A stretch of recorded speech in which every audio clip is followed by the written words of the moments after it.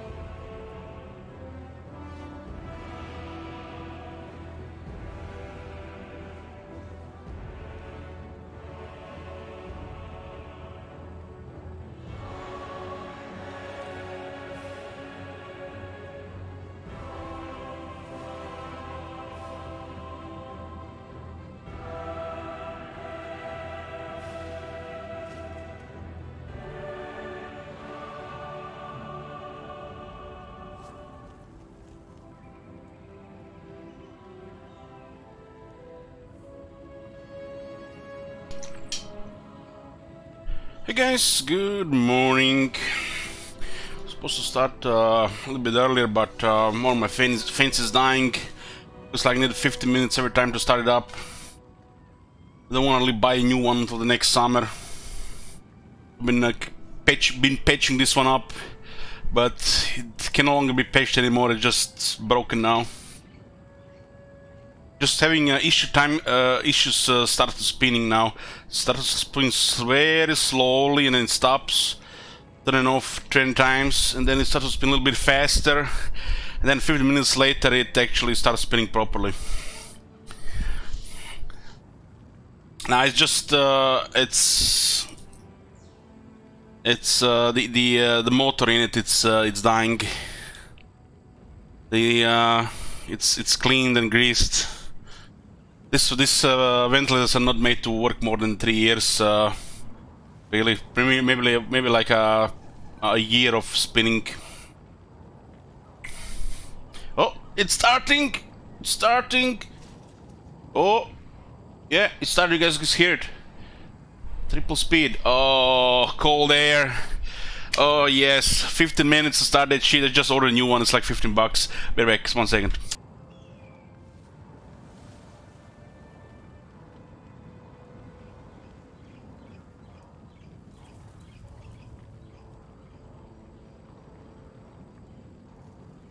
Okay, I'm here.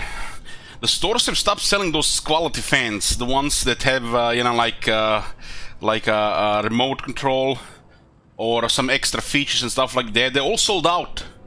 They're all sold out. Like, not many people in this country have air conditioning or something. I want to order them on those special fans, you know, the fancy ones, 100 bucks ones, you know, different speeds, wider fan, you know, quieter, just better cooling, the features like remote fan, water into for it as well. But no, they're all sold out. Can't buy fancy fans anywhere, just these shit ones. They're like, you know, just blow air and they die after, you know, a couple of months if you turn them on 100, you know, for a while. They don't even say it in the instructions that this thing can overheat. It can literally overheat and melt the plastic. It happened to me. The metal part of it gets so hot, it's like over 6 degrees. It's like you can't even touch it. Oh, Marconis. Must be nice. Like, air conditioning is probably one of the luxuries of life I will never have till I fix the electrical system here. Anyways, enough jabbering here. We're here with yeah. What is this? Ghosts of Pahuax, Lizard Infection, Part 2. The Vlad campaign challenge has been completed. And Vlad will be within the next 5 campaigns. That's how it's gonna be with the community challenges. Guaranteed to be within the next 5 campaigns. This 4 does not count as 4 campaigns, but with the next one it's gonna be with the next 5. I opened another community challenge. This one is a turn limit Bretonia. Non-repants, because we played her last, so it's gonna be one of the other 3. We might put some house rules to this one, or we can just play it for the perversions, or just a short fun. It's gonna be up to you guys, because it's turn limited. I also expanded on the turn limited information, so you guys have more information here. There is a way to do add turns or murders with nations, and also we are playing until the turn limit is reached. Working towards a short victory, long victory removes turns. So I'm incentivized to actually complete them and not just, you know, stay in the area. This is especially important for the case of Vortex, turn limit campaign. So a little bit more information about that. Anyways, let's go into here. We played it for 10 turns on part 1, so this is gonna be part 2 of this campaign. We are probably gonna switch to dwarves later. Today's Monday is gonna be all Warhammer 2. WoW is back on Tuesday, Wednesday, Thursday, and all day on Sunday.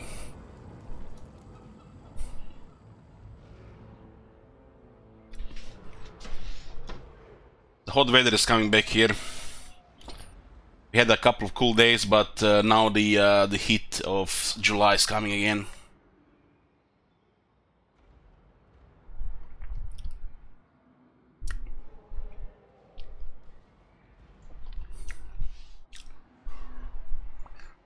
I don't really care about the darkness.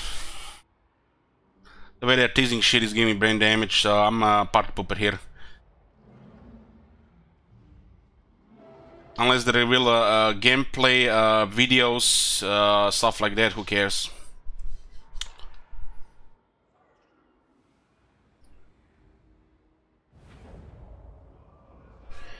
What do we have here? Portent of... Yeah, there's a Cutley. 3 Blessed Chameleon Kings, huh? The last thing that happened, we smacked Trok here. He was one of our missions for the Silent Sanctums mechanic. We still do have 2 more. One is 5 turns and one is 3 turns. This one should be okay. Well, this might be difficult. This guy starts here in the Deadwood, and he can pretty much travel around the world every turn with his Silent Sanctum mechanic, with the visions of the old ones. He gets missions, he can travel to those, he can travel back to his city, or he can travel to a special building, build one of the Silent Sanctums, which are basically just better undercities, because they will not be lost if the city gets raised, which in my book is better than an undercity. We need to collect these gems. You can see red gems. Each 8 gems we can pop up a Silent Sanctum. Currently our mission right now is to get the Sanctum up, and we have to continue completing these missions. We need to complete 25 of these visions on normal or hard difficulty. These missions have various difficulty. We're working for the objectives, or 150 turns. Try to finish this campaign sooner rather than later. It's Lizardman after all. These guys are moving here back. So what do we have here? This is a fresh turn. We might be able to just finish this off and travel back home, and then travel to this guy. It looks like the moment the visions of the old ones got assigned, for example, on this army here, they stop moving. They literally don't move anymore. It's like they're frozen in place. Doesn't look like Shadow's gonna get attacked. Nothing we can do about it really. The growth here is poop. I bet it's only turn 10. We had to put way more growth here. So currently it's just better loot.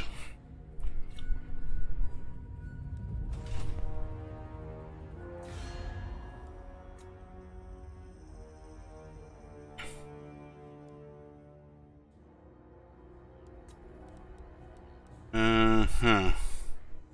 69, nice.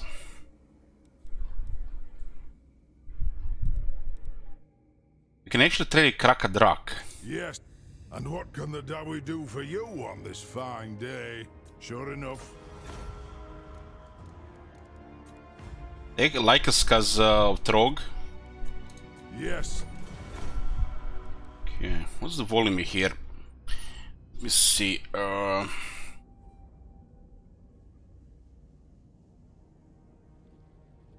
Yeah, I find the skins boring as well.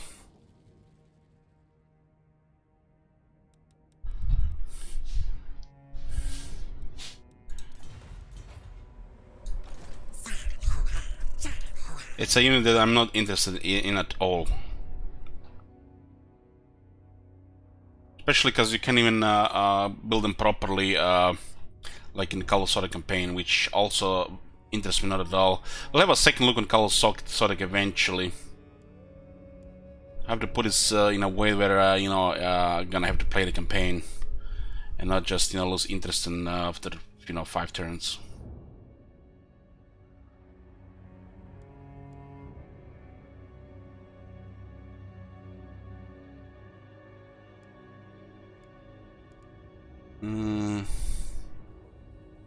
I didn't say skinks were weak, I said they were boring.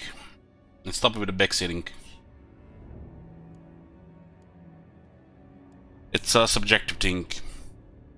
Some people find Saurus boring, but I enjoy the grinders.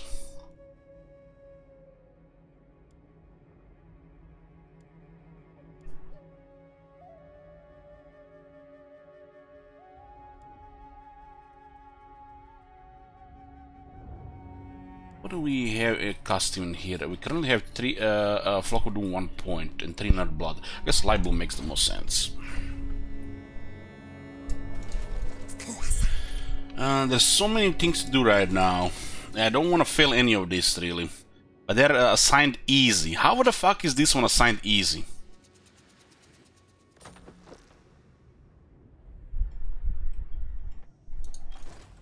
So these guys were planning to do something. This faction mechanics kicks in. All of a sudden they cannot move. And this faction is frozen in place as long as the duration of vision of the old ones is in effect. This army might be easy, but it's in the proximity of possibly a disaster. Hard to say until we get there.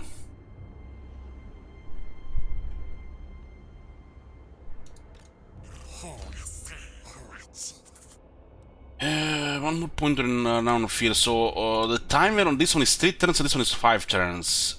Click, click, click, click, click. We still have one more turner here. We should finish off winter. We should not leave these people alive. We should not leave these people alive for sure.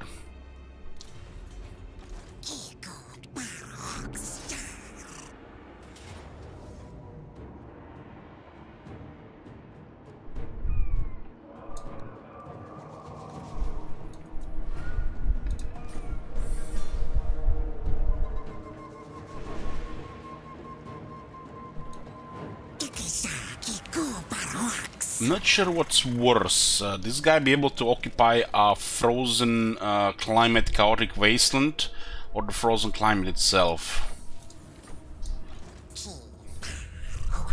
Okay, we got the Down and Feared, very nice, help with economy, and let's send him home.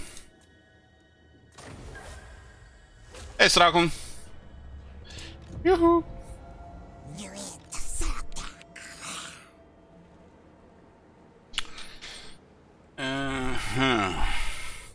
We don't really care much about this province here, but we will not let these Norskans have it. This guy is all about traveling the world all the time. He's little just, you know, do things every turn and then travel again, or travel and do things. You know, it reminds me of Dimension Door Town Portal spamming. It's funny, you know, but I do like high attack and defense shenanigans too.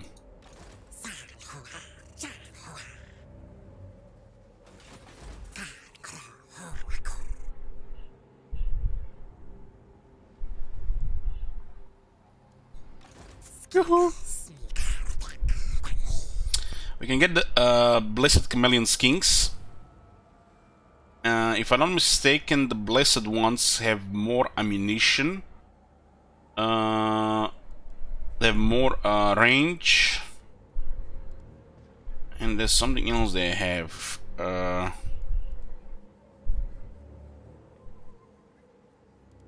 Oh, they have more charge bonus. 20 charge. So more ammo, more ammunition, and more charge bonus. What about under the hood? 5 AP. 5 AP. What the hell? This to help cover you superfan from a superfan. Damn, I'm good at these. I'm trying to read that, but I'm not gonna say what it means. But thank you, Mykonos. Your support is always appreciated. Thank you very much.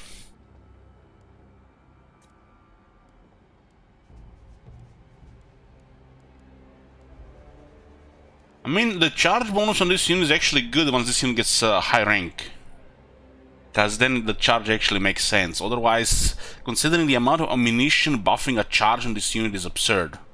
This unit literally melts to anything in melee. Unless the unit's suddenly dead.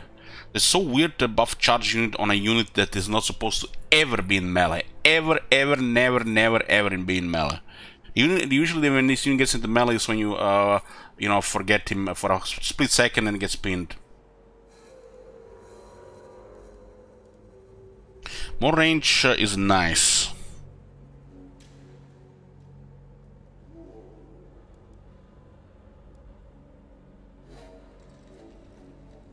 I like these two Saurus here.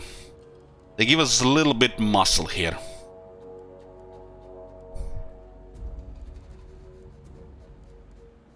This is a decent unit. The Chameleon Kings were always decent, but there are units that can do almost the same but with more toughness. Or there are units that fly, which are just better. Speed and air beats the ground. This gives us a little bit more toughness right now, but I'm going to drop them eventually. Makes no sense to drop them because I still haven't picked the battle skills. This is still the very start of the campaign, I just got the campaign skills sorted. Listen, the campaign skills are pretty strong, especially this area here. Literally is the huge campaign buff. Better than getting a province almost. Beginning. Because by lowering the cost of the army, you increase your income with what you have and you snowball faster. So these points here are always very good. And you need this, otherwise you might fall behind.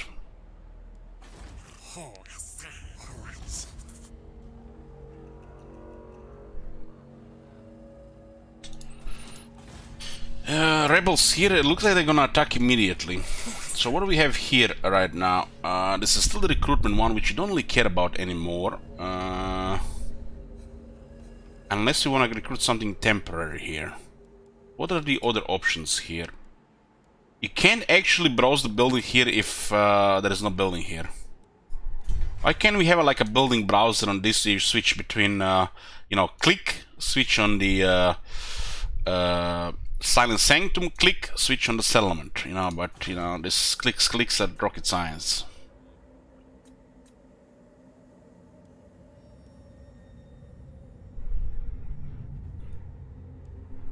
We're gonna have to remove this to actually decide for the last building here. Because I do want to keep this city. I'll start with tier 3 here as well. Army-wise, we do not actually have to keep this building. Tablet of the Kings. Got it. So we can actually remove this building for now.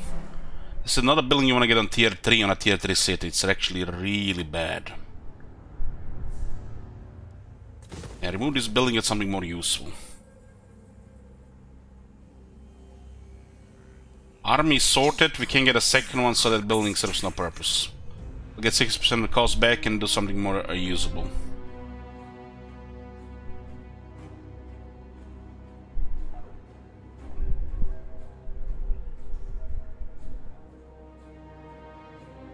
Guys, rank 9, rank 11. What is the situation with the items? You got Obsidian Lodestone, one spell shooting cloak on Feather's Crown Command. I got massive magic resistance gear. Remember they were talking something about magic resistance, magic attacks, magic damage. The system is gonna be different in Warhammer 3.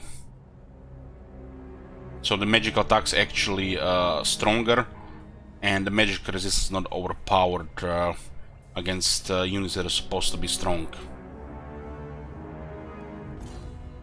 I think they called it... was it spell resistance? Spell resistance instead? Ah, okay, spell resistance.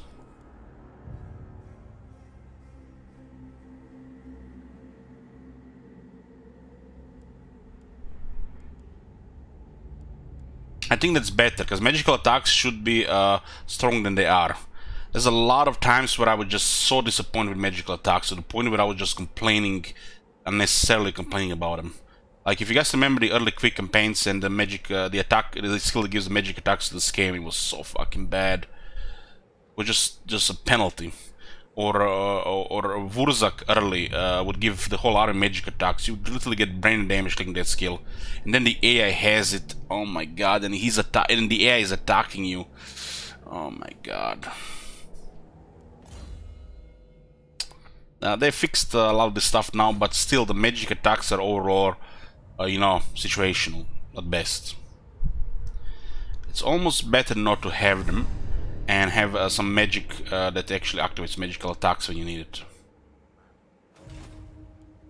Okay, we're just gonna leave it here. Do I want to unlock the Sanctum now? Let's see. Yes, we are actually done with this. We are done with everything we can here. We should get another Sanctum. There's a help it here, huh? Wait, can we click on the help it? Ooh. Yes, yes, yes, yes, yes.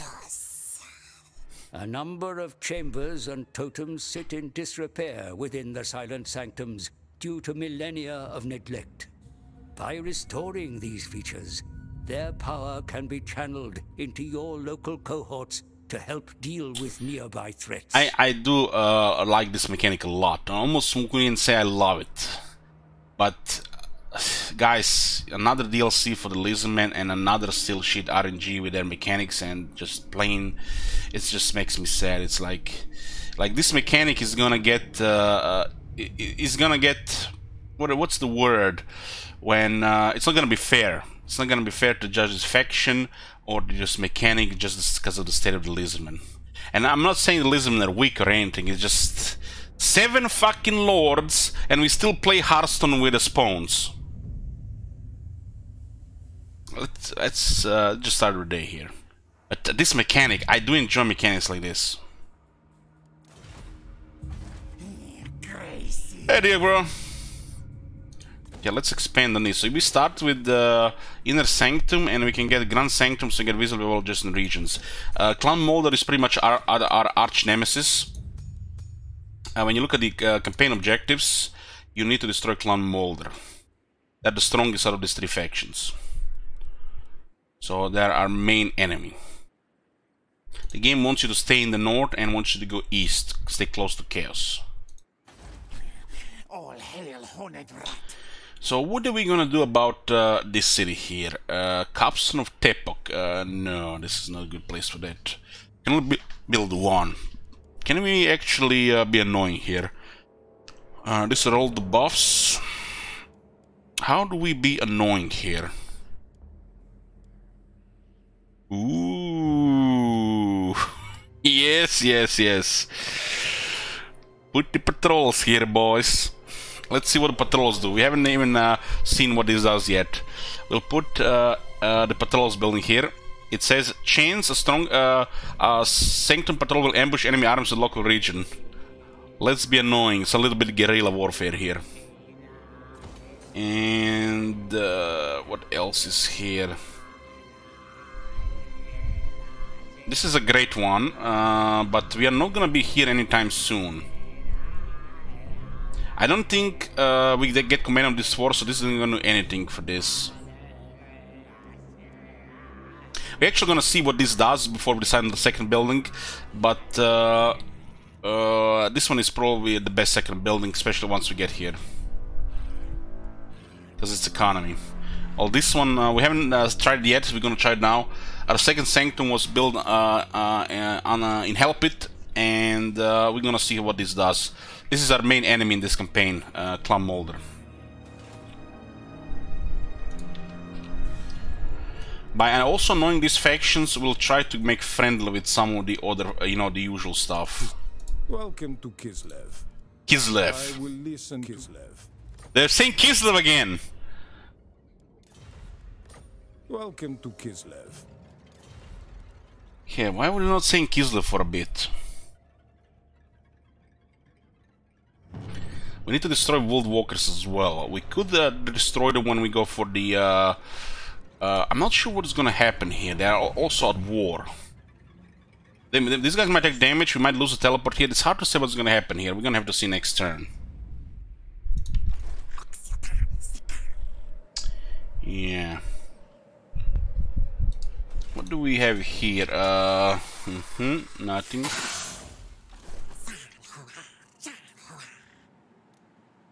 And we can get the cohort of Sotek. Okay.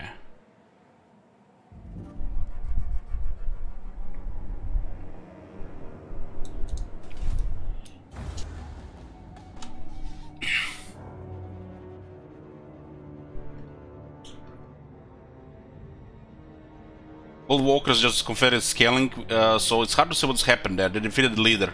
They waited one or turn too long. But dropping everything on the winter made no sense there.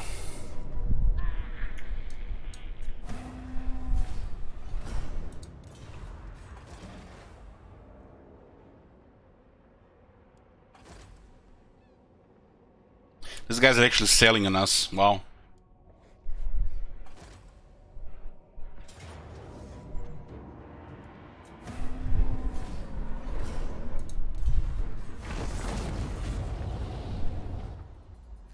Your prestige grows, my Get lord. 6,500 here. News of your conquests spreads far and wide.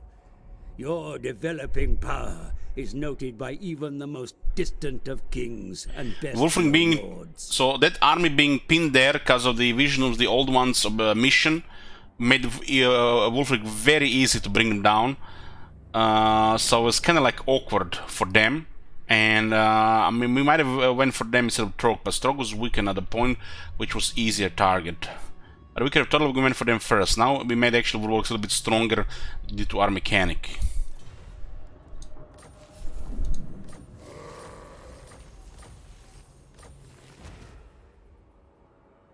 This mission was aborted because this army got destroyed. Okay. Chapter objective issued. Complete the following vision of the old ones easy. So you're supposed to be doing this already now. And it's retroactive. Stain of ruination spread faster than the younger, less races can possibly understand, let alone stem. Only Xiotl can see where darkness makes its roots. Only Xiotl can contain the horror of chaos before it is too late. The moment the road is now.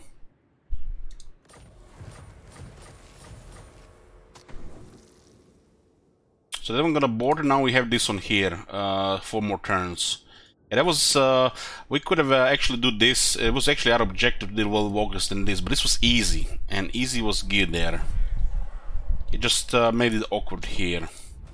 It can be everywhere at the same time, right? The Dark Elves are also attacking us from the other side.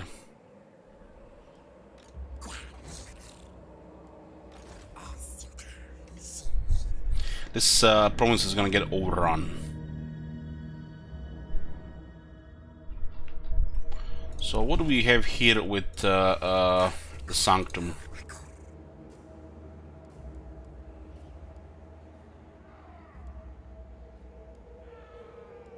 There are patrols, local region,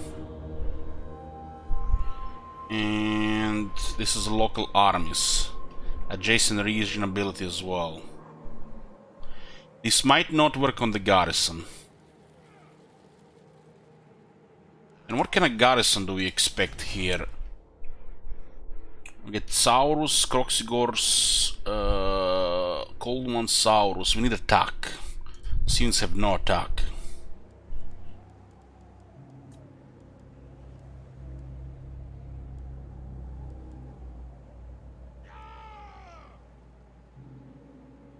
Ten attack. The Polish glyphs of Zatli. Okay. We actually need attack so we can actually win melee. Because their bullshit 20% defense buff is absurd. Without this, the Lisbon garrison is just garbage. If it actually works in the garrison. Because no attack can do shit in melee. I mean, are we gonna kill them with... yeah. Now it's even worse to show you, but look at this attack.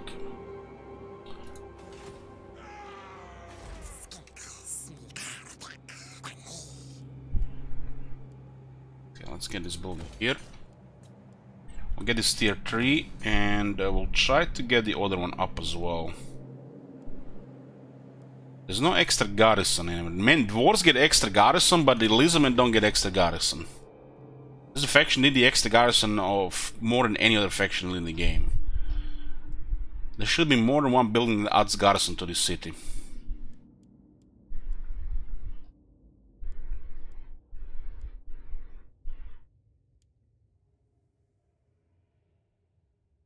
These things don't really counter about... what do you think about tier 2 Bastillodons? Well, it's tier 2 units, so it makes sense. You guys seen my last Defenders campaign where we went a bunch of dinosaurs early? How weak are Bastillodons?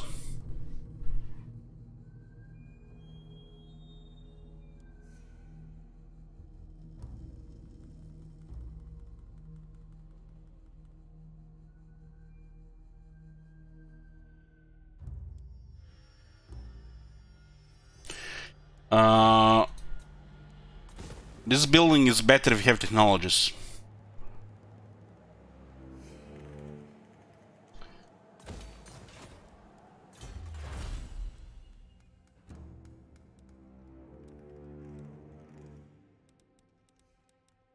We need this for the garrisons. This unit literally can't kill shit without attack. And when you get tired, it gets worse because the AI has bonus, you don't.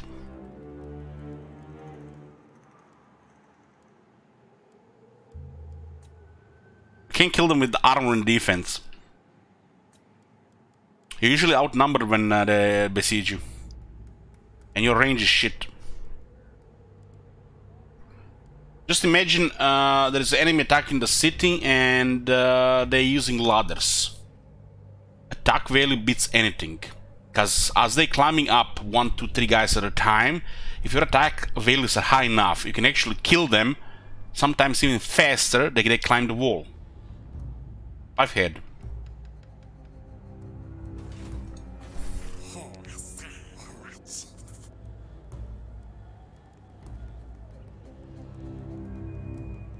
So not really skink units.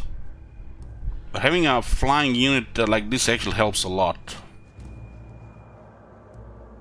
I want to get a couple of pterodons. Tier 2 pterodons is amazing.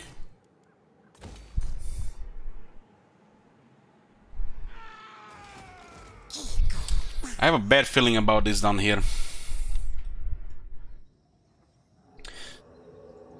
We have to travel, and then I guess we're gonna have to masterful ambush. Now let's see what happens. The army is pretty weak. Hopefully they're gonna retreat behind this. They'll also attack from the other side. Doesn't look like they're gonna retreat in this area. With lightning strikes, this is actually good, because this guy's outside the city. Does this mean there's another army in the city? They may have 3 armies here. This faction looks like frozen since our mechanic has targeted them. Same as the scaling, which actually got tracked because of it by the World Walkers.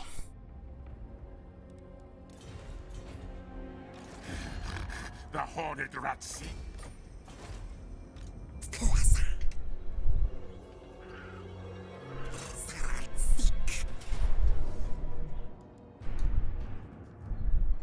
Yeah.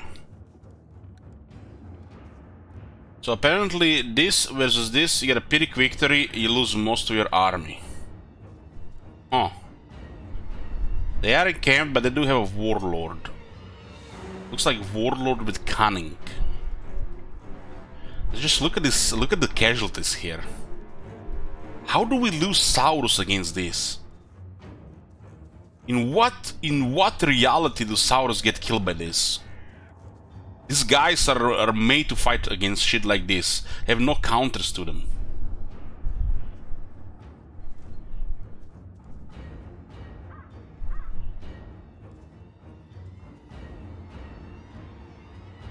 What? What the hell? Must be going crazy, but did this army just got added back to the fight? What the hell?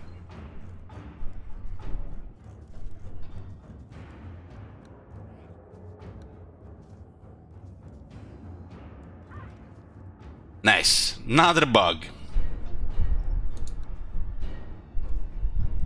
So this is Valiant defeat against these two. We lightning strike to prevent Lord Scroll from joining the fight. I mouse over the auto resolve. Now we can see what it is. Okay, we don't want that. Let's go fight.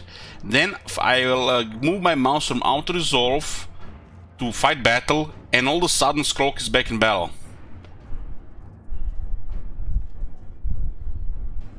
New bug. And now it's Pyrrhic victory. And we win against him as well. Now this actually makes sense, guys. Now this actually makes sense. Just look at this. This actually makes sense to be a Pyrrhic victory.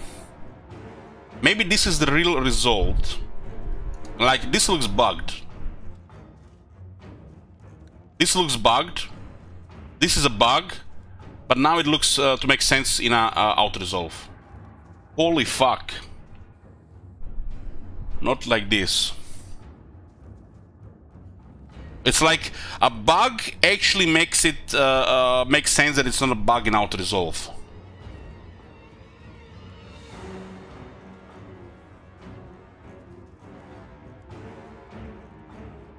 Just wow.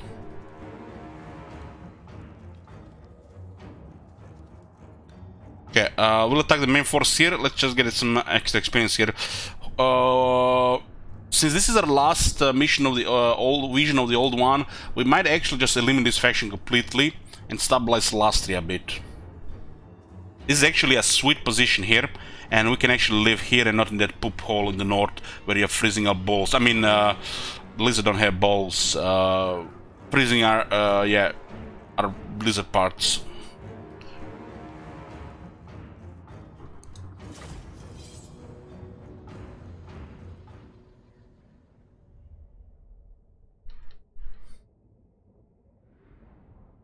Because this is a nice province to get. Literally, these visions pretty much give you other options where to go live. This is why I like this mechanic so much. You're not really stuck in that starting position. It's good. You literally, basically, you can almost say that you're a wanderer. Oxyotl the Wanderer, with a proper wandering mechanic.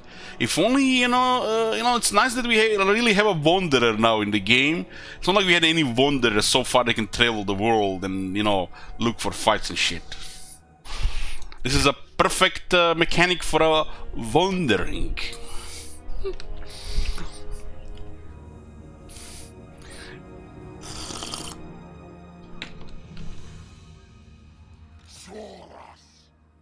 We want to smack those shooters, and we just want to grind in a mosh pit.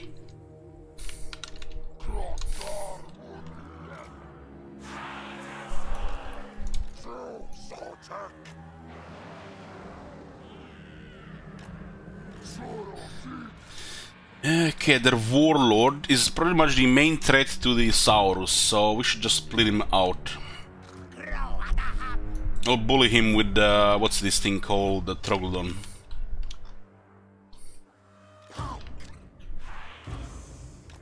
These things have 60 armor, so let these things take the most aggro here.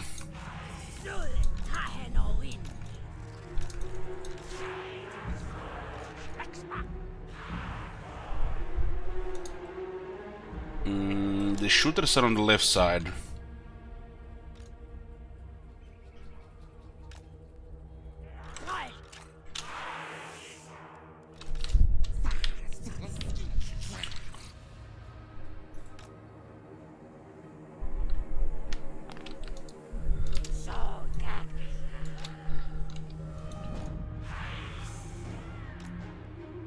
This guy has 100 range.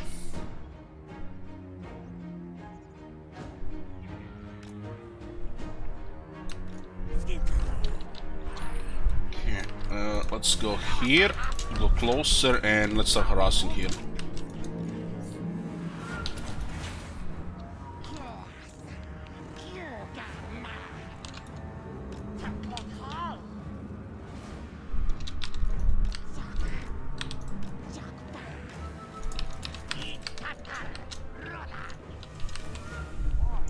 I want to stay on the bottom of this hill.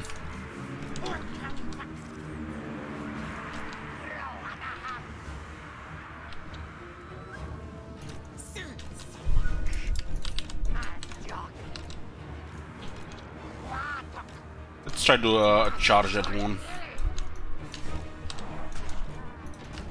There's actually an okay shot there. There's a menace blow coming out here. Sure. Let's go there. Send one of these guys to hit behind. Some of these guys.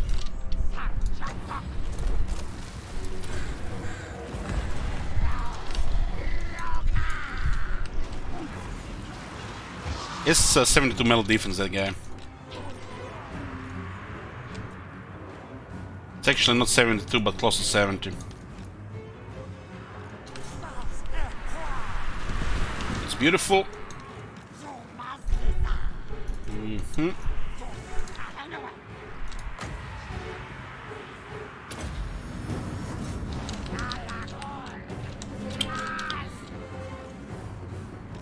Maybe the moving here was not ideal,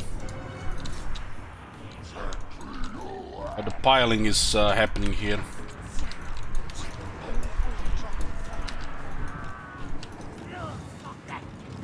We're gonna have to go uphill, so they're gonna lose some stats there. Especially we can get a downhill charge.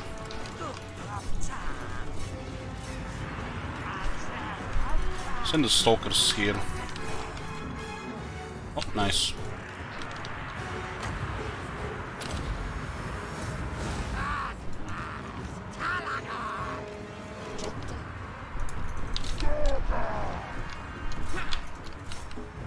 Okay, we got him here. Just put a lot of pressure here now.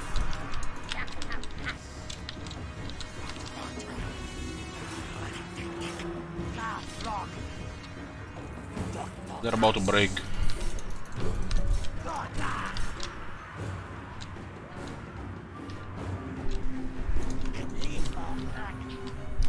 Okay, beautiful, beautiful. Oh no, they killed 3 Saurus! But better Alt F4 and replay this battle here again. That war must have gotten close. God damn it, this guy is so dangerous. The Skaven warlords are OP.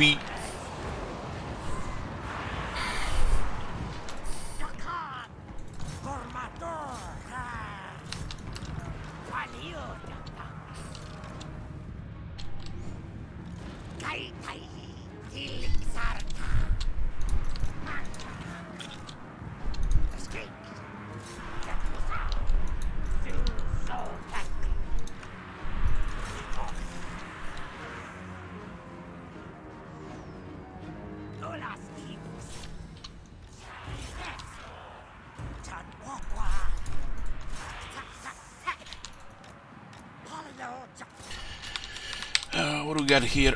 Give me some heal. There's one of the middle, the dinosaurs taking damage.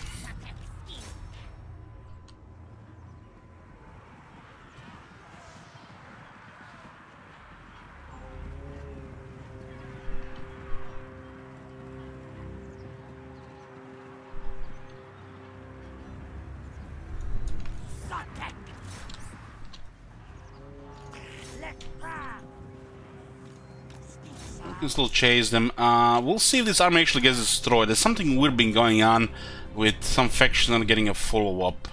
Almost like it's scripted. Or it's just positioning, because we haven't still seen an example where the army can really just get destroyed by default. So it could be that case as well. Or maybe they actually make the terrain make more sense now.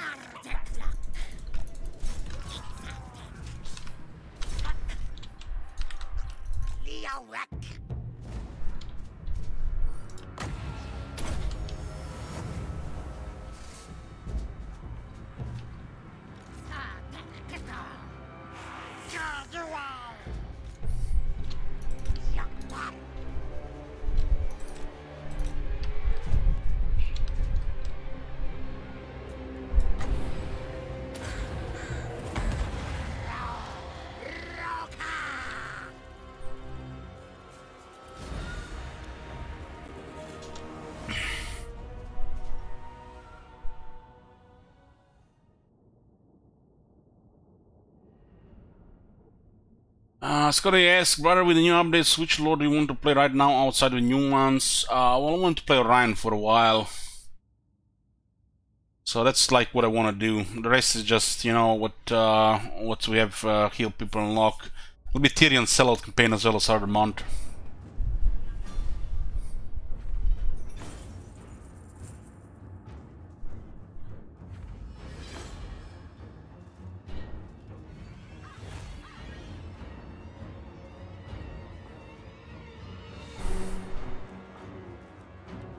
Killing the Lord is the main factor, and then the quality of army neurons.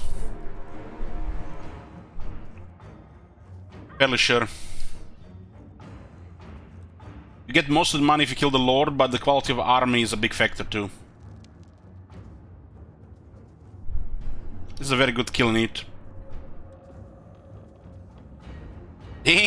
And one of the chameleon skins got 14,000 damage. They killed the shit units.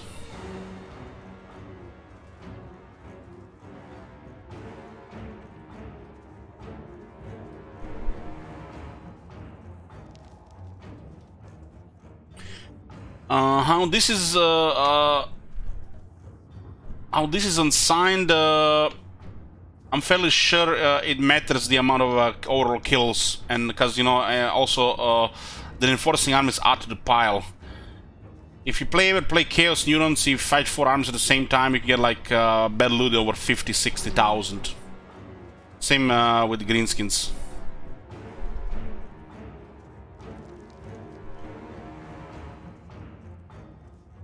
The only thing that messes up the reinforcing armies, if this army was reinforcing a single lord, this would be all shit. It would count the single lord, it would not count the reinforcing army. It's been a bug since forever. But battle loot counts everything.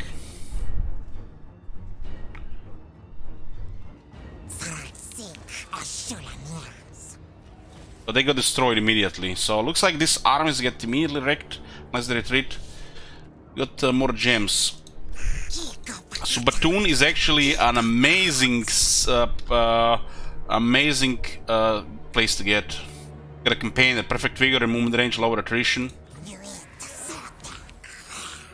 And we got more Blessed Chameleon Kings. So in what situation is Clone Pestilence? Clone Pestilence is one of the factions that got assigned with a vision of the old ones, which means that faction is doomed to die.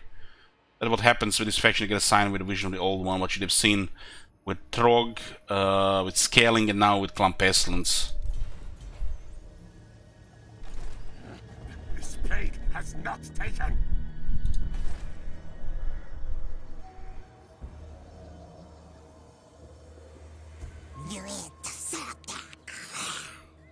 It's, I think, actually hates other lizardmen.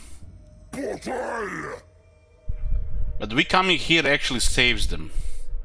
And they're gonna probably declare war on us. Because of dissonance.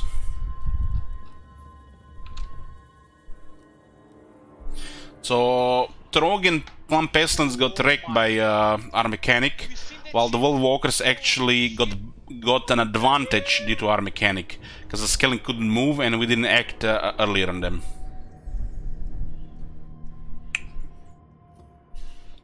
Exclamation mark monitors, so gaming. They are G-Sync monitors, but they have G-Sync really turned off.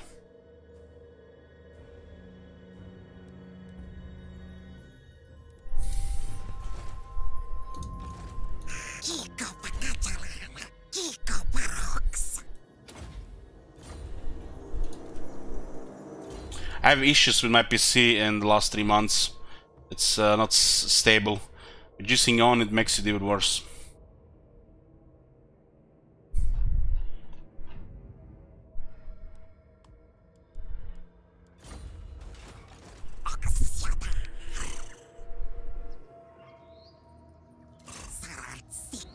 Definitely want to go after these guys now.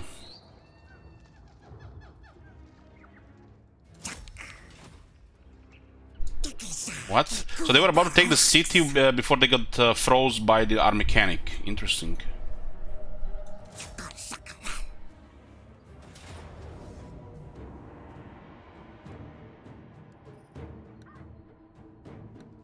Now it's the opposite. Close victory without lightning strike, decisive victory. I don't know anything anymore.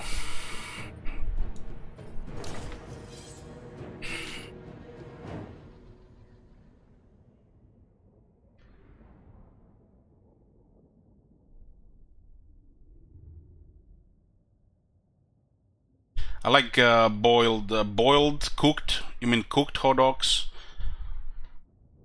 We don't boil them here, we just cook them in hot water.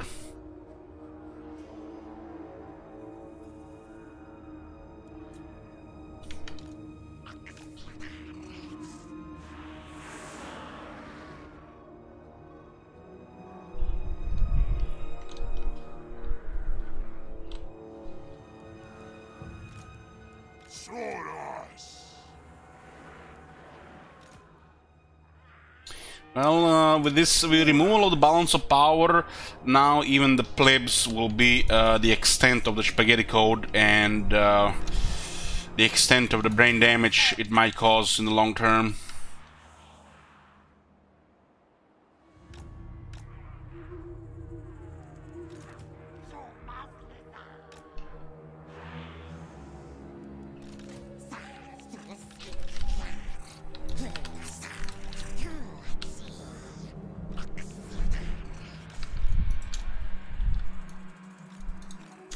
These guys are in deep shit here.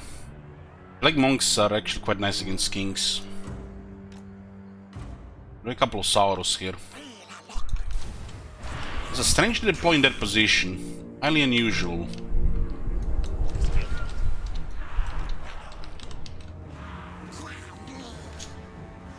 Considering it's this battlefield here.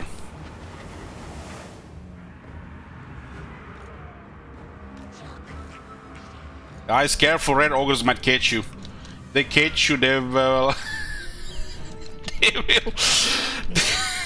they will do something.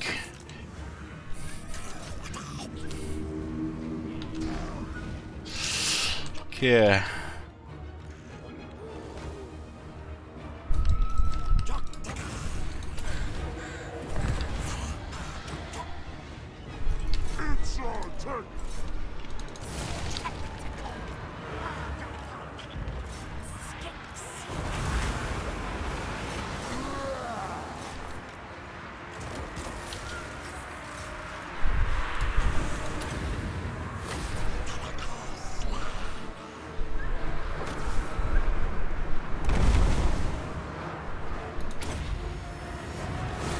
This now works if it overlaps. Let's see, actually. It was interesting there. Well, look at what happened to chameleon skins. They got touched in melee there.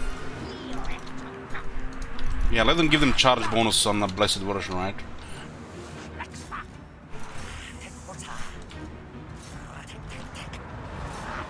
So what was happening? We need two spells. One. Two. Oh, it doesn't refresh. I just imagined it. Okay. Plague monks are causing trouble. There should have had a what I'm called Saurus attack the plague monks and the skinks on the other people.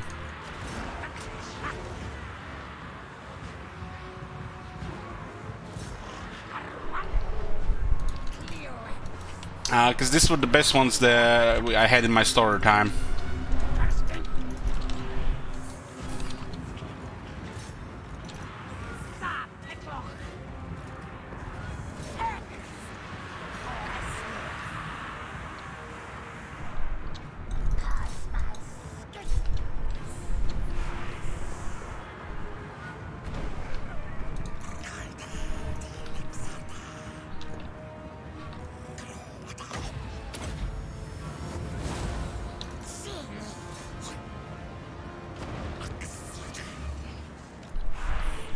For tier 1 unit, the red has skins are amazing.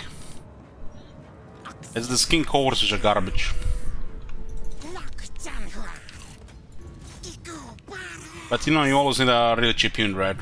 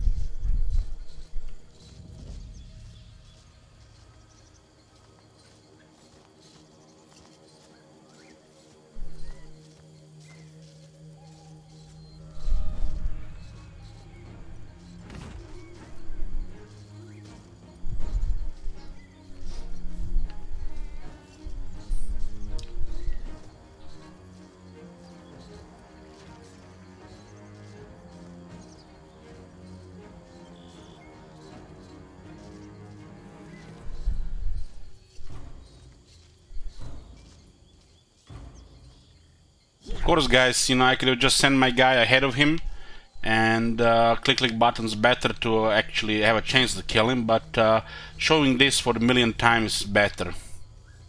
Now just give it a couple more years, it'll fix it.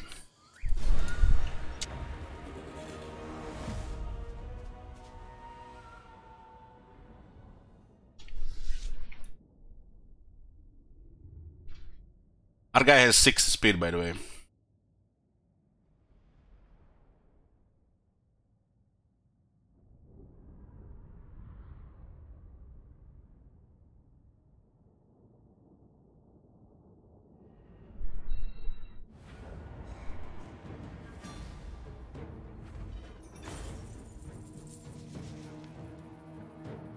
Actually, quite nice killing it again.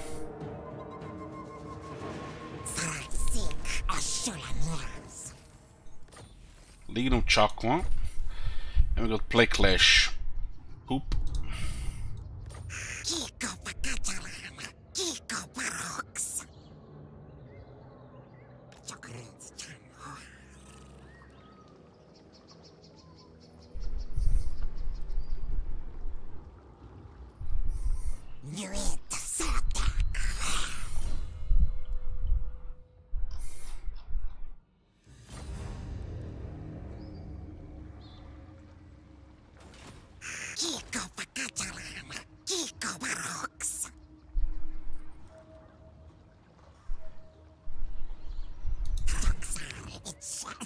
Guess I'll get a point over Taskmaster.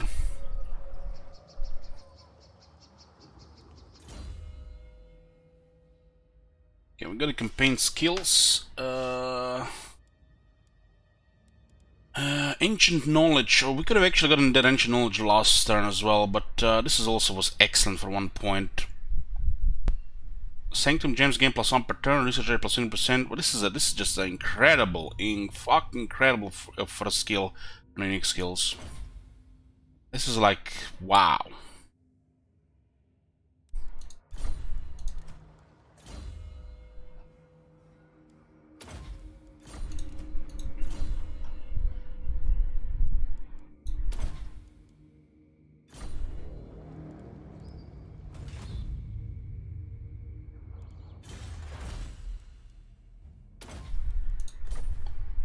We are dealing with Clump Pestilence now. This area might get overrun. I'll try to hold the Frozen City, but it's not a priority to keep this. Thanks to proper objectives of the campaign, thank God, this settlement is not of any consequence. They did good with the campaign objectives for this faction. They did good.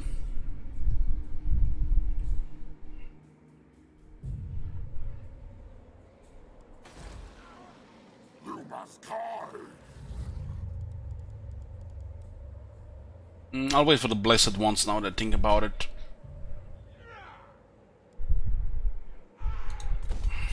I'll try to keep it, but it's not critical.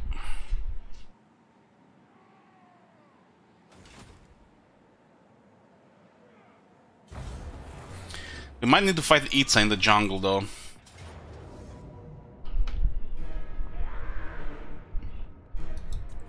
So far we've just been getting easy visions. I think it's scripted to get easy visions because of the second objective.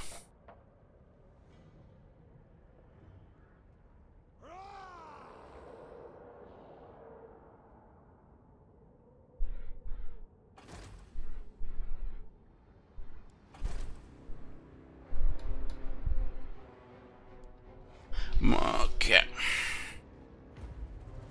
Your conquests strike fear into the hearts of your enemies, mighty lord. The wisest amongst them will know that fate is on your side. I have foreseen it. Unlock 5 Silent Sanctum for the next one. Okay, that one takes a little bit longer. These 2 in a row were pretty fast. Chaos is a virus that, if left unchecked, will annihilate us all. The old ones knew this all too well, and thus they built the Silent Sanctums, an early warning system for the rise of darkness. Oxyodal must harness more of these if he is to arrest his latest dreaded ones.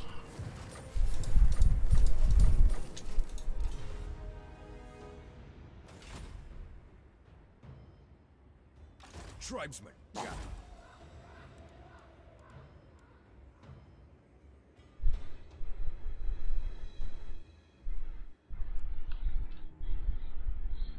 Huh.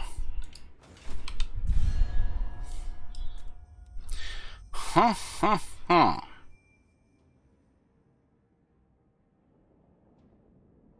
Kislev, let us toast. I wonder why they even give you 1 point here. 1 point with this with Krakadrak. We literally, you know, friends with Krakadrak, we get 1 point. Yeah. And what can the Dawi do for you? Bring fire and terror. You guys are fighting Order Lord Master still. Clan Molder lost armies to Krakadrak. Feed. This is the time to take the city, literally. But we will need to build this thing in 3 turns, which they recover in 3 turns, so it's not critical. We had to do other things as well. Nothing here. Okay. We'll take down Clan Pestilence, and Headhunter Jungle is sweet. That's a nice province. Even better because there's no more chaos in the south.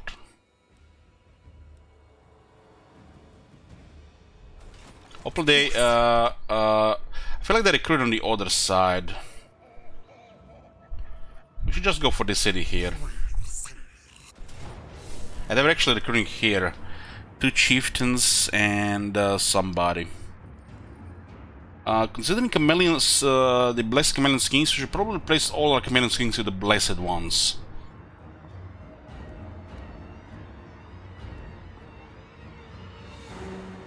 Okay, let's put a prediction here. You guys like to predict, right?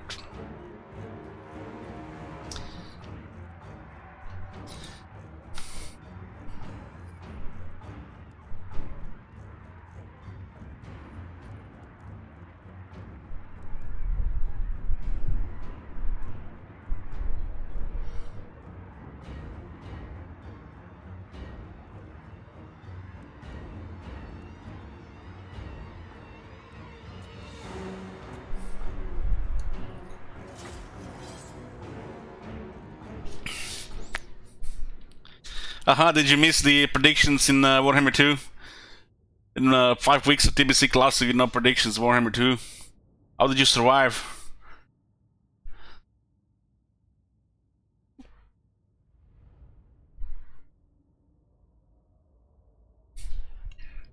Oh, look at this. This is a new Skaven Siege here, guys. I don't think we've been here before.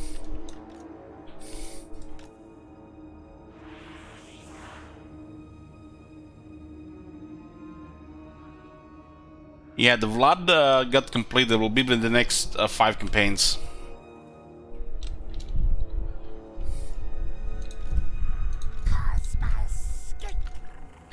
The Saurus are targets of Warp Lightning. But with this army, there's no playing around it.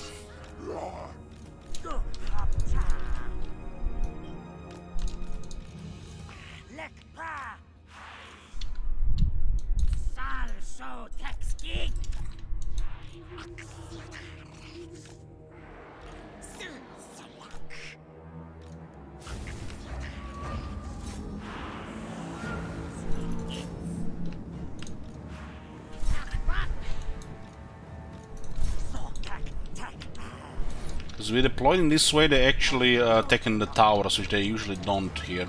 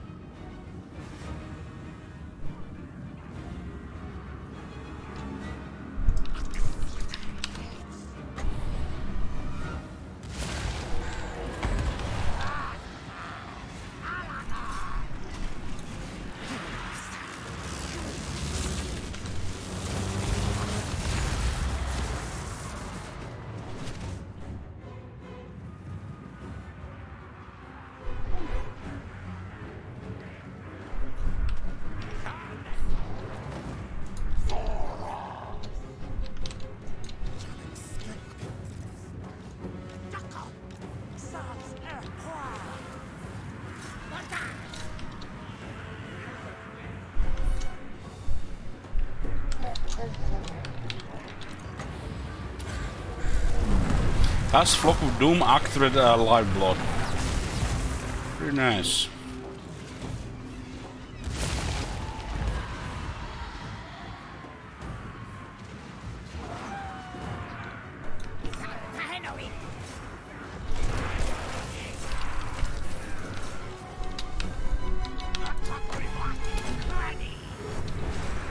While blighting will damage will heal a bit.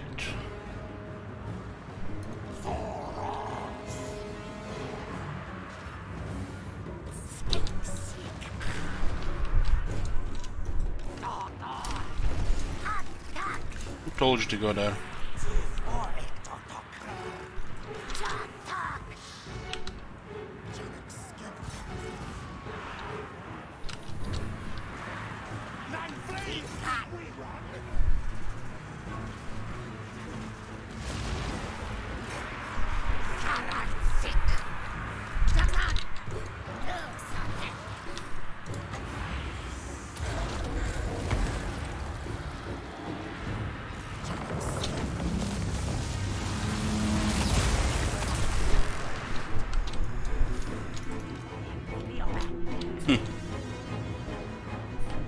Name options are not available in the new campaigns.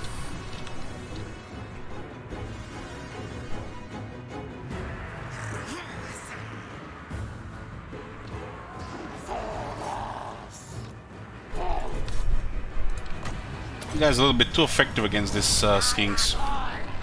Not sure what's with the chieftains in melee fighting. I mean, not chieftains, these guys, what's it called? Warlock engineers. Chieftains do the same really thing.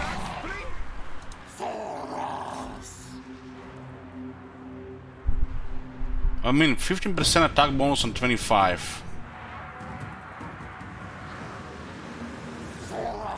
Could be the Guardian that is actually giving me the confidence to actually make a swing. We don't want to fight that.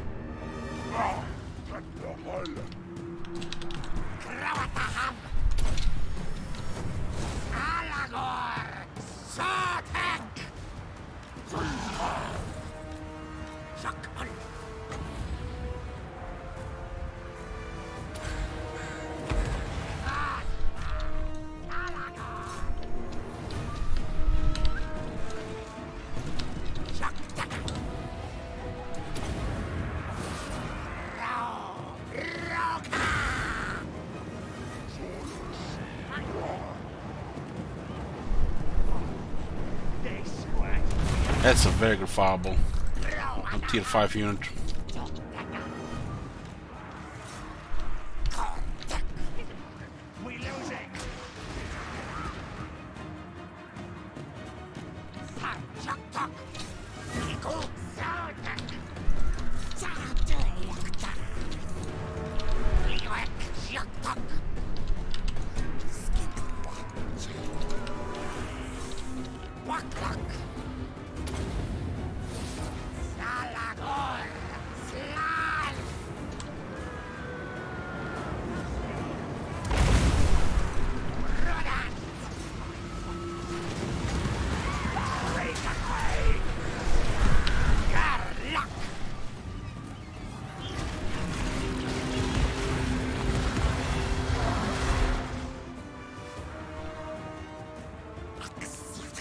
But I'm gonna think about it, the Grey Seed do sometimes deliver a couple of hits as well.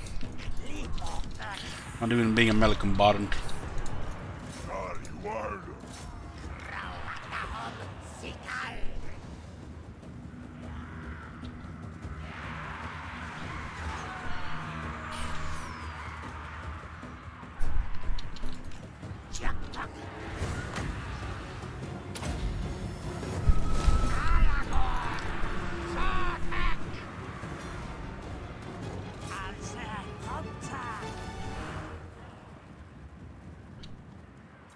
Size victory.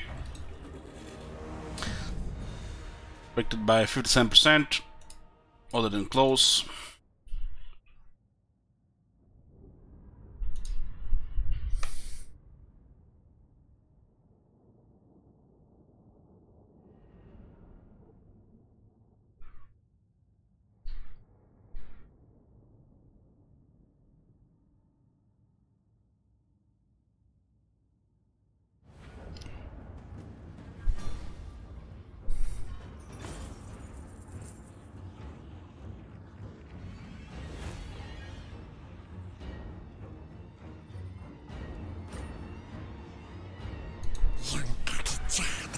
Got Oixel.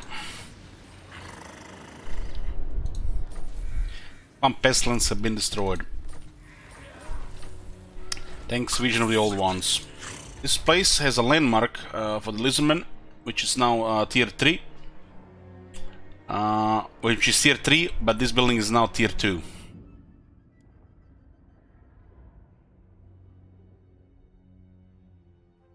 You don't really have room in the city for this one on the first 2 tiers anyways, but it's a very nice landmark.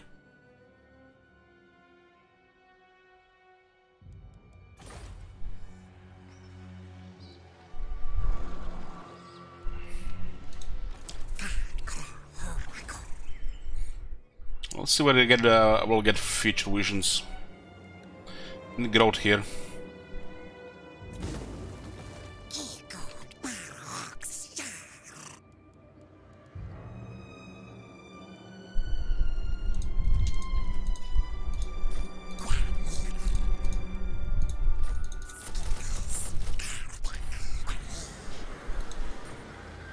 Yeah. Blessed ones are just better, so there's no point using the regular ones. I have no intention using skinks in other armies. Okay.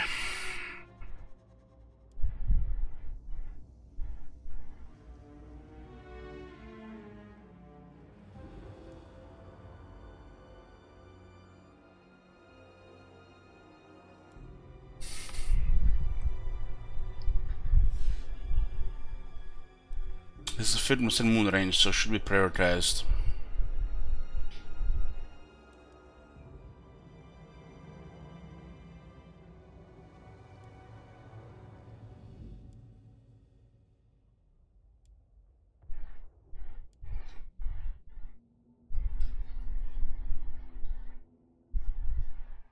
Foreign territory, attack, missile damage, replenishment. Like this one here. We'll see how it works.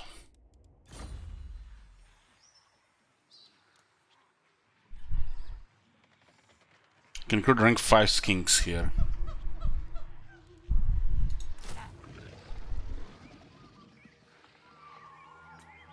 This one is a ruin, and these two are the Dark Elves.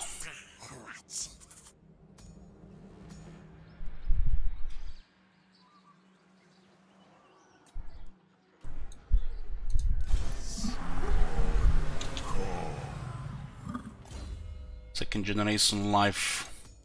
Let's go get the Mangrove Coast.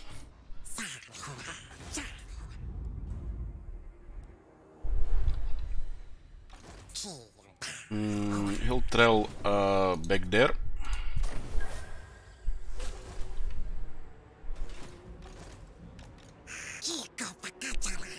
It does look like there might be sieges, so it's probably best to stay outside the city.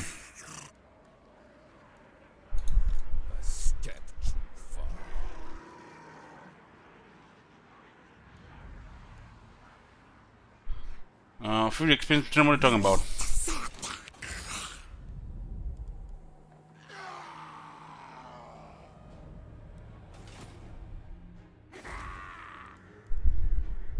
We'll see how this works. Enemy armies, but they have to be enemies though.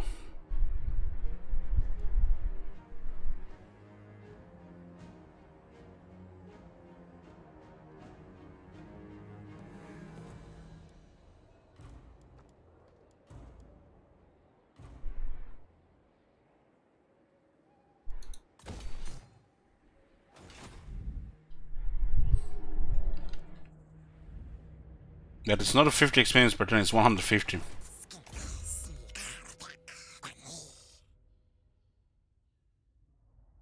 It's like, what? 150 is good. The other two effects on the top, it's very powerful.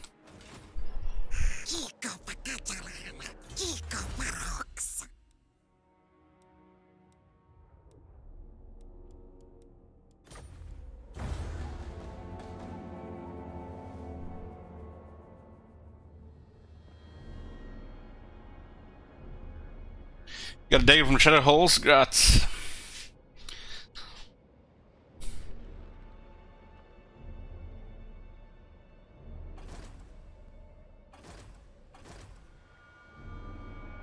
The Slan, 50 experience per turn. Honestly, I don't even register that line of text. The Oxyodal first skill is top 150.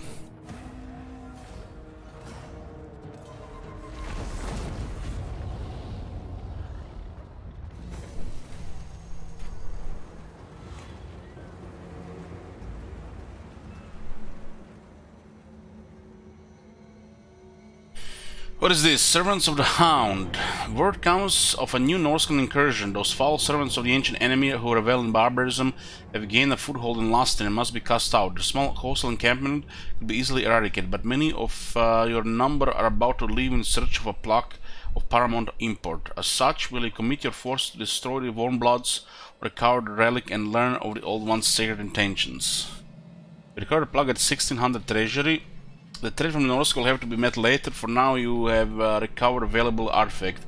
The plan is the plan after all, and deviation from its course cannot be countenanced. Destroy the interloper settlement. The weak, pandering Northmen are easy prey, and you recover what they have plundered with ease, expelling the tainted barbarism from Lustin shores and back in the sea. For 8 turns, you get 30% more second income, and then you get 1600 immediately. That's like even no choice. Yeah, another Sanctum.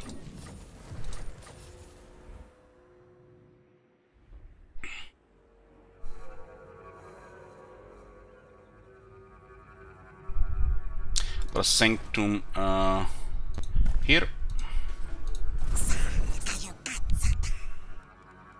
Okay. And give me the upkeep building. And sort of Sanctum.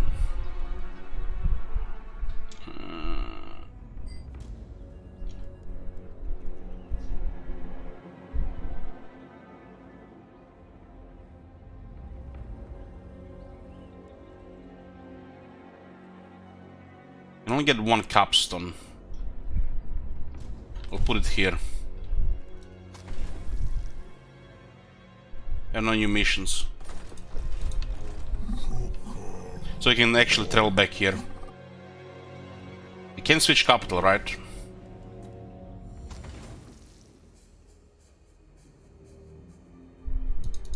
This is our capital, so you can change it back to the Lustria.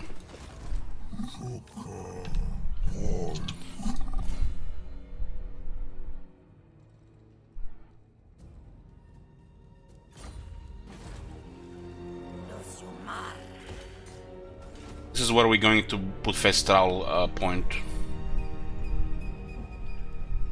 We can only build one.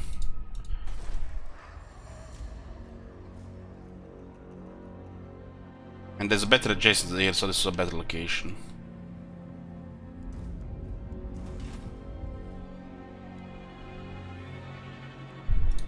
The goddess forbids it. Need to get the thing up here.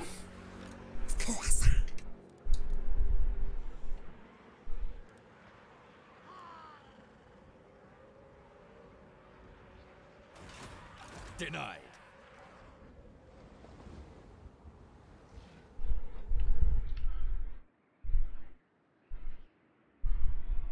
Yeah, if you lose these places, the capital will shift.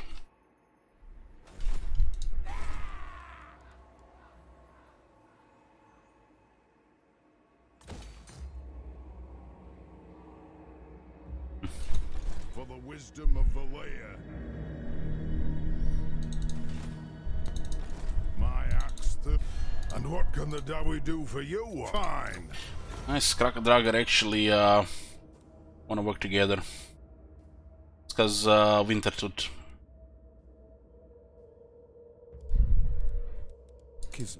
Welcome. These guys could randomly declare war on us. A timely arrival. Kislev. Welcome to Kislev. I will listen to your Kislev. Blessed Dead is rank 5. Sacrifices to Mathlan. Looks like they might destroy Teclis.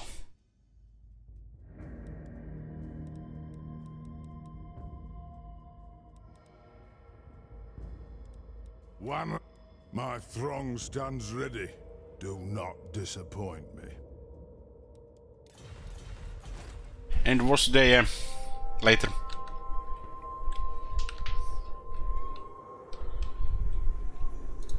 You waste my time.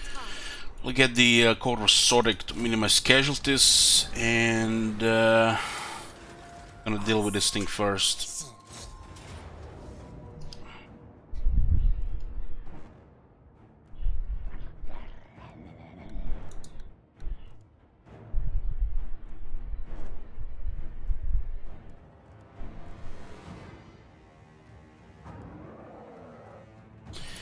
Let's put a prediction here.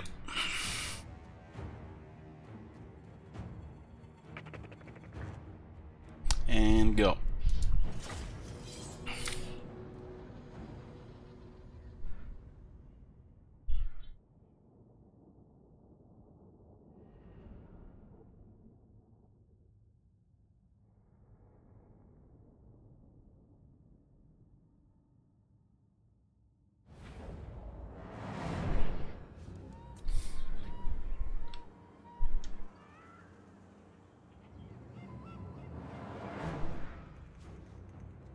These guys have unbreakable and ability that says the entities cannot die while it's activated, but it still can take massive damage. They also start at rank 9. Our shooters are currently inexperienced. They might send horses towards if they can, you know, since they can harass us. Bottleneck with skinks sounds a disaster, but they do have magic.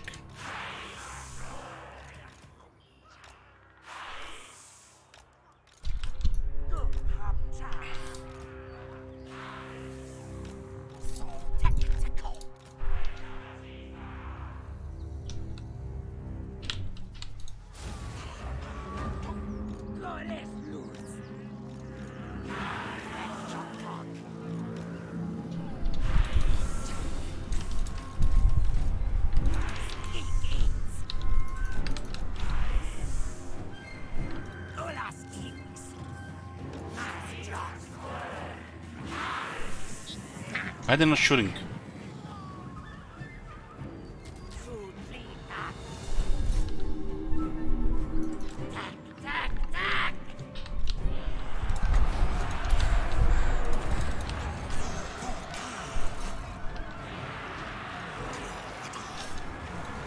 What the fuck, man?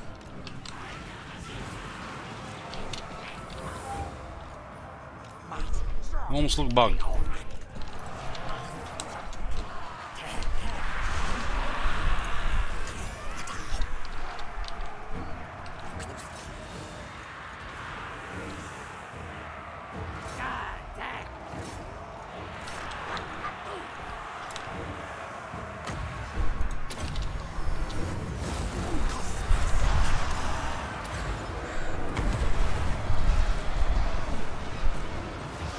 Almost like Flock of Doom has no longer limited targets. They've done some changes to magic, but guys, help me here. I already forgot about the patch notes, how bad they were.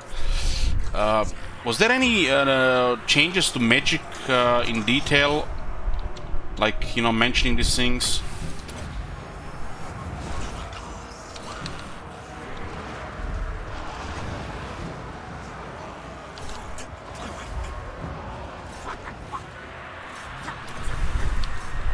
Come on, terrify them all.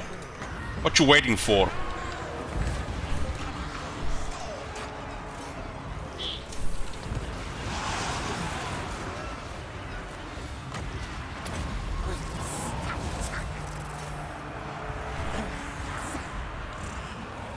How is this unit still fighting?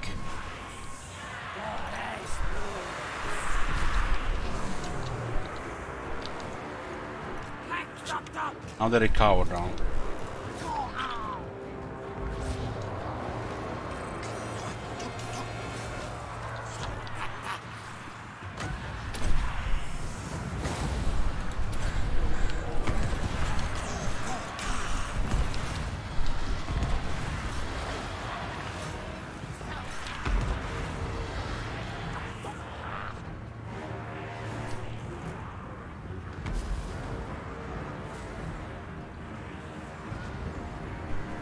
we had that skill, we would have routed them sooner.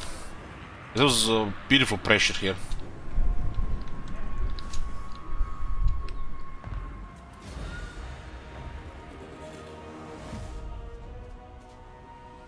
It looks like they removed the limit from some of the spells. They used to affect a certain amount of targets at the same time, not everybody. Which you would not even know, but you figure it out after, you know, hundreds of hours. The Flock of Doom seems to be doing more damage than ever. I guess, you know, they might have finally, you know, gave in to certain person complaining about the beast magic.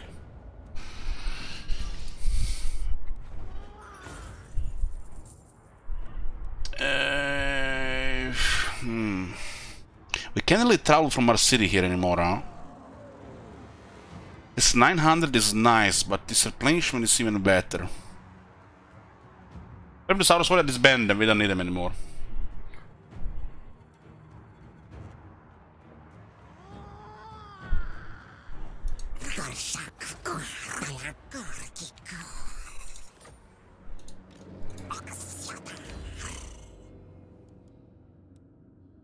Comet of Cassandra bound.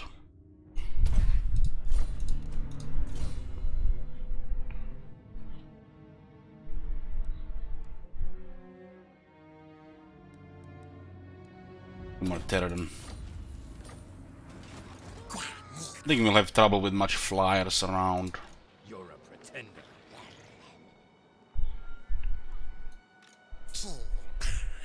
Yoo-hoo! Hey, Deadpool.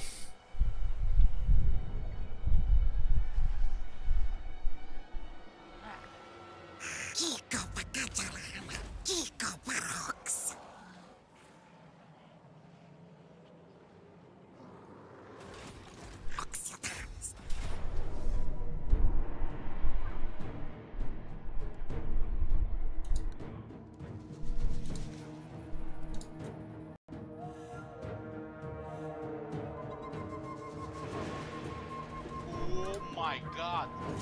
Have you seen that shit? Hang on, the cows. Shit. Yoo-hoo! What the hell?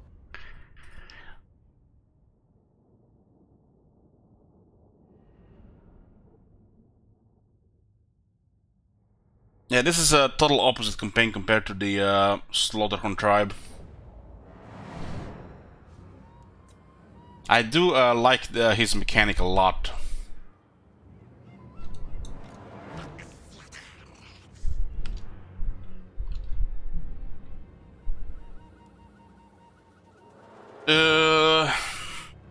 Oxyotl Smart start is kinda meh. What do you mean? You can do anybody you want in the world. He's like disgustingly flexible when it comes to positioning. Yeah, we have a dwarf campaign as well. We started them first.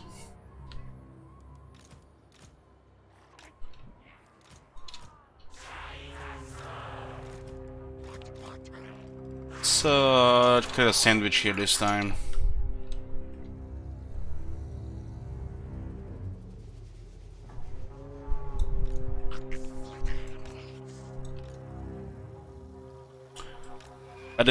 His mechanic is that makes him that his location don't matter. You can go wherever you want. Gotta be one of the most flexible lords in the game regarding location. Other than the hordes, right? This guy is even better because he can actually travel around the world. Nobody's keeping you in Deadwood.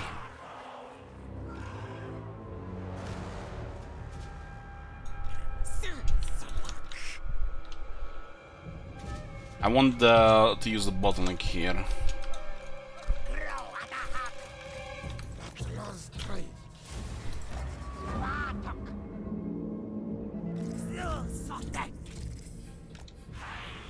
Let's see if they shoot now.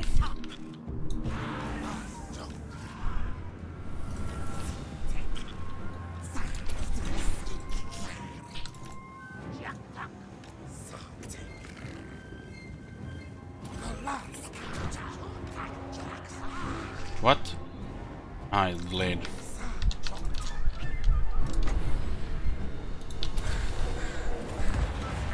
What are they shooting?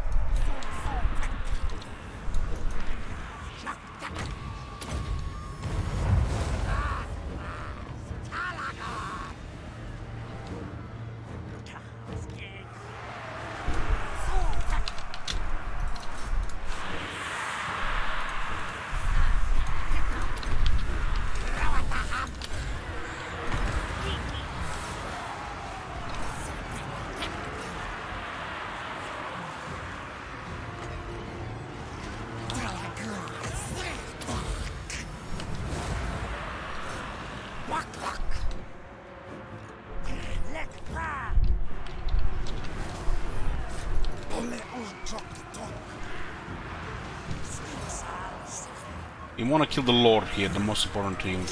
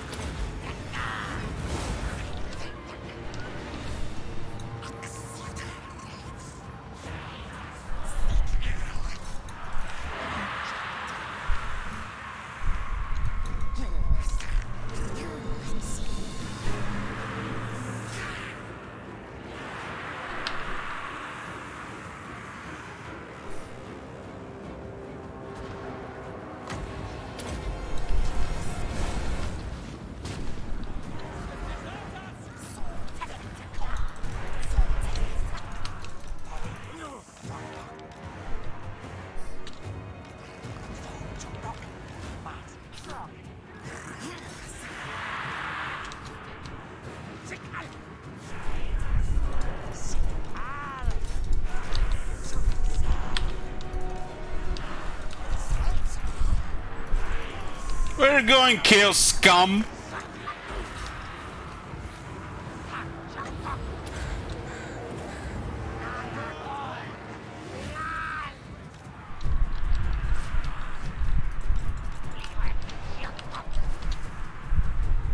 What the fuck, how many times I have to give order to this guy to start moving? He was doing 3 attack animations instead of moving. And hitting friendless as well.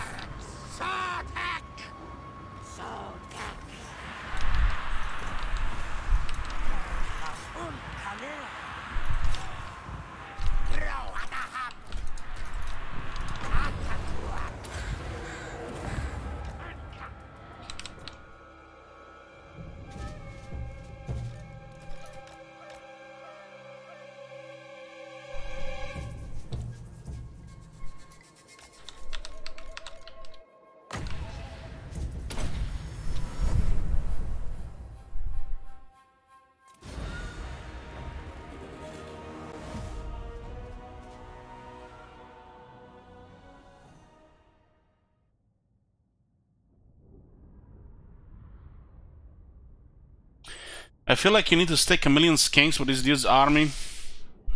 What? You have 3 excellent skinks in the early game. Why just stack 1,000,000 skinks?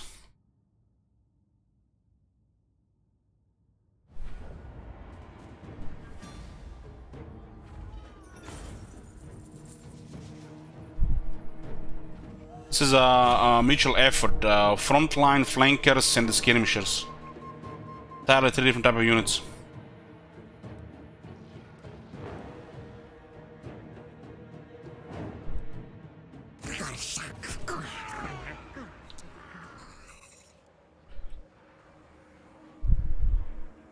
So we didn't get any new visions. I mean, we don't even have battle skills, and they do fine.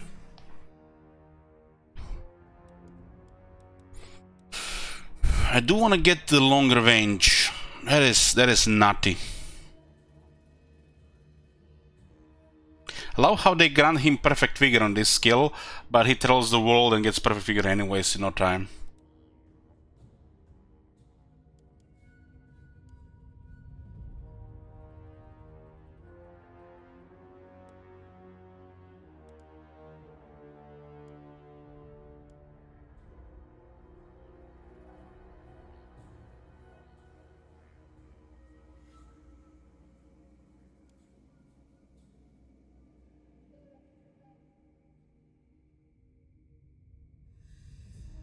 I wonder if we ever can get a scoured with the hidden nuisance in an ambush stance, because that's only a masterful ambush.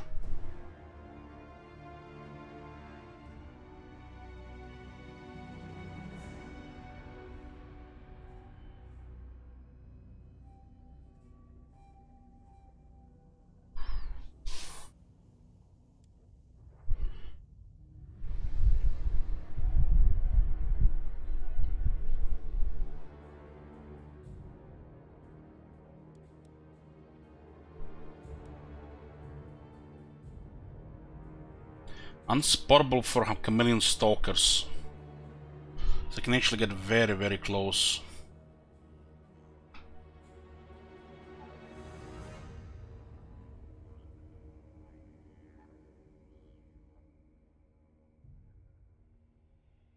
Greatly reduced chance of being detected while in ambush stance. But we have no ambush stance. We got a masterful ambush. That's what makes me worried.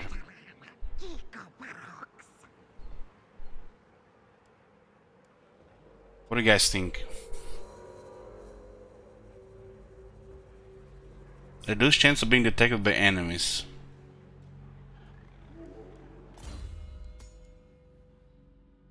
So my thinking here is we don't have ambush stance, we have masterful ambush, it's only really hard to detect. But does this affect his masterful ambush stance when it gets to the point of undetectable? Because this is only hard to detect. But if you get that point, will it be impossible to detect? Or is it bugged because we don't have ambush stance? On top of that, the Unspottable for chameleon stalkers sounds very good. Because we can get to the point of range where we can guarantee a shoot and a hit in charging the enemy before the enemy can actually turn around. In some situations, it can make all the difference with this unit.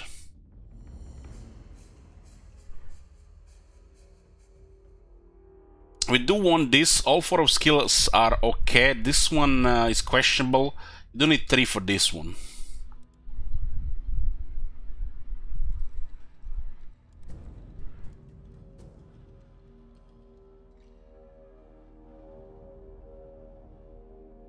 This when you need it could be invaluable if it works.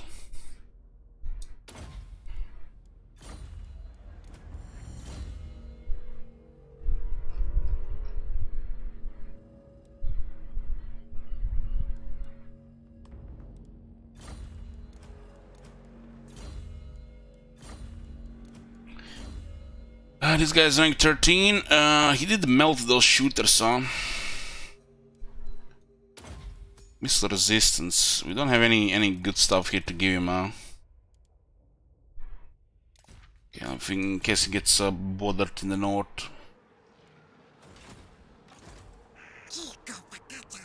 We can travel once a turn. Right now this is the only travel we can do.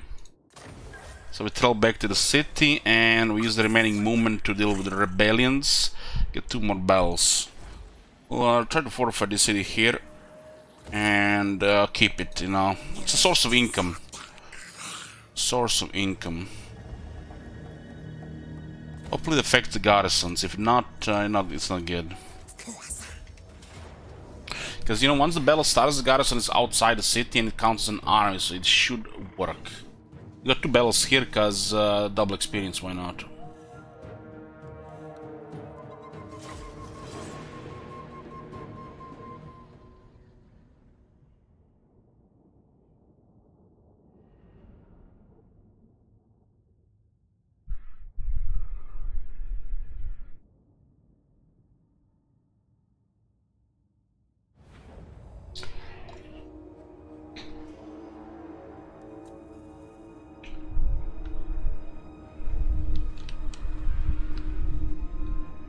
I almost feel like I'm in Outer Loren, guys. Is this one of those Outer Loren climates you heard about?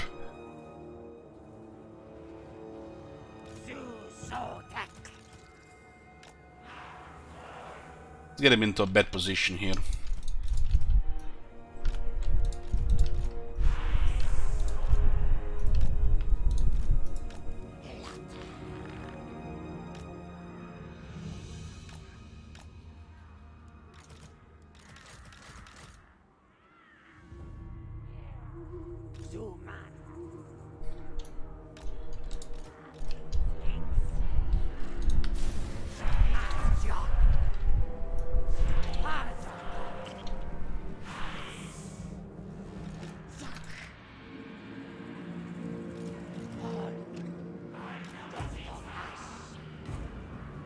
I have snipe now. They usually get detected at this range, so it might not do anything. Because this says 90 range, but it's actually 70.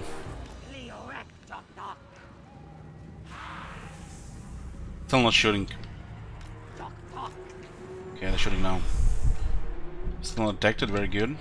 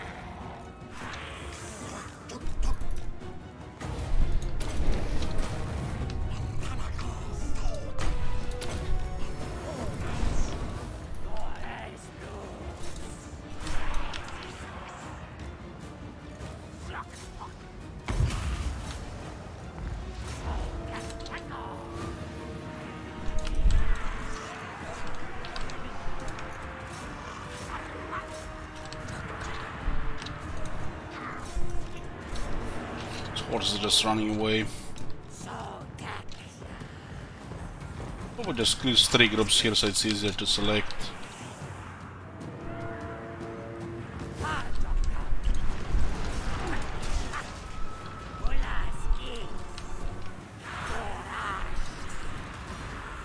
Should not really give these guys fire at will like this.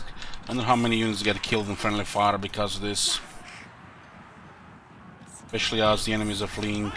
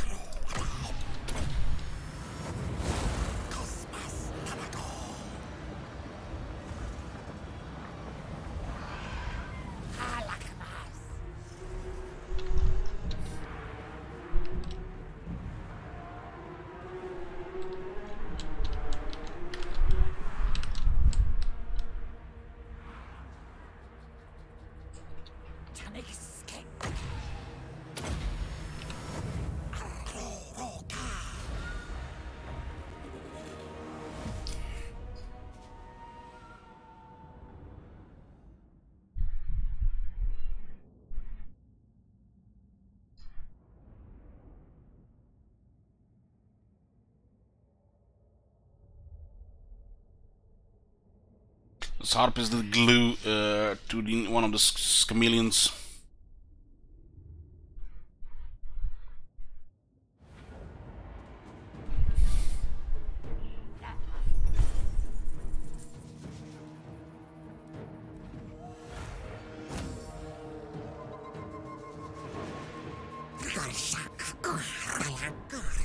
So even after putting that guy on the Lord escaped. That cannot defend itself.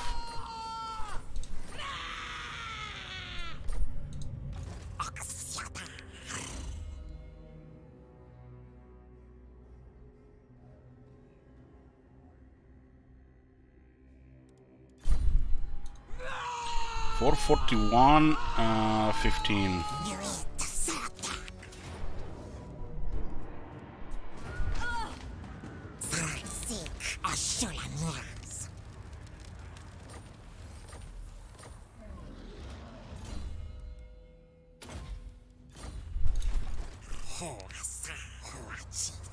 Okay, it works.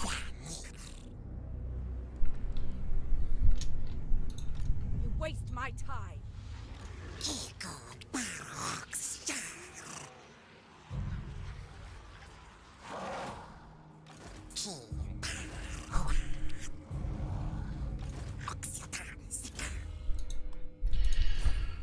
18.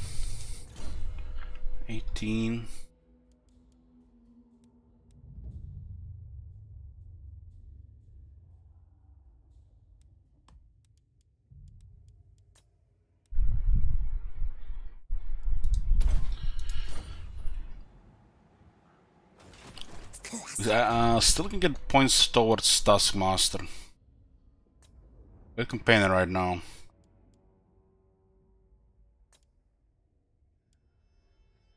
Other plane should forward as well.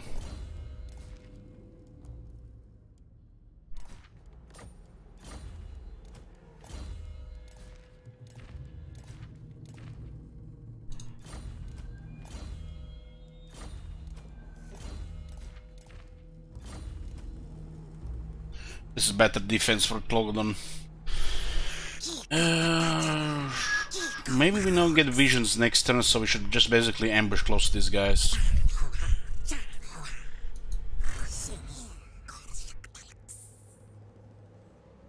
If they don't see us, it's gonna be bad for them. What do we still have? This 3 more turns.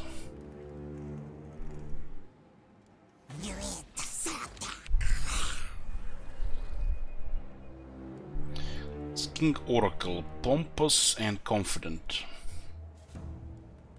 Pompous is -4.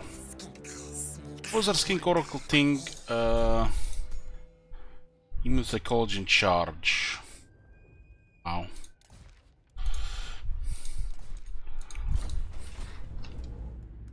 We have lands here now as well, and we'll take the Mongrel Coast. I don't think anybody's here actually. This is might be empty.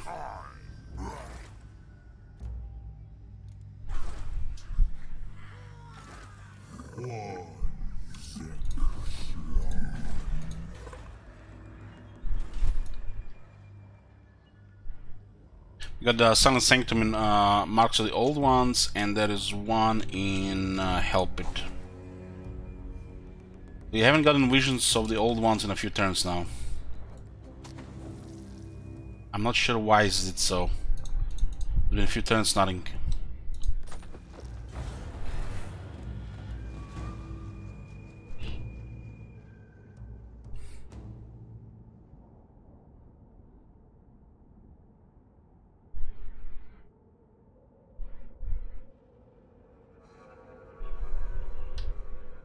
Five turns cooldown. Okay.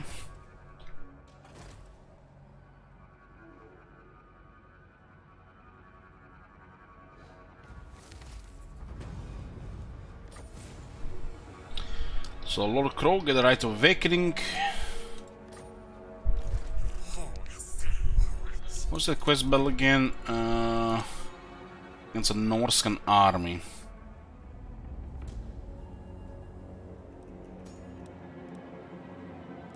His blowpipe. Probably gonna do that battle once I get a skirmisher. First time, you know, first time. It's turn 14 now, so the next turn then we should be able to get it.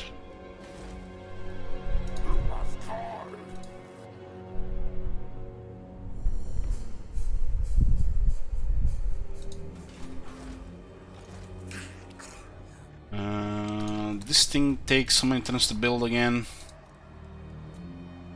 2 more turns.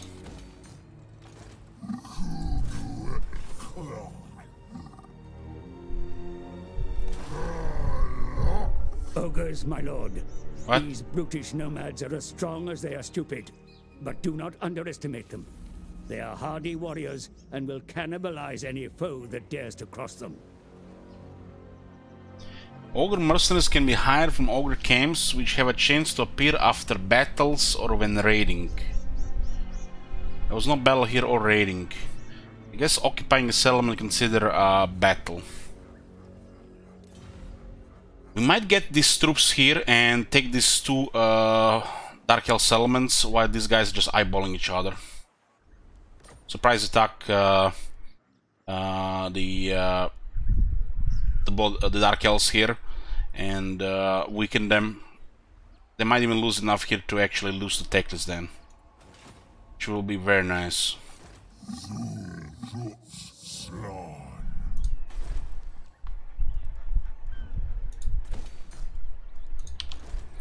So yeah, surprising surprise attack. Blessed Red is great here. This province is very good.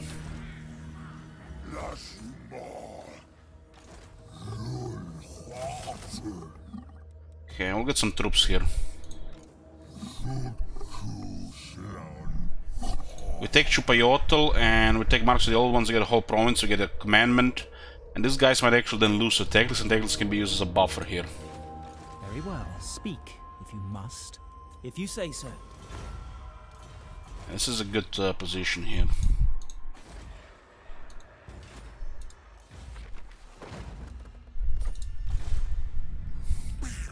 So what are we gonna do about this? Still can't really travel, Step too far. Well, before I decide, I'm gonna get a coffee, boys. Short break, it's only been 2 hours. See you in a bit.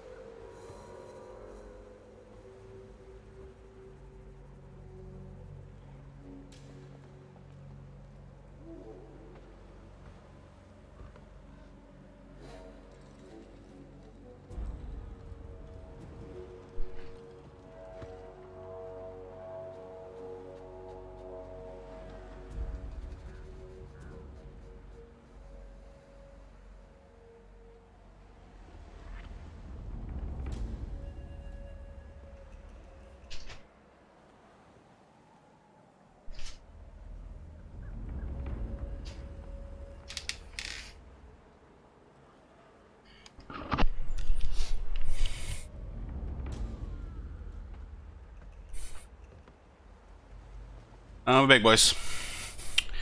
Okay, let's continue. We might be able to reach these guys on the other side. We do have very impressive movement. 25% right now.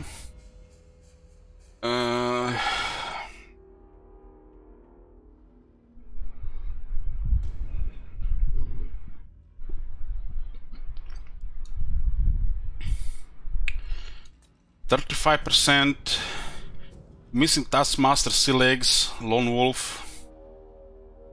45%. 50% is gonna be 65%. This guy's gonna have awesome movement. We need these things to come back as well.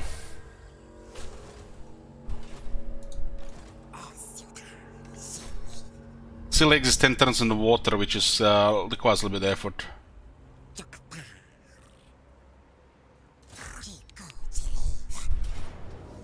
So they retreated from these guys. Wow.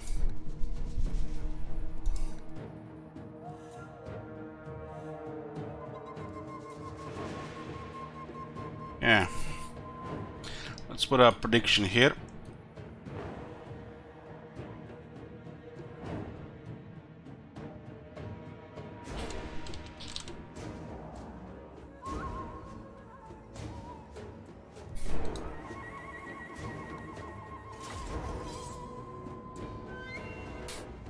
Our units do get better buffs from experience, which people seem to, you know, forget considering the Red Crescent Kings existing, which are melee grinder, and we get triple experience with Norsk as well.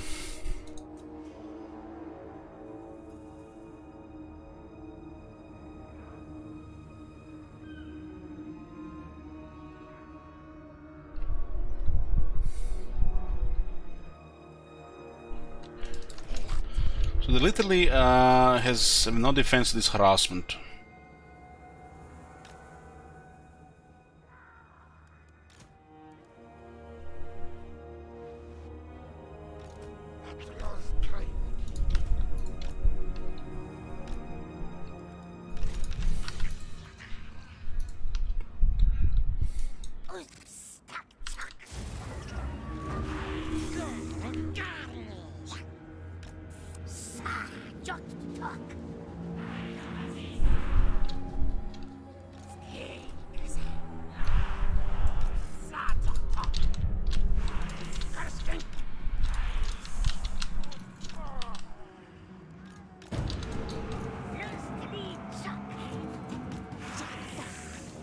Split second and they surrounded him. And I just pinned him. How he can't move being at the edge of that those guys?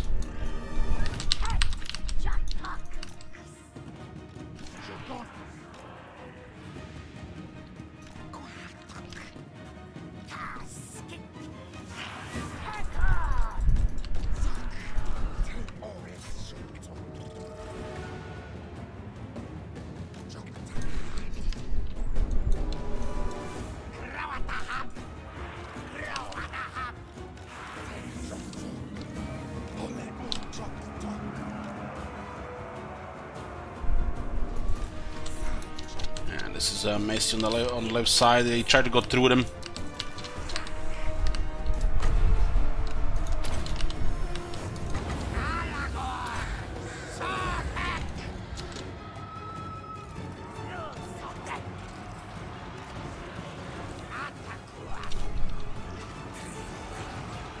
They try to go through them and he gets surrounded.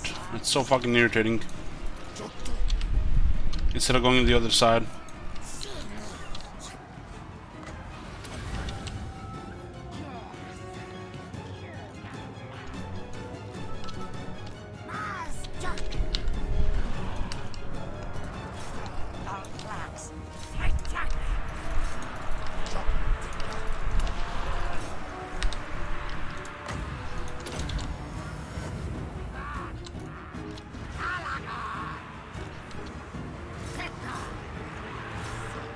He only just lost half health. We can heal somewhat. Let's see if we can get them to get closer here. Setting spears are getting great weapons. Someone should just keep chasing until these guys are off.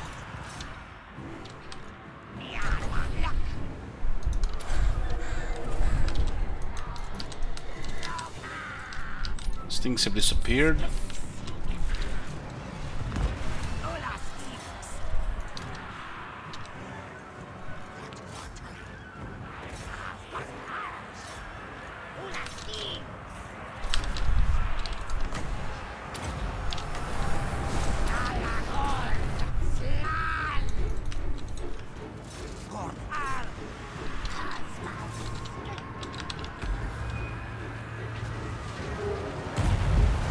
Wow.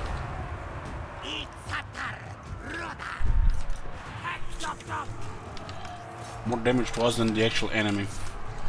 Did they move a little bit back? But I feel like that the comet had a way bigger radius than it was supposed to have. Maybe they increased the radius on the comet. That didn't seem right there. Maybe they just moved a little bit back.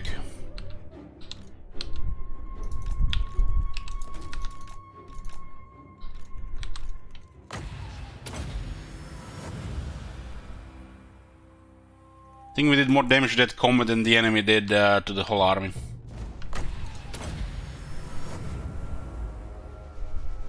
There's only a few units taking damage, so eating them should be good heal.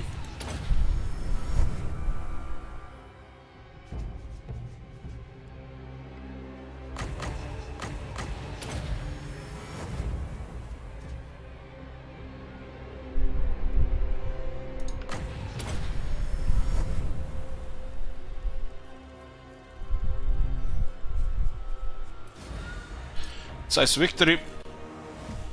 We did more casualties to friend fire than the enemy did, actually.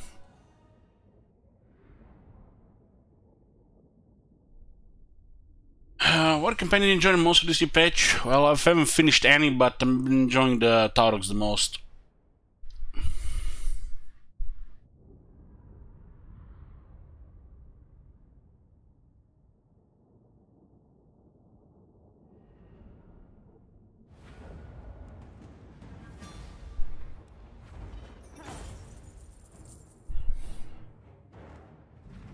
These guys getting experience, the ones that need it the most.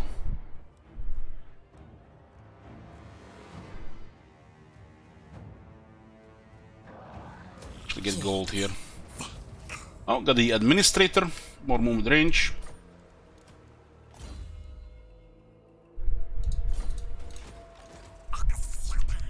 We still need Taskmaster.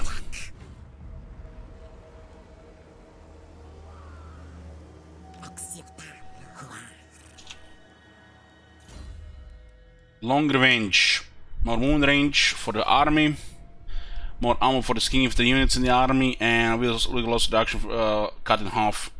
He also gets second perfect vigor. Because he travels around, he gets easy access to the campaigner. So that perfect vigor on that is redundant.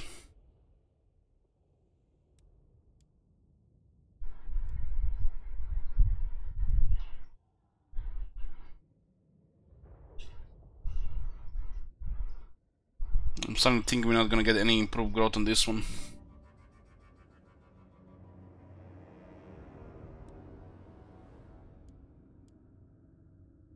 Let's get Vanguard. Stock and speed.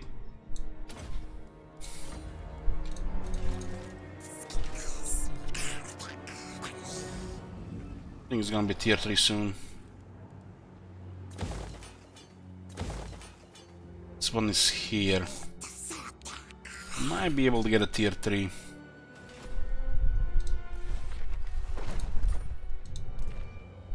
How was the battle loot this turn? 1057. I guess yeah, we were not in our own place, this was actually C.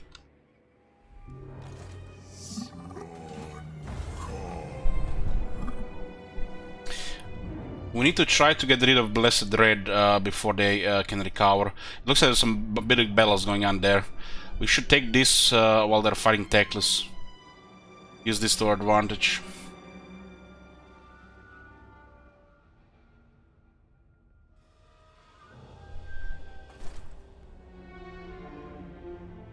I watched the play in the comment. It did a thing where it misses on the, of the red discal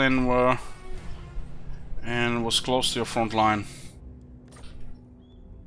Looks like this guy's barely won against here.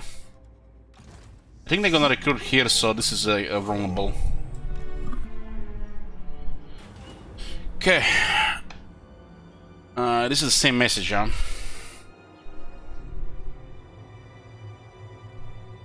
We're going to get Ogre dual weapons and great weapons here, considering the state of this army. Fire the Head Eater's tribe.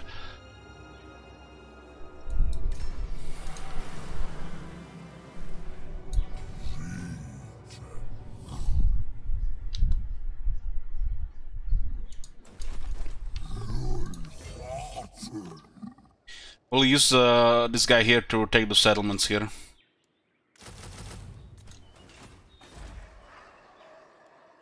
This will be a movement available now. Do we get this next? It's been 5 turns. Maybe it's been 4 turns. But they might switch recruitment back at home.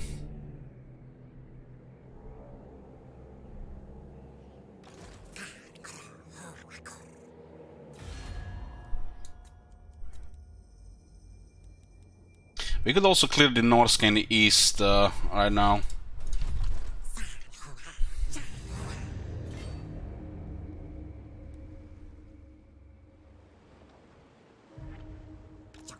%, movement left. Ambush. We have 5% replenishment works. It doesn't look. It's kept at 5%. Looks like it doesn't get buffed by anything.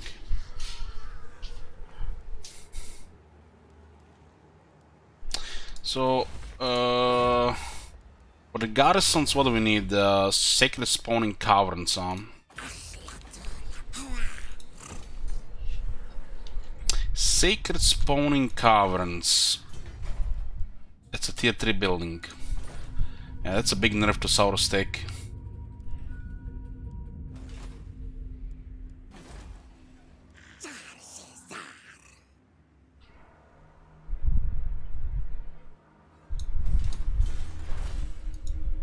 I got the sequence of Saurus spawning here. 25% more tech on. This guy gives 10%.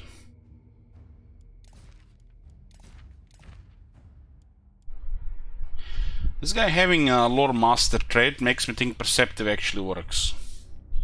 But it could be differently assigned, of course.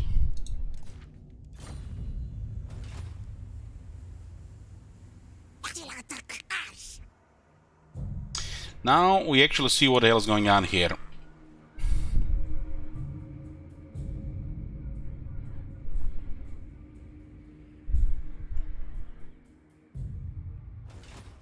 We actually have to declare war on these people for that thing to work, right?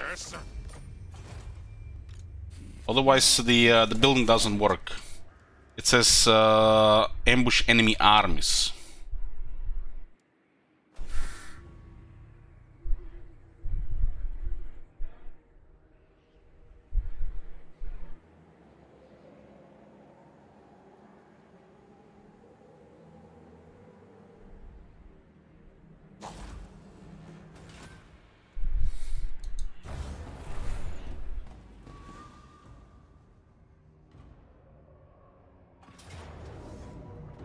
Wow.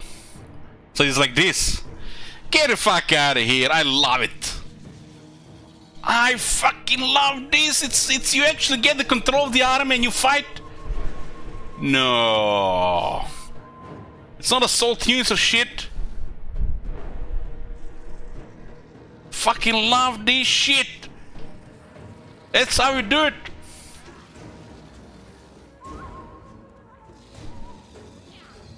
Wow! I'm guessing the army will disappear.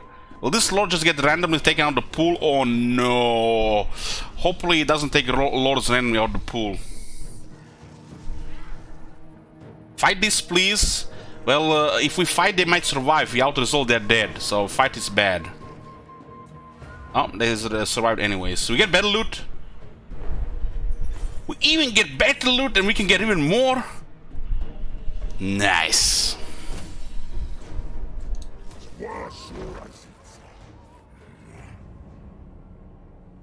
shame they didn't get destroyed.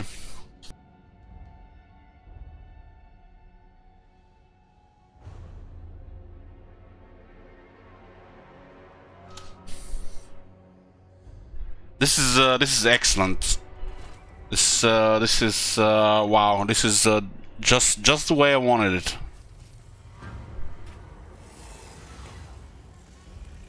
Eight turns, ammunition, missile strength. It's actually a good event now since this faction. It does look like the mechanic of the Empire, which is buggy. They never patched it. So this could be buggy as well. Maybe they just copied the Empire system. Hopefully it doesn't take the Lords of the Pool. The delving of your industrious kings brings to light an ancient metal ore. Could this substance have brought to the world by the old ones themselves? Subjected to your advanced weaponsmithing process, the ore makes highly effective arrowheads and javelin points. However, once you start to use them, some of your usually hardy Sauros warriors fall ill. One corruption, it's nothing. Raising questions over its safety and even whether it was planned deliberately by the use of the enemies of the Great Plan. Will you continue to use it? For this faction, this is great.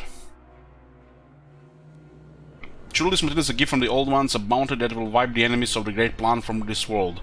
If only it had not been warped in the eons since. It's a good event for this faction.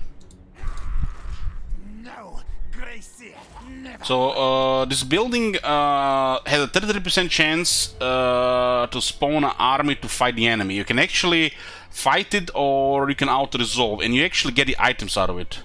And the army is then after gone. Definitely has spaghetti code bug potential, but that's beautiful. That's how I wanted that to work. It doesn't look like it's taking a lot out of the pool. But it's hard to say since it happens on their turn. They have definitely bug potential for this. There's a set of bugs regarding the similar mechanics with the Empire that have not been fixed. Probably have not been fixed even now. Zarshuno Ankami Zarald Siksanga Chimnikar. Okay, the handman is reasonable. Ooh, he's actually become a little bit reasonable as well due to his lack of military. Since he's dissonance, we need a higher threshold relations to get anything. Which is actually even harder since the Wood Elf update.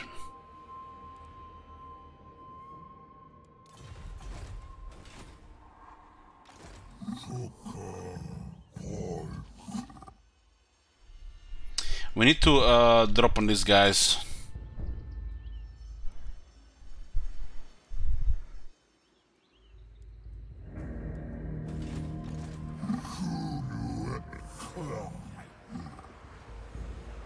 This has to be a guaranteed attack, so we should not try to risk a drop.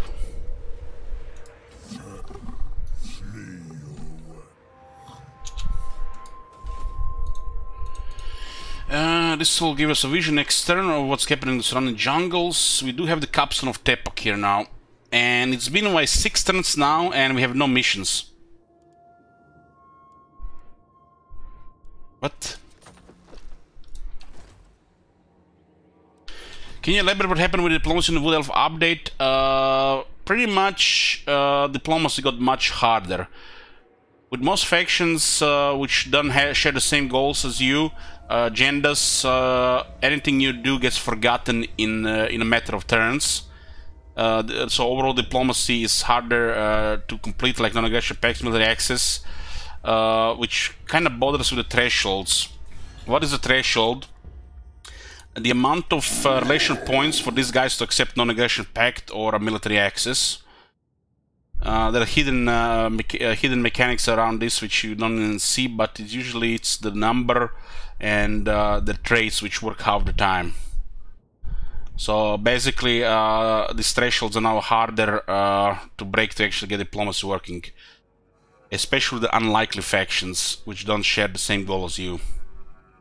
These guys have dissonance, which makes it harder to diplomacy, and it takes higher threshold to do it.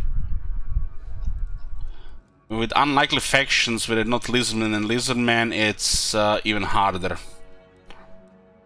So Kislev here, for example, they like that we are fighting Clan Molder, and if they really want to hate Clan Molder, have agenda against Clan Molder, they will like this for longer. If not, they will forget this instantly almost. You can destroy a big fighting race, for example Clan Molder here, and build up massive relation to Kislev. Kislev can love you, and then Clan Molder gets destroyed, and you haven't negotiated diplomacy, them non-aggression or military access or trade agreement, and in a matter of turns, they no longer have agenda against Clan Molder because they're gone, and they can forget about it in a matter of turns and declare war on you, because these thresholds are harder to achieve. This is just you know, unlikely results here. For example, what is this causes problem when you want to work with Karak. They fucking love you, and you're playing with a third-party faction that is you know, want to deal with, you know, like let's say Tomb Kings want to join your tide, and Karak loves you because you fight Greenskins.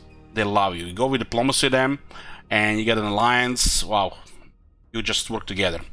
And then, you know, as the Order tide grows on the side of Karak, they might ally with Southern Realms, they might ally with Empire, they might ally with other factions which are not part of Tomb Kings or the Wars. And then they get a military alliance, and you figure out that you cannot please one of their allies. It's impossible, because they don't care what you do. They don't even care about the alliance you have with the Dwarves. And if you don't start gifting them non-stop, they have a chance to declare war on you and drag all their allies to war against you. This is the main issue now since Wood Elf update. It could be a Talia or Border Princess, and whatever you do, they will forget immediately, and even the gifting will be not very good value. They'll forget about it fast. So unless you please them by going to war with their enemies, harass them, find their mutual agenda, it's harder. You have to game the system harder than ever before, and there are wars that will happen that make no sense because of these thresholds and the people forgetting about what you did overnight. Next turn already, it's like you did nothing. We have shown multiple examples of this ever since in the last campaigns. With the factions that don't really do diplomacy, like the evil factions, it's even worse.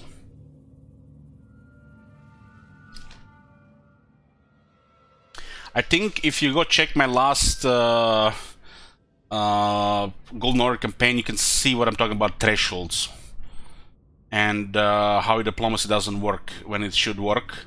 And this was even before the Wood Elf update. And if you watch some of the campaigns after the Wood Elf update, you will notice this broken diplomacy, where it just arbitrary difficulty to make things worse.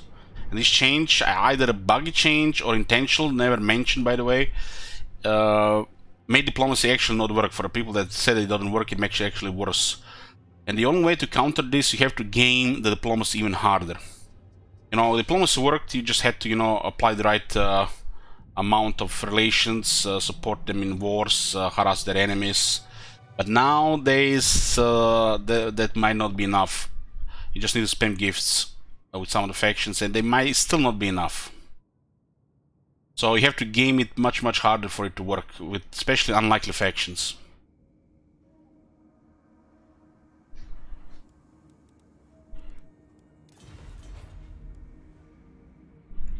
I mean, does this guys make sense to you? Let me just show you an example, which makes no sense. So we have, this is Krakadrak. They're pretty much a friend of Kislev. They do fight mutual factions. They both hate Clan Molder, and they both hate and fight Norska. So we have trade agreement, we have non-aggression pact, we have military access. The war's a little bit different because their trade actually might work, and they might remember this thing longer, like Wintertooth, for example. They still remember Wintertooth. But look at Kislev. Wintertooth has never existed according to them. Winter never existed. And Krakadrak, you see, they actually needed help against Intut. They cared. So we got diplomacy engaged, and this is one of the examples, you know, when it just works. But now that we are become good friends with Krakadrak, neutral Kislev, who don't really mind us, but there's a increasing great power penalty that will start happening. They only give us one positive point, 1 point, for military access, non-aggression pact, and trade agreement with Krakadrak. We're pretty much friend of Kislev as well. So look at that 1 point there. That ambush battle against Clan Moldor will help. That's why we declare war on Clan Moldor. And these things, you know, when they have no enemies, they will look first to the player to declare war, usually. Probably 2 out of 3 times.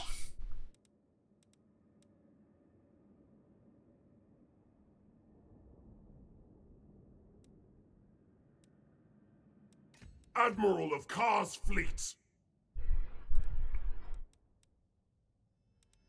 So the positive things give not enough, unless it's you know, same agenda, and the negative things give more and less. Everything is just opposite. Just, you know, punish diplomacy with an unlikely factions, and you know, this threshold also makes it worse, which makes the whole system you need to game it harder. I mean, look at this example here. Krakadrak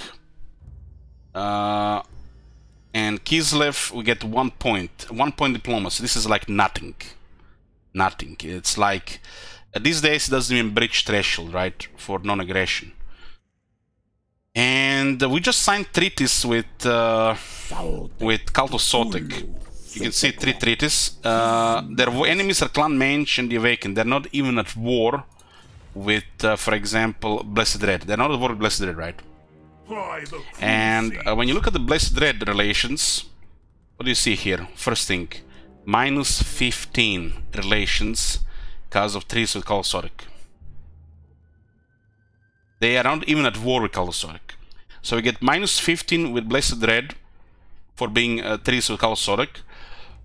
But Kislev, who even likes Krakadrak, we get 1 point by having 3 treaties with Krakadrak. Get what I'm talking about?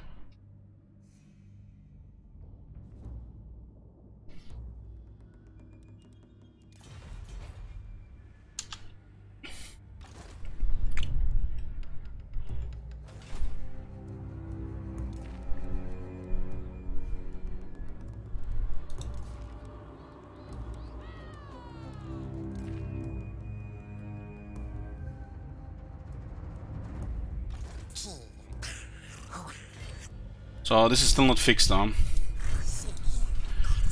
Oxiodal has full movement, non-notification, quality of life, ambushed armies and camped armies. Keep that in mind with notifications. Notification is important to play the game smoothly, conveniently, but he's been ambushed since the last turn and we don't get you know, Lord not moved. Denied. 26 units in there. I think we should get rid of this Akhol Norskans.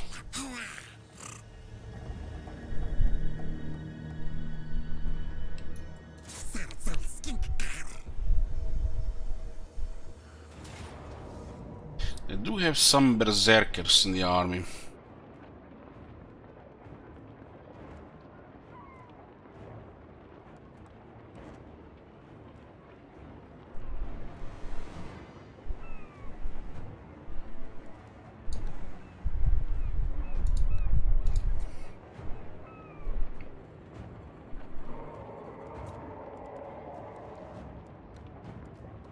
Put a prediction for this one.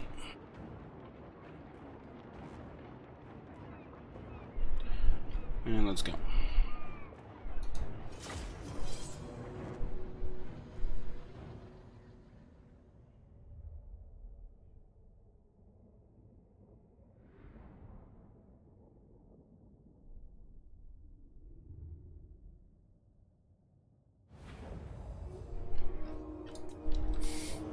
There's more room for the skirmishing here.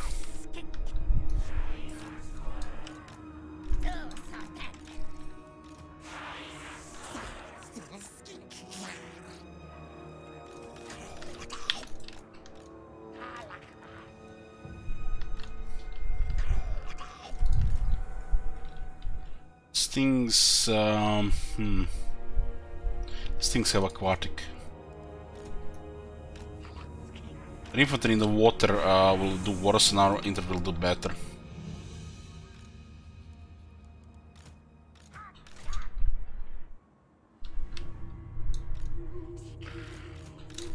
Let's put the other ones in 2 groups.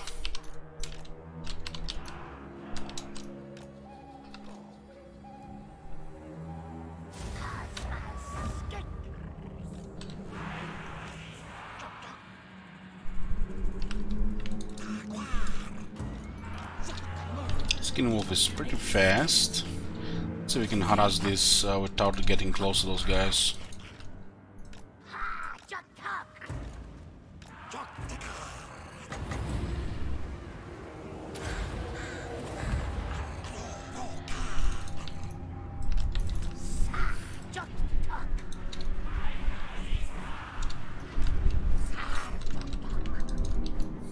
Forget about that guy for a second, he might get deleted.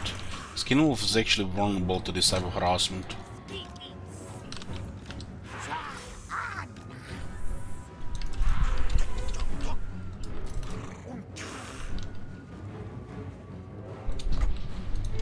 You can summon stalkers thanks to the thingy.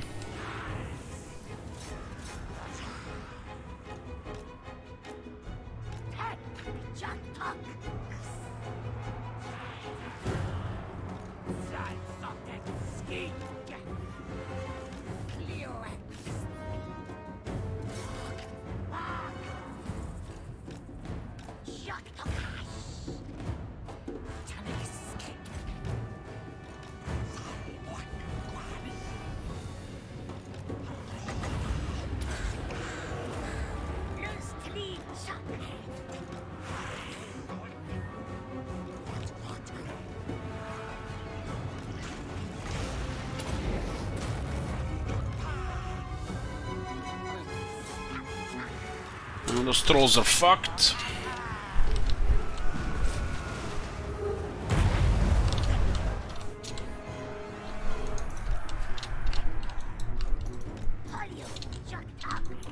This guy's closer to the water.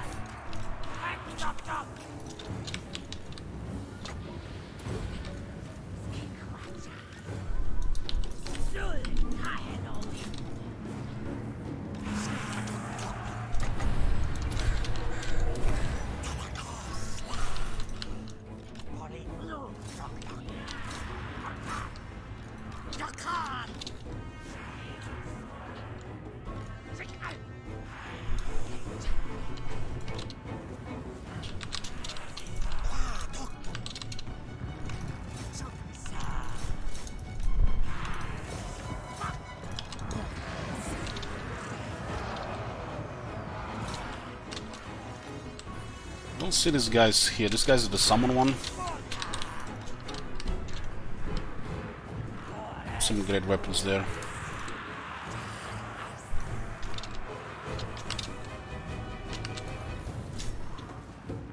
This ability to summon stalkers is actually quite nice.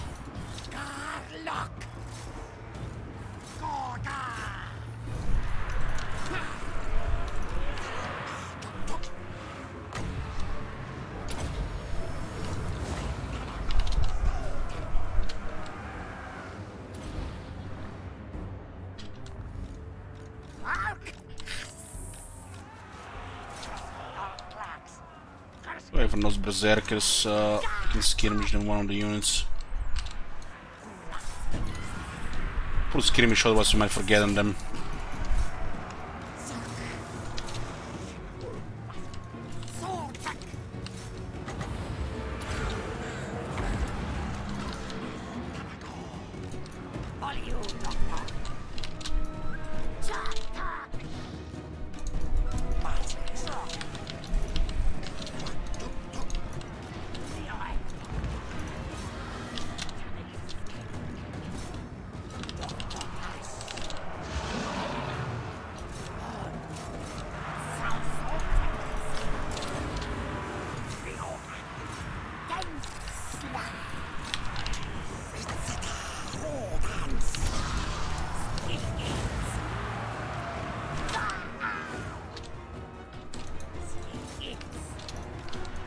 We need a terror apply in that area there. Berserkers got stomped.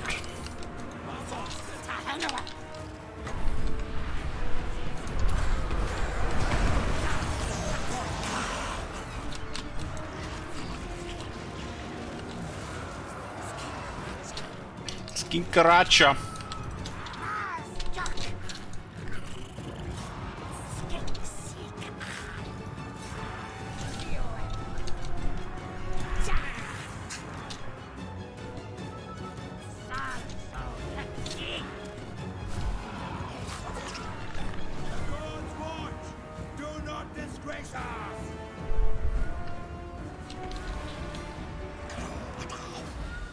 Lost victory, man, they nearly had us. This is a heroic victory here.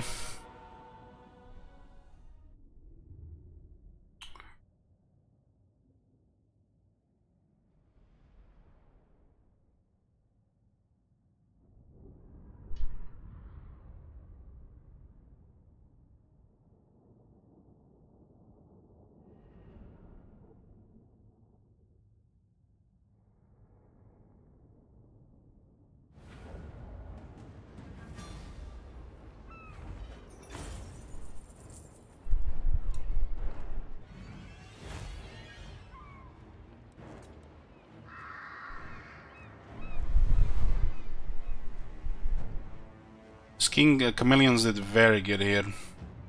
All those units got wounded to the point where they couldn't do melee anymore. 15,000 on the Oracle. There was some very good spell cast there.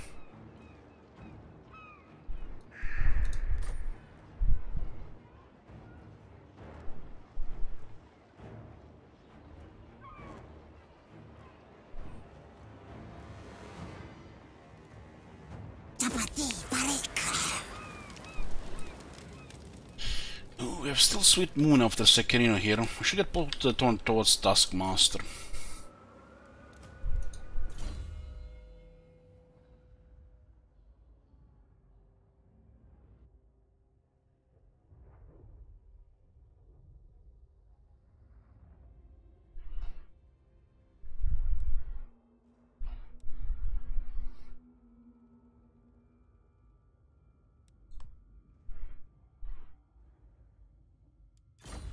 This guy has 132 ammunition.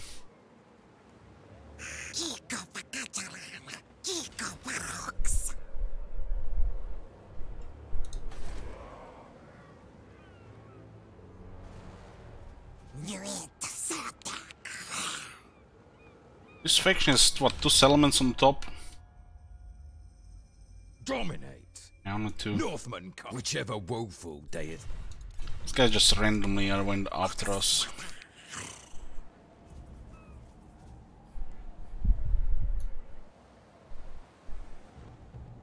We still need points towards Taskmaster. Don't have Taskmaster yet.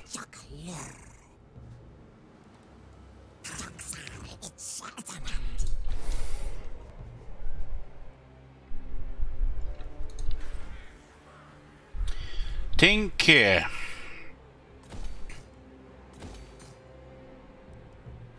How much do we pay for the Saurus building? 5,500. We need to start those technologies for the garrison.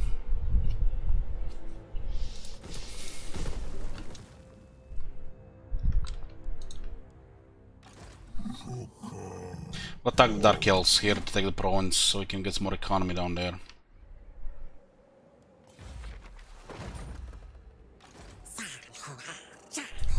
We'll clear this faction so at least nobody's bothering us on this side. But this guy is probably just gonna sail across. Better deal with 1 than 2 of them.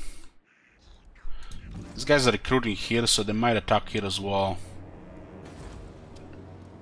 This place will not last, but this will get a good defense siege.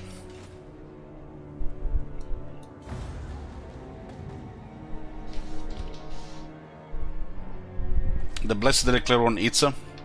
Itza has no military.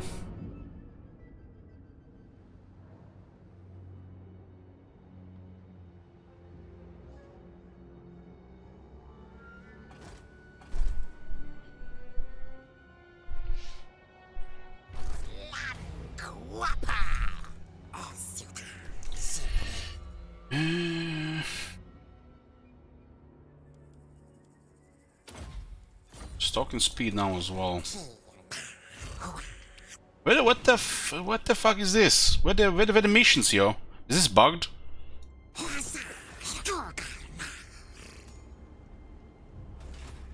What the fuck is this?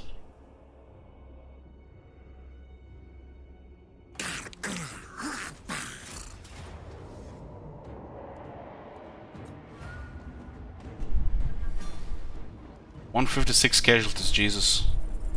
Can literally win this battle without a single casualty."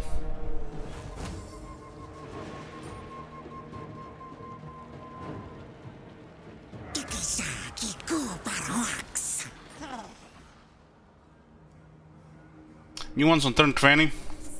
Uh-huh. Maybe it's like every 10 turns.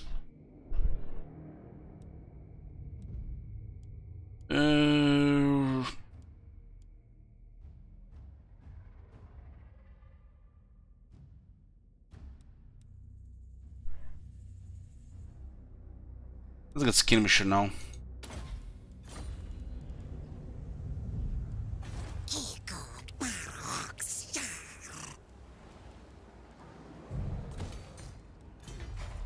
Still no garrison building here for the wall.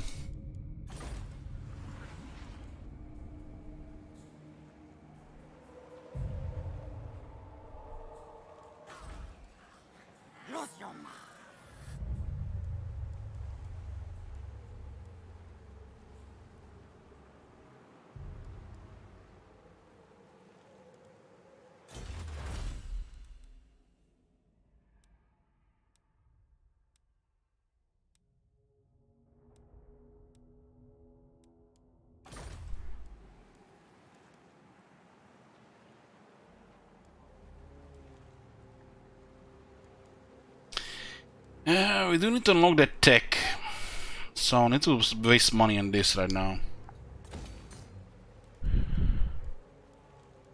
So what's the situation with trade? 3 trade agreements.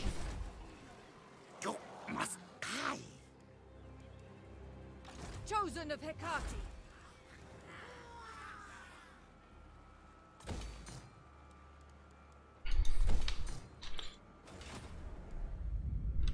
A little bit pushing the money here. Should definitely attack this lands here.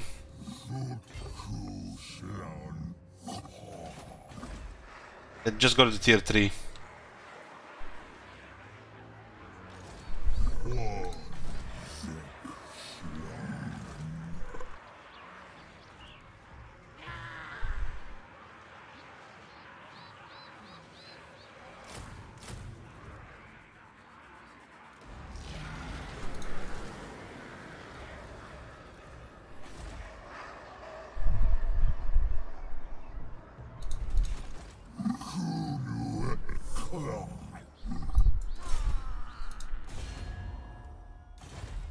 Teclis. Very well, speak. You want to help against Blessed Red? All right.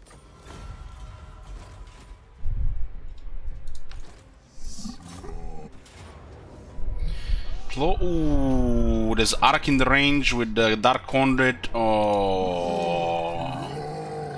don't be like that.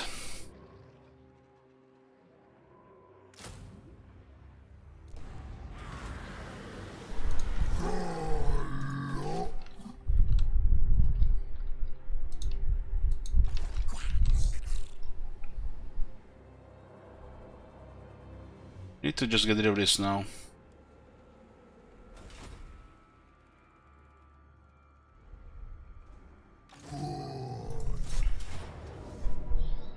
So, tell me I'm not crazy, guys. It was a close defeat, and now we added another unit. Was a valiant defeat. It's Dark Conduit and all this shit here.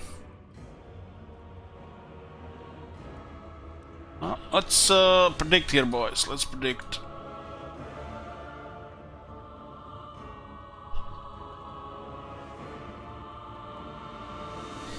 We get a better result by adding a rank 9 harassment unit. They don't have a single buff on these units. They actually have melee attack bonus on Black Corsairs.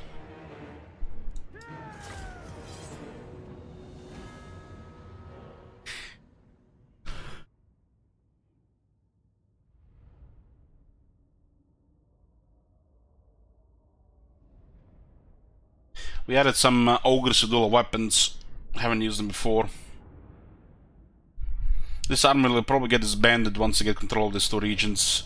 Especially if those Dark Elves gonna get destroyed. Bring us meat!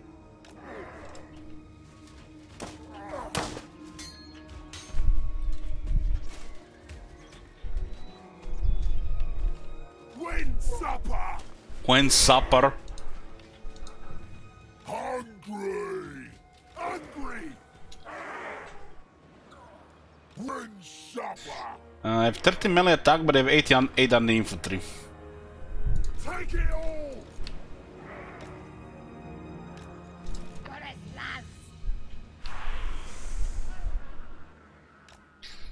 They have voodoo that can totally bully skinks. When do we eat?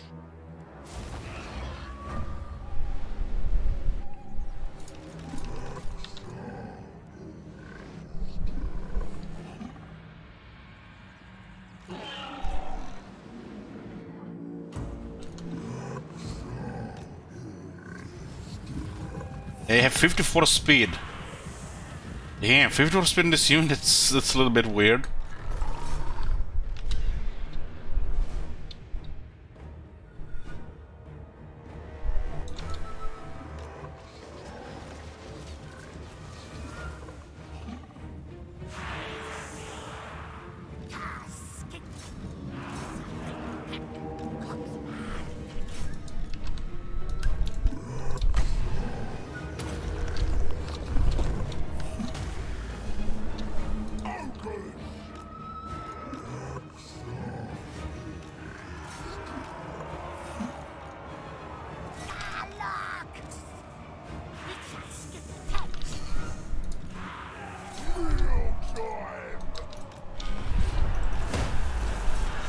Darkon is out, we can go in.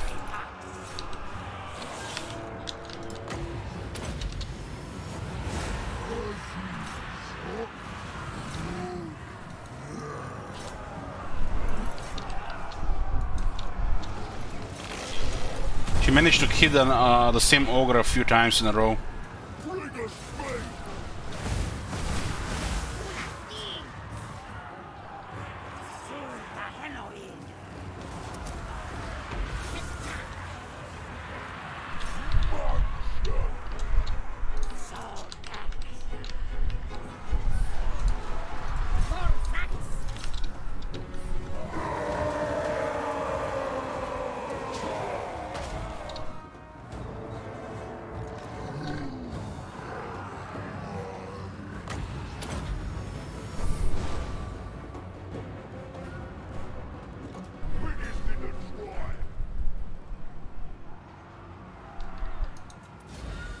Decisive victory.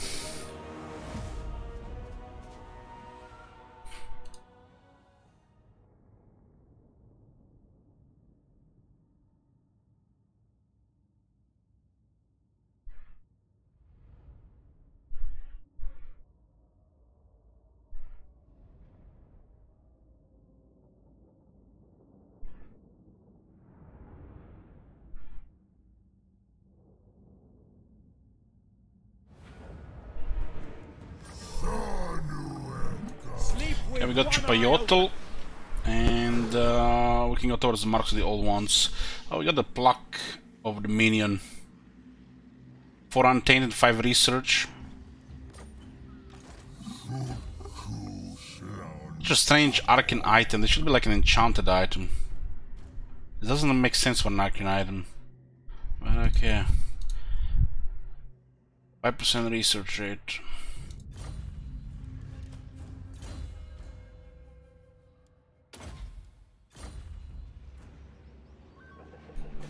Chupayotl,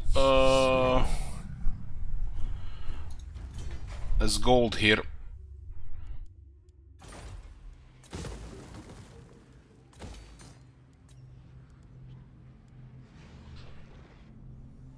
They might not be able to recover from attacking Teclis there and losing this at the same time. It's also getting close to the rebellion here. It's gonna be rebellion no matter what here. Looks like Skaven.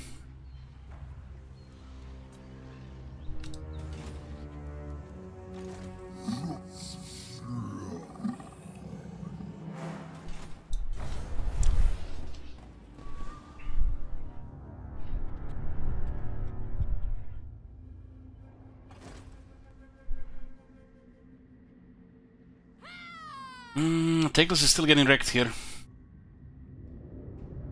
Might still have a chance to recover, especially now that we attacked.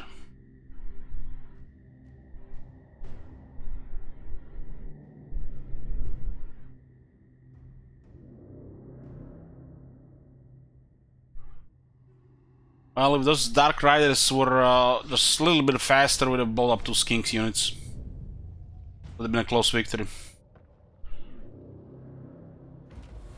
This shit is unpredictable with the AI, the bombardments.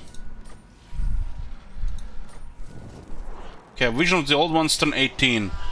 Failing in the momentary trance, you are tormented by several visions of chaos machinations around the world, in which you foresee terrible events in the hands of the ruinous Master Strahls. If you are to stand a chance to thwart these threats, you must move quickly. We get 3 new ones.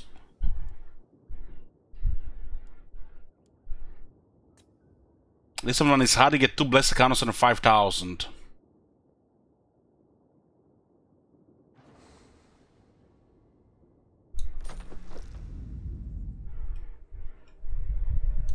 You have to destroy Beastmen now. What do they have, like 10 monitors? These guys might get wiped out. They're probably frozen now. 5,000 2 blessed Carnosaurs. This one is easy, 3 gems. Okay, right next to us. And what is this? Sylvanian Lord. 30% upgrade for all units, all armies, 5 turns. Get the fuck out of here. So, if it works like the first group of quests, these armies will be frozen, unable to move. So these factions just get crippled for a few turns, since their enemies might get stronger if we don't act soon.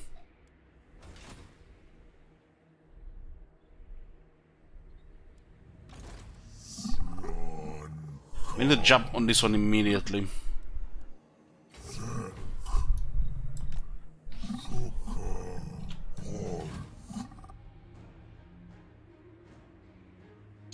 We didn't even need to do this, but for the experience close ride it makes sense. We'll see how much movement we have left.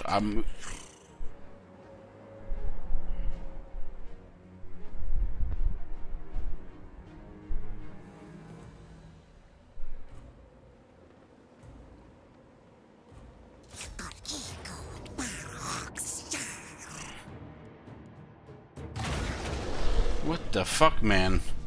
Literally taking out the casualties in this battle. 169. Fucking hell. What the fuck is this, man? It's like my skirmishers kings just have no sweat killing this shit. 5k and 3 sanctum gems.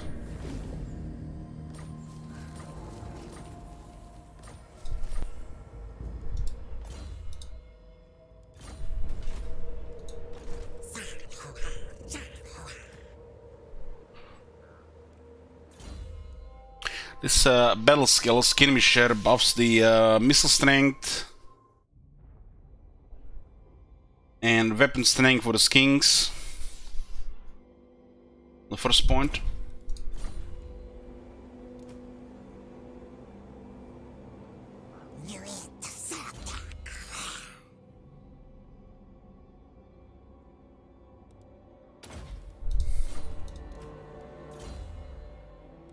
Okay, let's keep moving here. Wonder how this will work. Will it be exactly on Tober Selam? I guess we have to science it.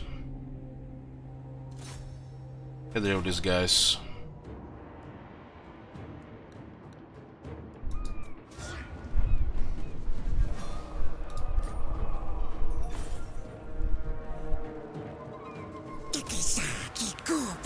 this makes the end of the this guy's here, Akho. And what we're gonna do here is we're going to travel to the Tepak Stone. We are next to the settlement, not on top. Okay.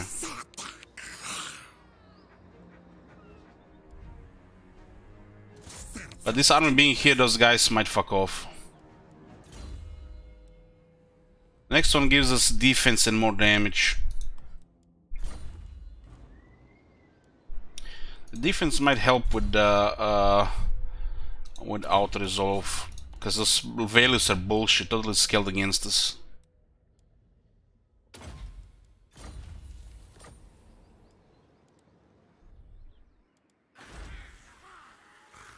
You must die. Okay, we don't want rebels this turn. Get gold here.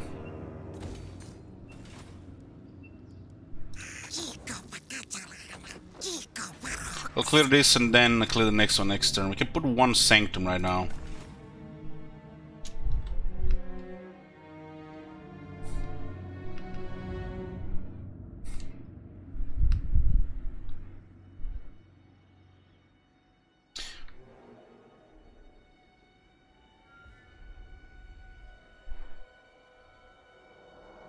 We could just keep harassing Clan Molder by expanding ambush area here. This is nice. This only works in the local region, right? Local region, local region.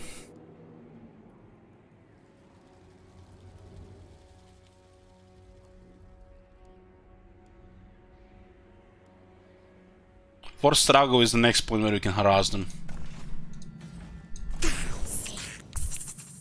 We're gonna be really annoying here. I'm too smart clever for that. This is adjacency. Okay, we don't need the second one. Doomed.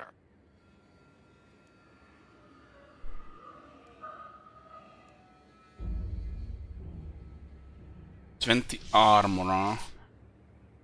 Sotek Sanctum. This spawns the units, right? Yeah, we'll get the armory building here. Sotek Sanctum. This spawns units, which is actually quite nice. Get them more attack on these units also means a lot. 15 weapons and 10 attack is a lot on the units with no base skill of experience, technologies, or the battle skills.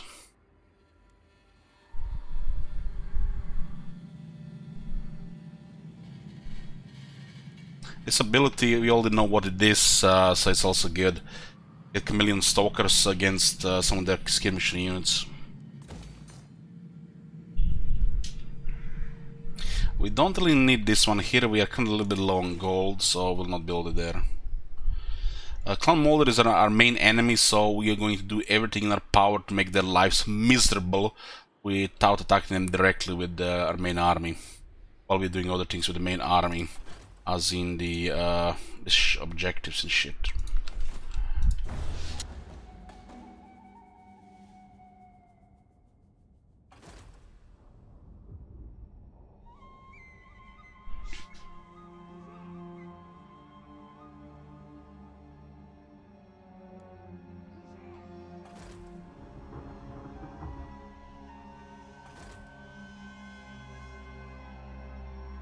It's a 3% chance to ambush them, so it's not great, but it's also not terrible. Aha. When it happens, we can diminish them. Might even finish off leftover force, which makes Clan Molder exposed to their enemies in the area.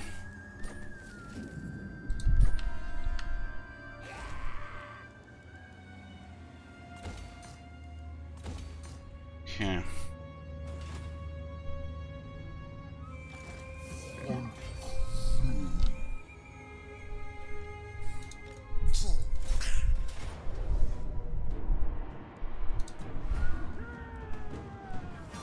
Casualties are so stupid, but makes the campaign a little bit smoother.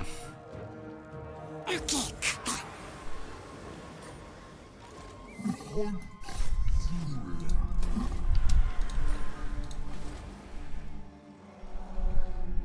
have a rebellion in Oixalan.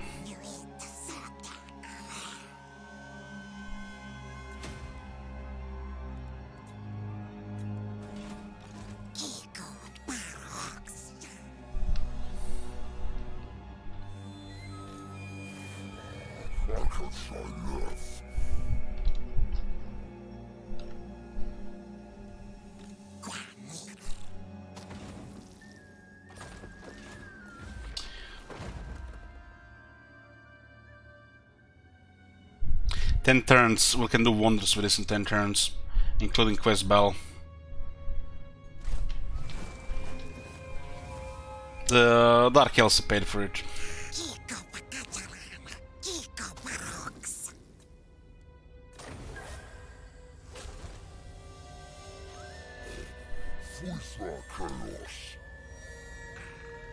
So all our units now get 25% more ammunition, 20% more missile strength, and also now we get additional 50% weapon strength, 10 attack, and 20% missile strength.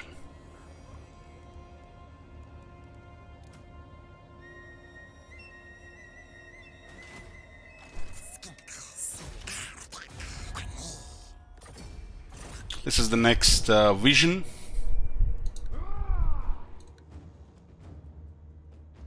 The Minotaurs slaughter our infantry, but we do have ways to deal with them. Look at this, Pyrrhic Victory, if we auto-resolve. If we Lightning Strike to lower their leadership, we have a Valiant defeat, all army dead. Let's put a prediction for this one.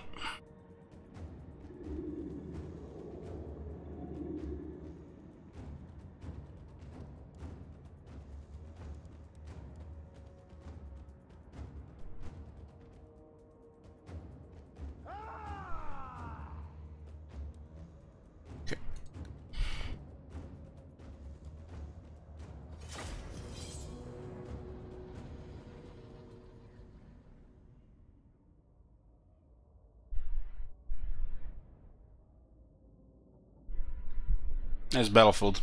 This one is a very good reward. This guy's probably would have been wiped within Axoon.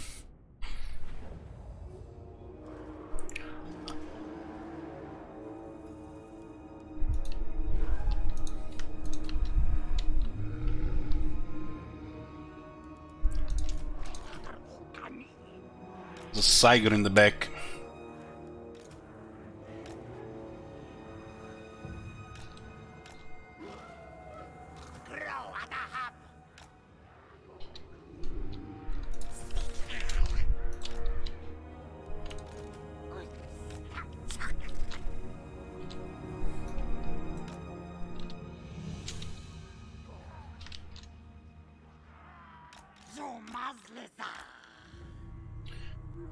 We need to diminish the Minotaurs.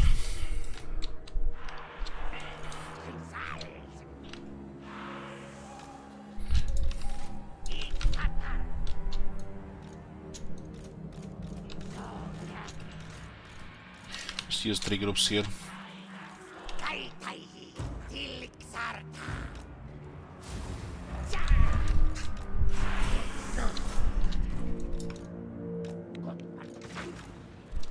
I don't see anything here. Let's go Kakaracha.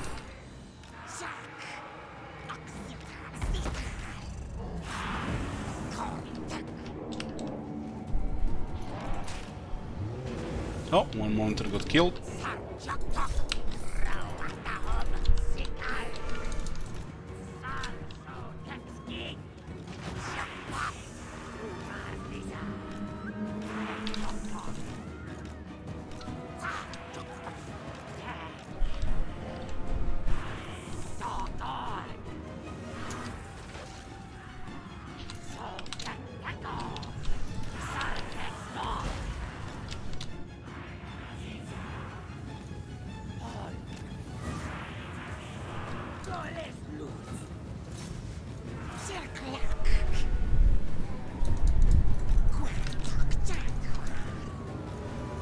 You get rid of the Chaos Warhounds, they're really messing with our stack here.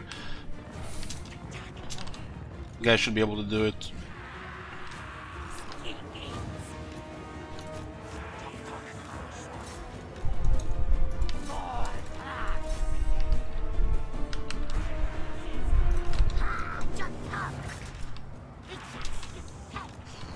They got caught with one of the units.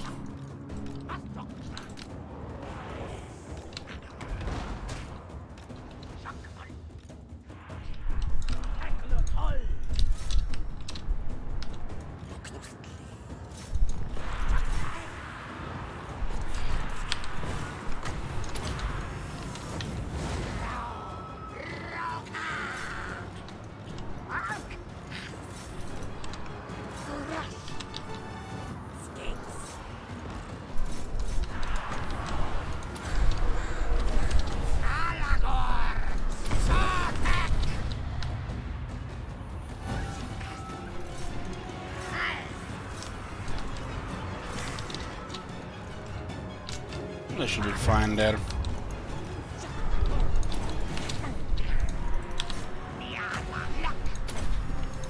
Get the clear those minus and we good.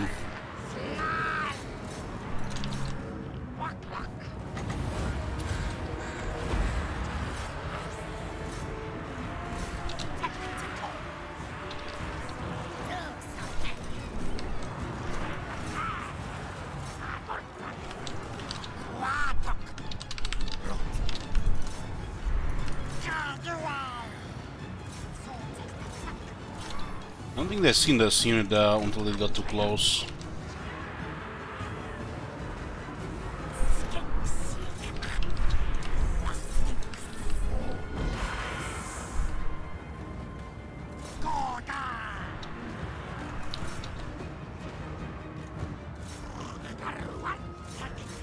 That guy's recovered and just went to slaughter the rest. You can see the miners sort of slaughtering these kings. They have a massive anti-hit bonus.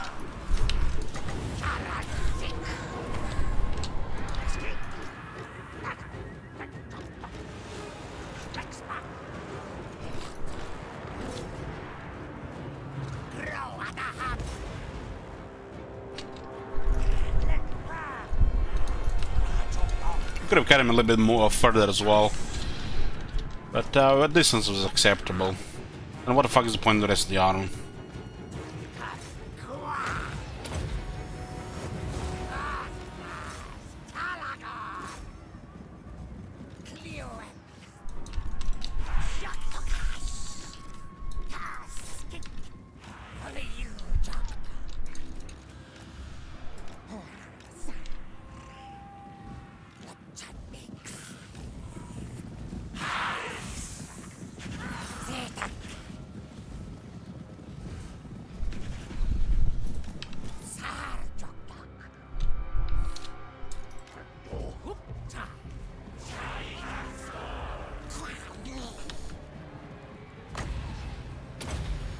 And the enemy has some tough units which are not to be directly engaged. We have skirmishers and harassers, and then we engage. We were also damaged from the previous battles, so we're not at full strength.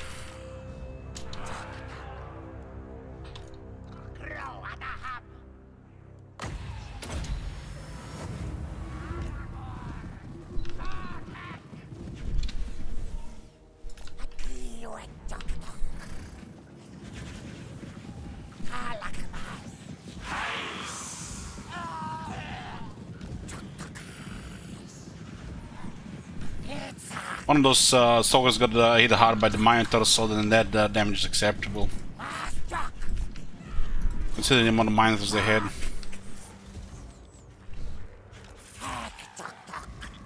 Yoo-hoo!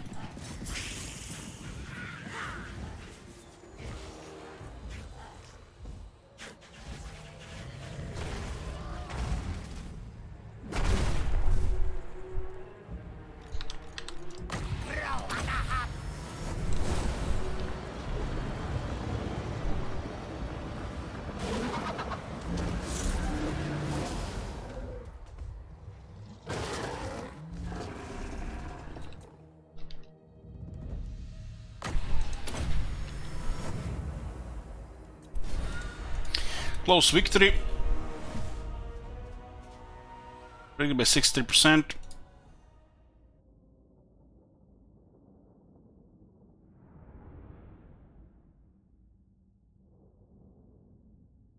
Most better loot. If you kill the Lord, you get the extra, and the rest is the quality of the army.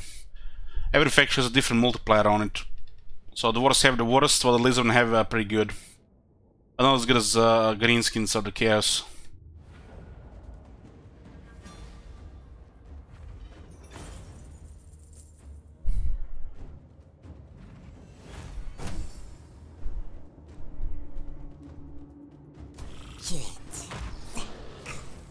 Two Blessed Carnosaurus and 5,000 for this one, huh?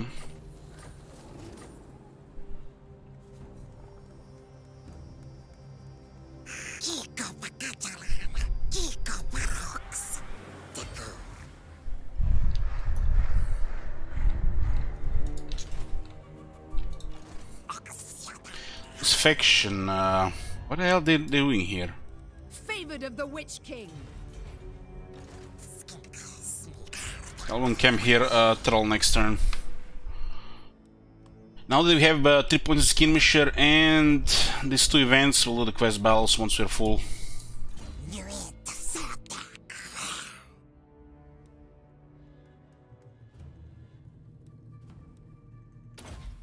Venomous Spit.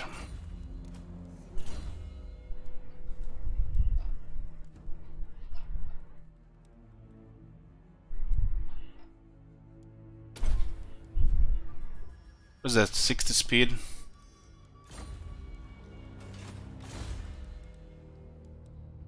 Okay, this guy.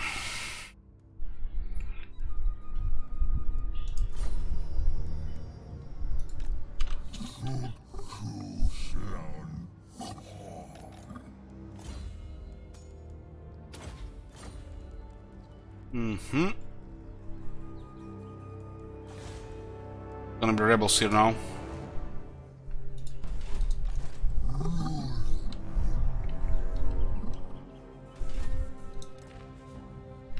Life Slan, of course, Life Slan. Skink Oracle is tier 5 for capacity. We are might not even reach tier 5 in this campaign.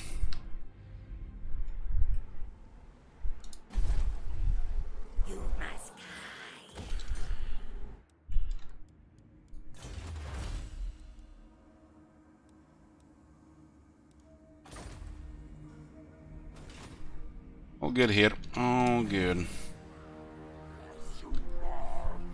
There's gonna be rebels here, but we got this guy here with some troops.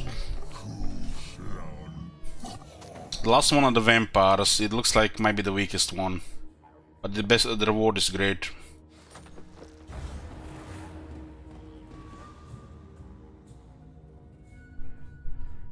There is a Skink Oracle skill, yes, but it doesn't increase capacity on the Skink Oracles. Techless wins here is gonna be great.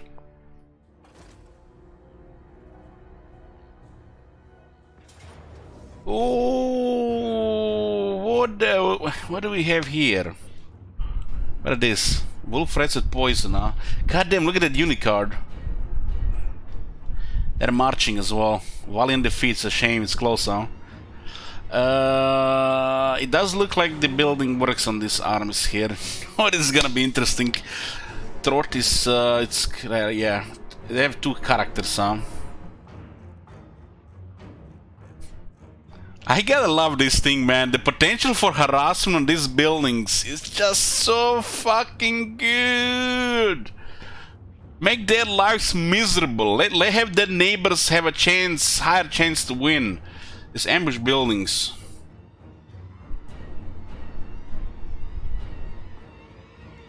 Wow. I love it. That ambush building, man. The way the sanctums are built.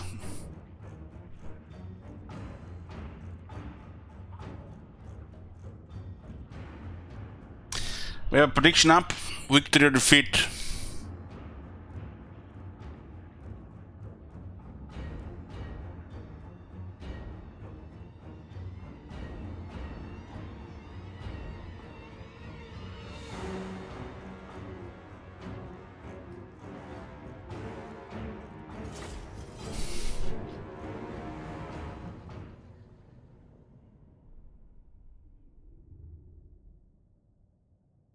This is not upgraded one, no. We one more turn away. Even if we lose, we still damage them quite a bit. This is good. Weakening their forces. That's a massive battlefield. Shame we don't have skirmishers.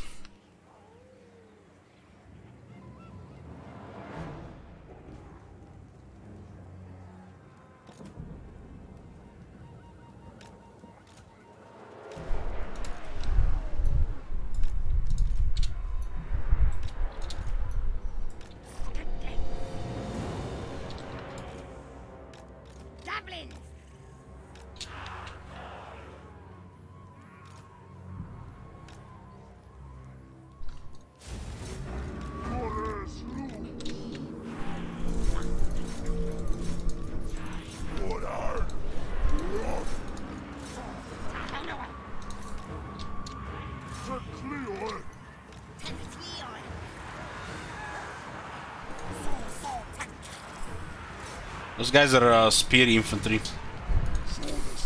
No maces. The wolfhounds with poison are actually deleting our skin cohorts.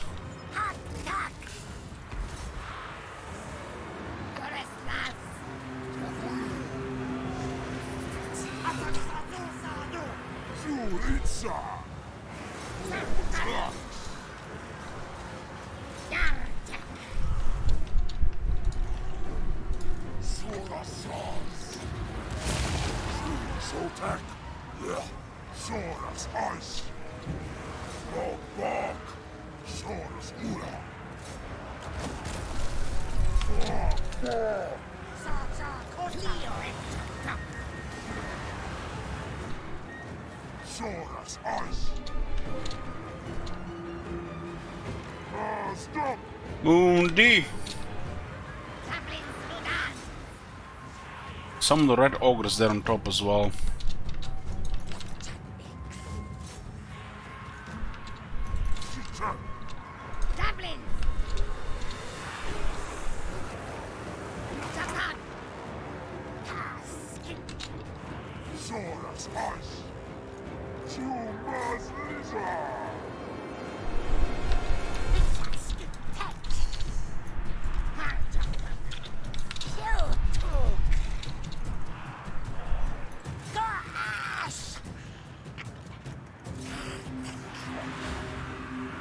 This unit's just so fucking fast, it's hard to finish them off.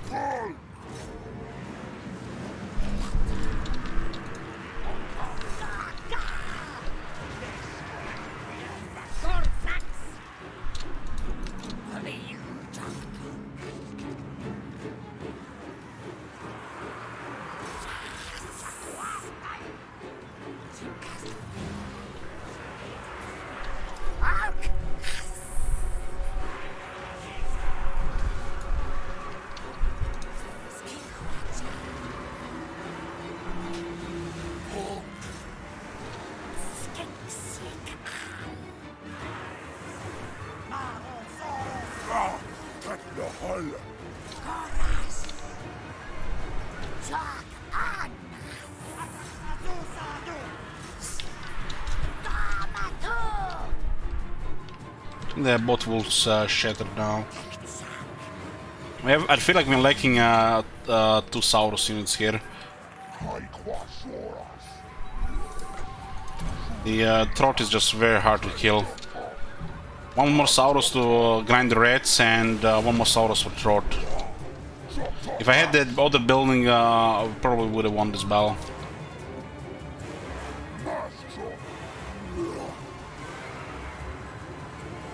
We're just missing one grinder in the mix.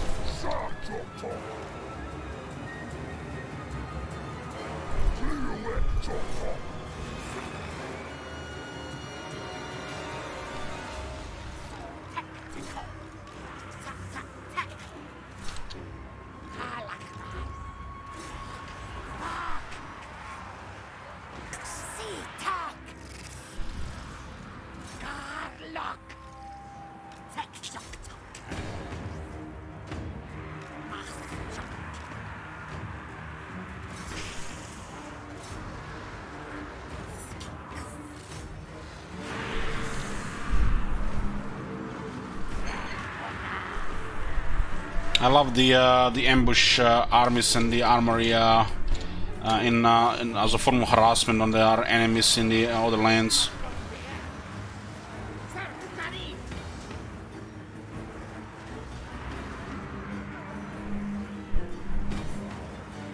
We got 2 clubs here. This battle will be winnable, which we get, I think, with the next upgrade on the building, which was 1 turn away.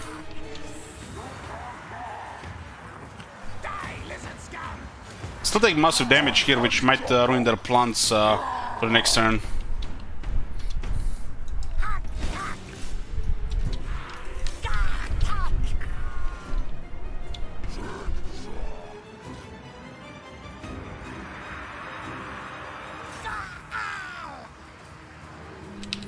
It's gonna be army losses here. Troll is made for battles like this, especially against spears.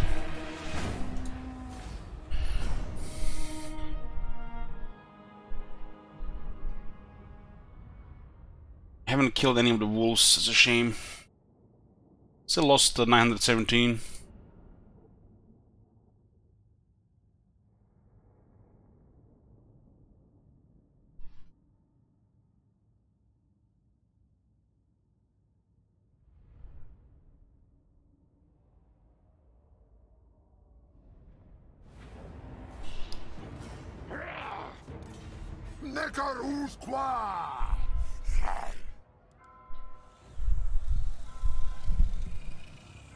What? Trespassing?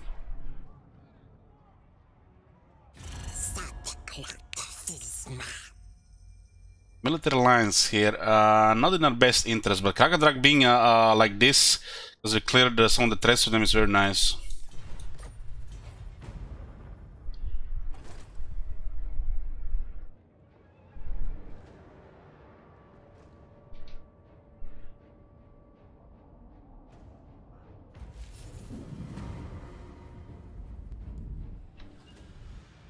Wow.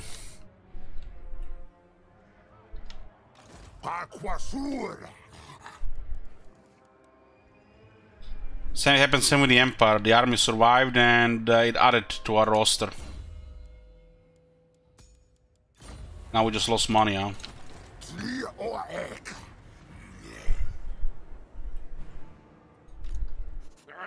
I'm too smart, clever for that. Just get rid of them.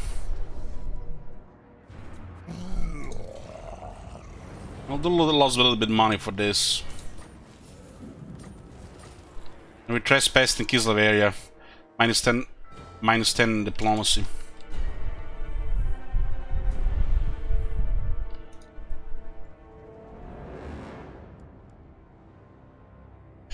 What do we have here? Skaven rebels. They're gonna be taking attrition because they're right. Hopefully these guys get finished here.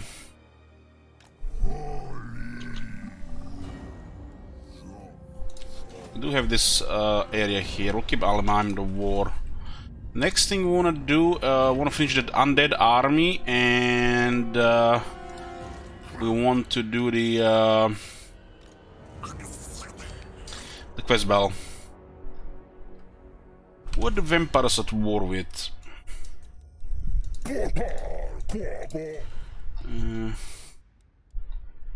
Darkness come.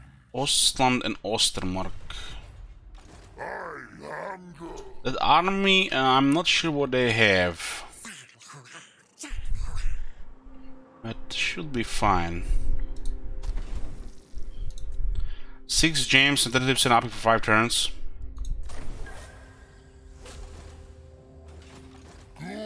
Ooh. Rank 6 and a lot of fast units.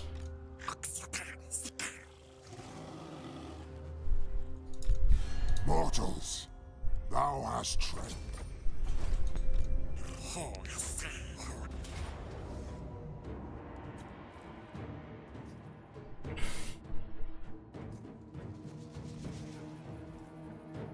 There's a lot of knights.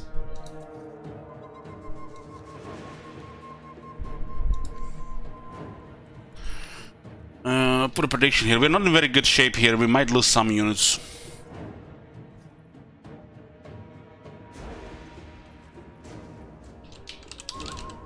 I mean to clear this before somebody else clears them. Rewarder here is too good.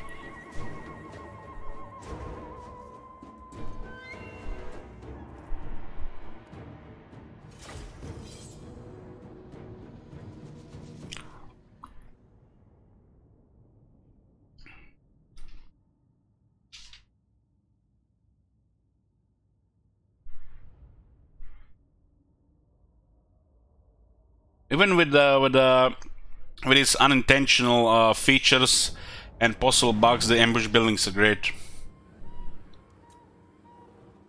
Because you can harass your enemies without sending a proper military force, and they might lose to their neighbors. Their composition is actually disgusting against us.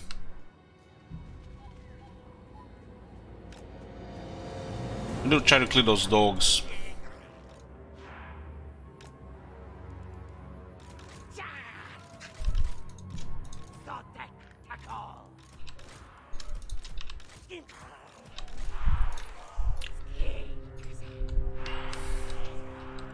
Knights will have problems in the trees.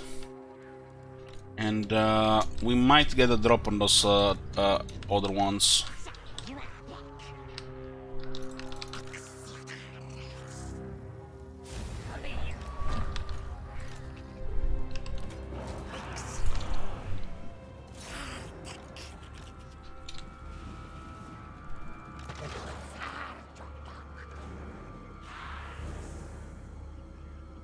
It has a chance to ambush it randomly through their region, yeah. The fact you actually get control of this force is amazing. Oh boy. They were fixing the formation there, oh my god. Why did they do his calm when you don't drag them? It's so stupid.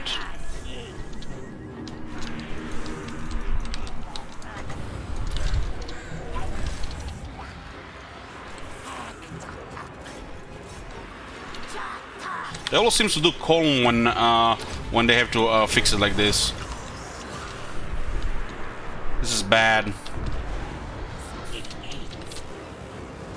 Manage to disengage with some of the stuff. But it's still vampires, they suck, you know, so we good. Just take some extra damage. Not like we're dealing with Blood Knights and Warghouls.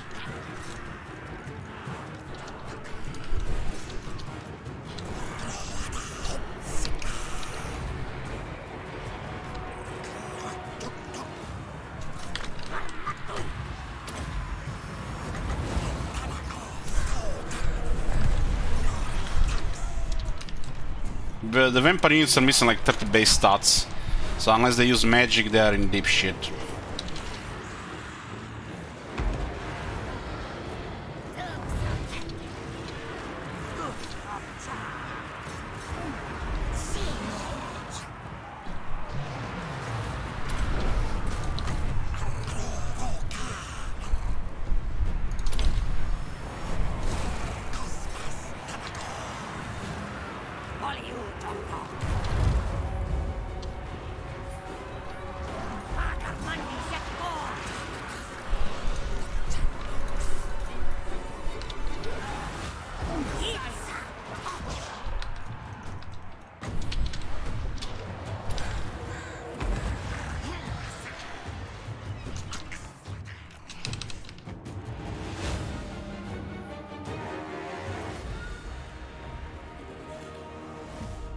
They caught us in a bad spot and they still got slaughtered. Wow. So sad.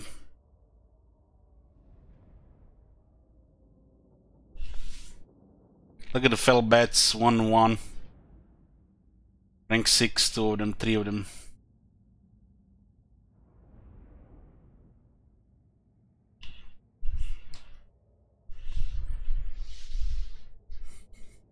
The scary lord did nothing really. But he was LARPing, role-playing a master necromancer.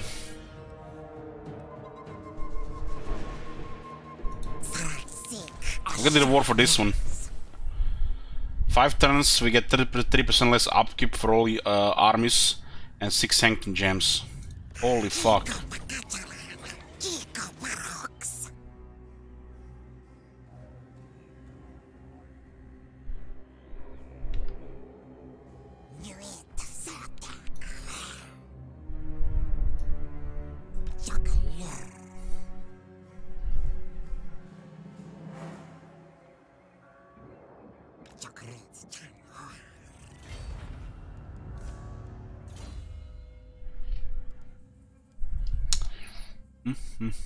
Venom Spit.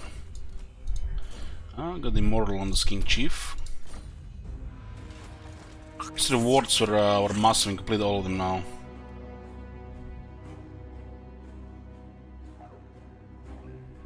How many settlements does Clan Molder have? 3. Hey there, my arch nemesis. Suffer. Suffer and die.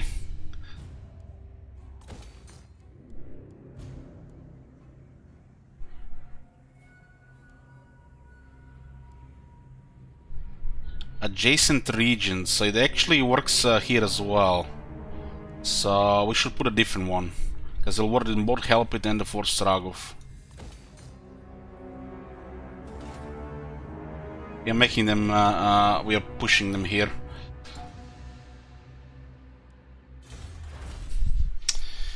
Okay. This is King honestly, it's called the Silent Sanctum. Honestly, if you ask me, 8 gems for 1 Silent Sanctum is a little bit too good. And the fact you can just build them without anybody being here, activated, you know, like, it's too good.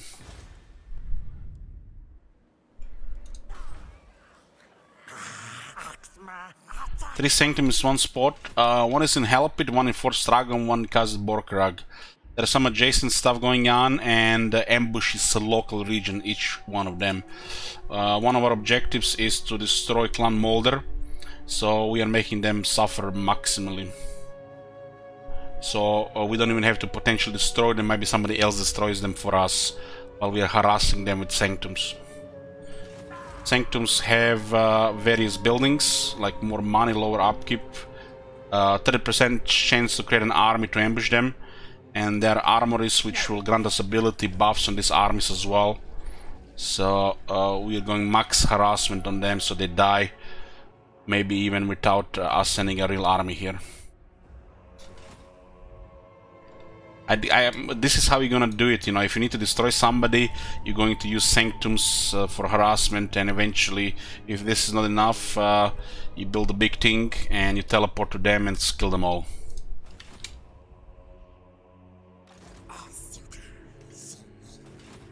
If a city gets raised, the Sanctum remains. So it's better than the other city. It's different than the under city, but the fact it stays after raise, it's... The under city should stay after raise as well. They should change that. It's a different thing for this guy.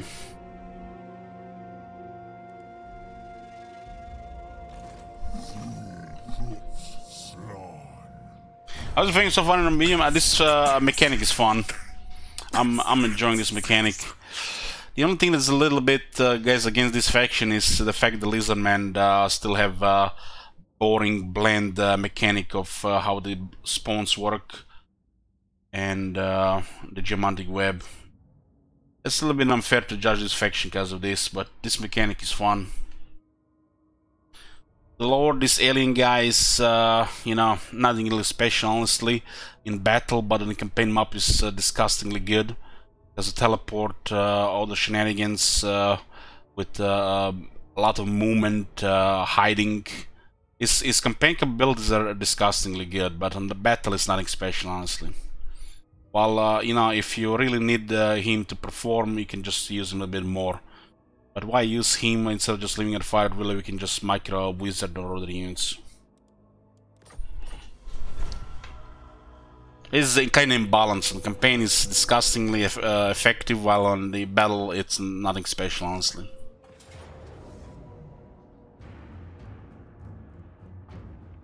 So this is what remains from their army from last turn, and there's another ambush just happened. We have an even weaker force this time, so we're just going to out-resolve. With one Saurus we can't do much here.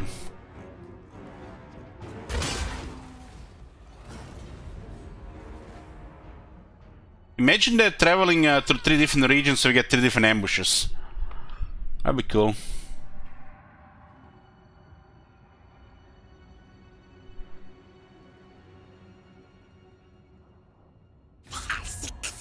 Yeah, this what makes no sense to me, guys. This is what makes no sense to me, guy. You can discover an undercity and pay money to destroy it, but it also gets destroyed with the race. The race should not destroy the undercity. Because if you're hidden, it should be nearly impossible to find you there. Let alone the city gets destroyed with the race. It's just stupid. It's just... It took this guy to be released to you know, show you how really stupid that is. You can get discovered, you can get removed, and if city gets raised, undercity gets raised. If you are not discovered, you should just be there. Nobody should bother you. Who knows how many kilometers underground you live in there?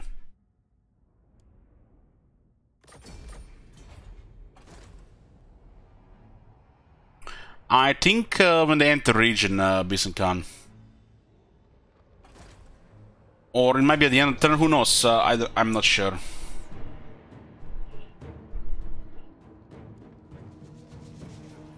If we were a little bit higher, this would be winnable. I don't really care about these lands.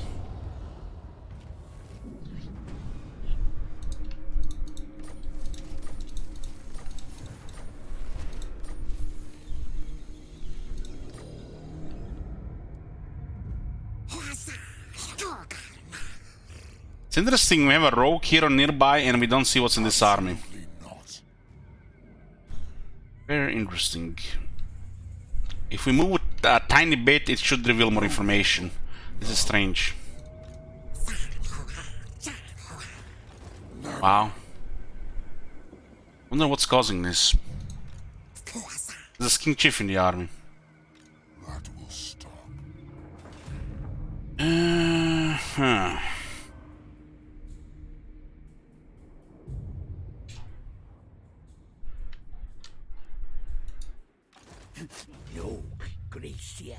Come on, Itza, don't be like that. They recovered military, they might even declare war on us now.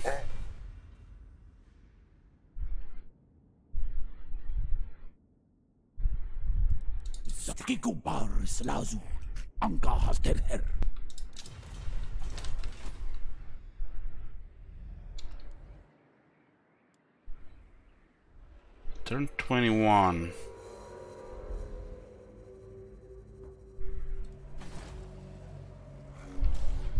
No missions right now.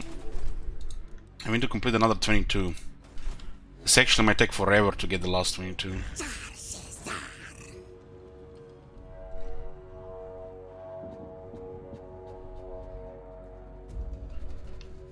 I think we should go help destroy this guy here.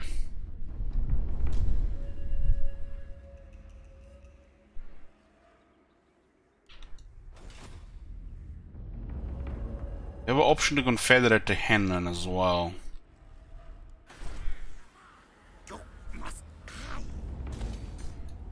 Chosen of Hecate. Whichever woeful deity protects.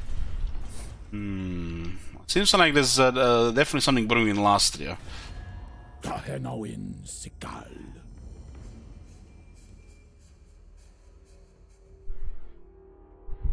Two regions here and a coastal region there. It's about to go down though.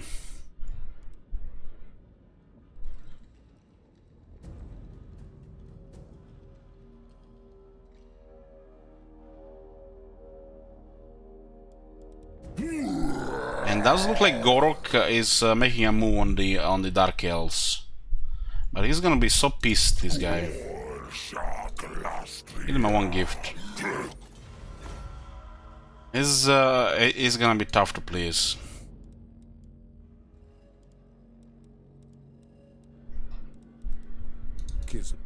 Let us toast Ursun to your Kislev. I like us for war with Sylvania. What's the cooldown on Oxy's Hope? 1 turn.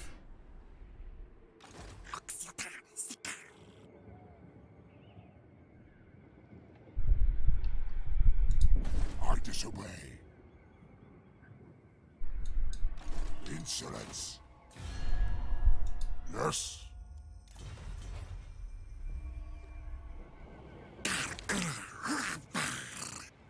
Do not mock me.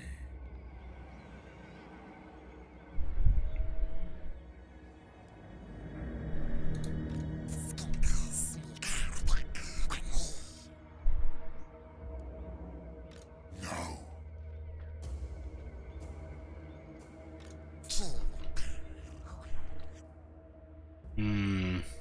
I keep fighting Sylvania, we can work with Kislev.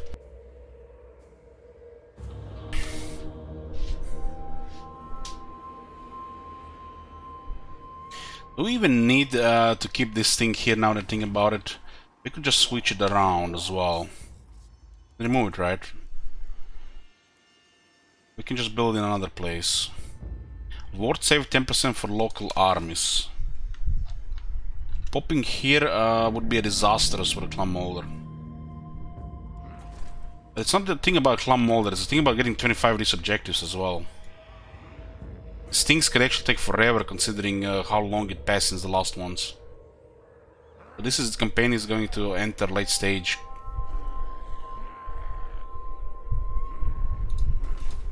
If these things don't refresh every like 5-6 turns, this might take forever. Because those things also could be random.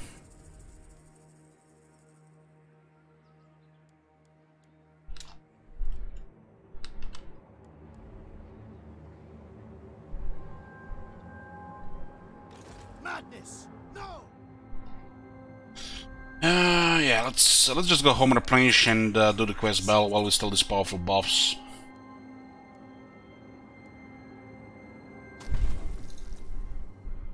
Yeah, we cannot move if we are in a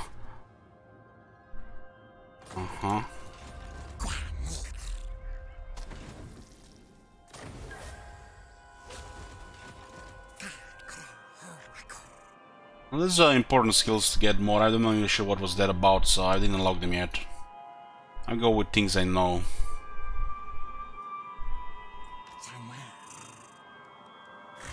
We'll go out against this and do the quest bell and then see after that.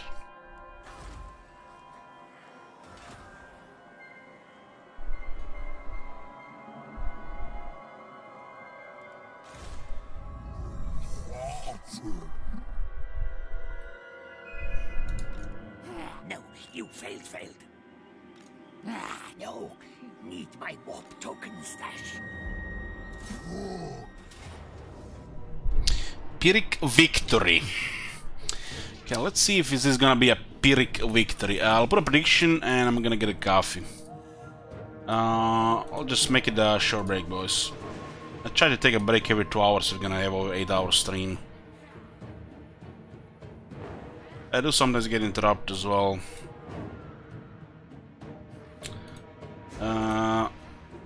Let's have a like 5+ minutes break here. I'm gonna get a coffee. For this bell when I get back.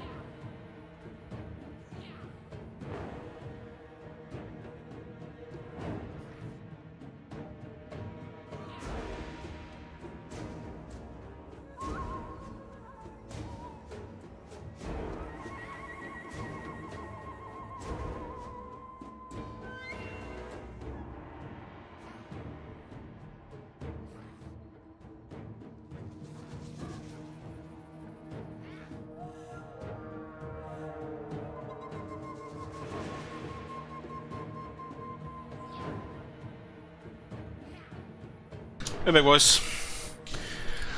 Thank you for the bits, Patrick Mitra. Did I even say that right?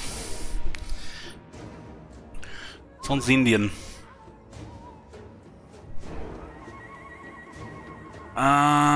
Which campaign would I recommend you for your first 3K campaign? I have not played 3 Kingdoms, so I cannot recommend you anything. Sorry.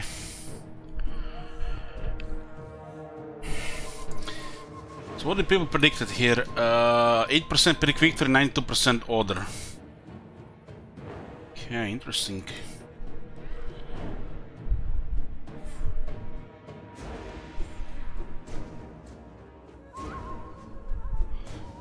Man, it's crazy how much people put their faith in these kings when they're worse than clan rats.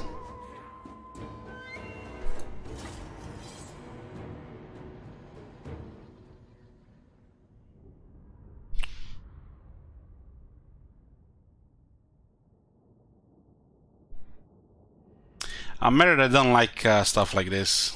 I don't like stuff like this.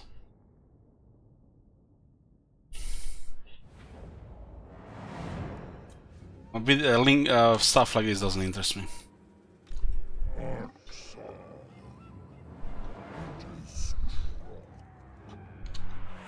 Two ogres. I guess ogres can kill all the rats. 8700 health might seem like a bit high, but on 40 armor it's not.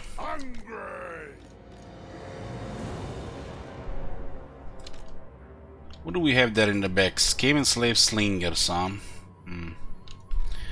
48 speed. Might be able to catch them. There are 3 of them. We need 3 of these guys, huh?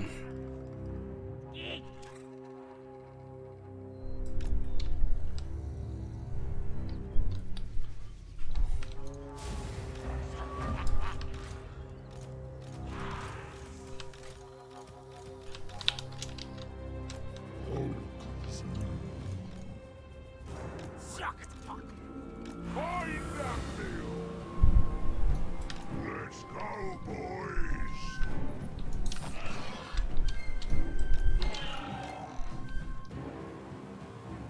Over!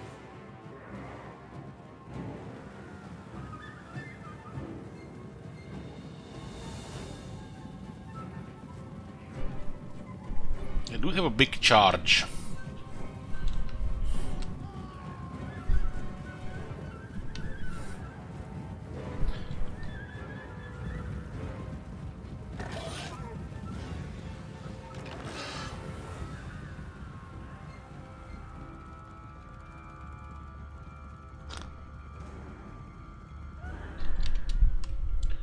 Kinda wanna sneak these guys through the trees and catch those Skaven slave slingers. These king hordes are okay against these Skaven slave slingers, night runners, slingers. They should be able to win, even against the night runners. DST and Magus Blade both drop. Damn, that's a good girl kill.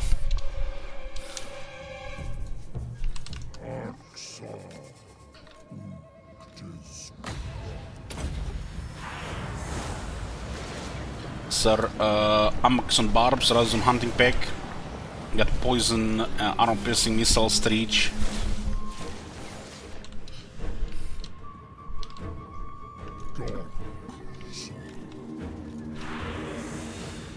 Kinda wanna diminish these units a little bit. They get smacked easier.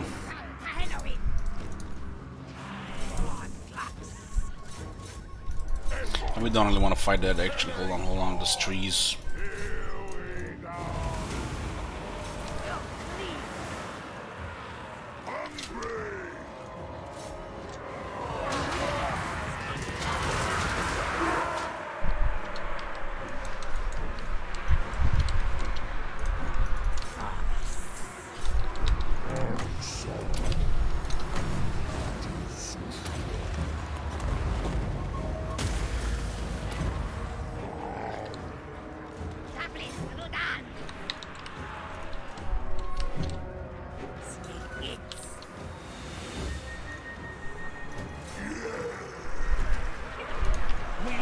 The ogres are very effective at killing this shit here.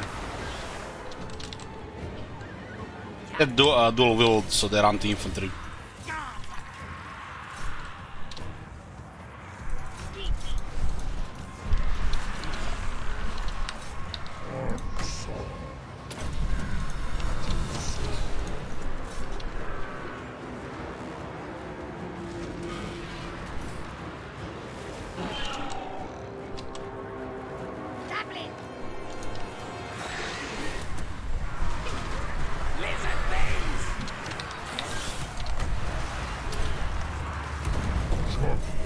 They're actually starting to take massive damage in a pronged melee with Clanranat spears.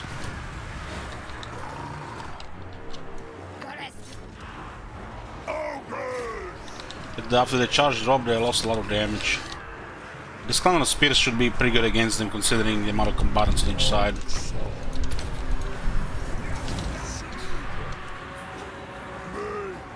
They cause fear and these guys are still fighting, holy shit. Our unit's gonna rout before their unit.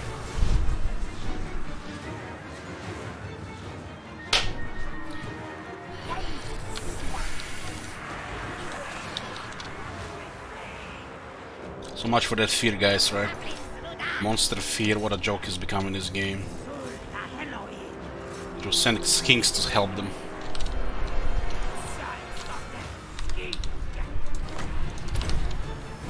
Let's put fear generic. Terror guys, -8 fear. Dwarf warriors, -8 fear. Clanranats, fear, -8 fear.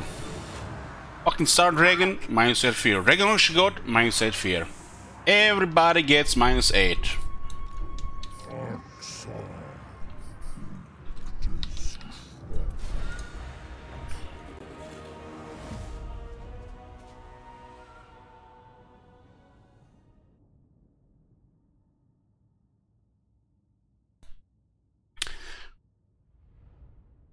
Dread Saurian, fear, -8. Skeleton Warriors, fear, -8.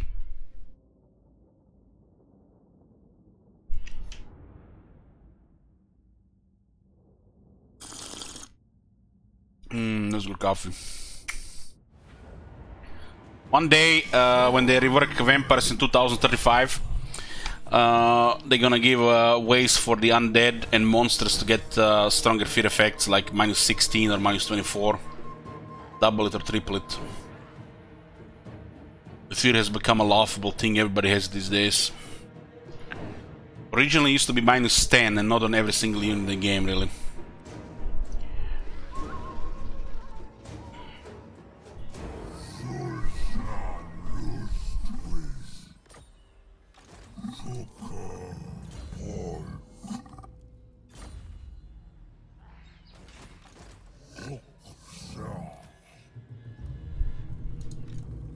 No, Gracia, never wrong.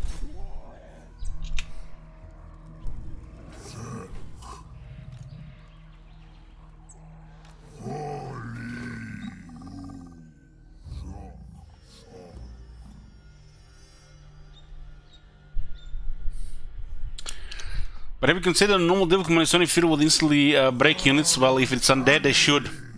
If they can't take -24 fear. Also, somebody, that's not what you said, it's not gonna happen at all.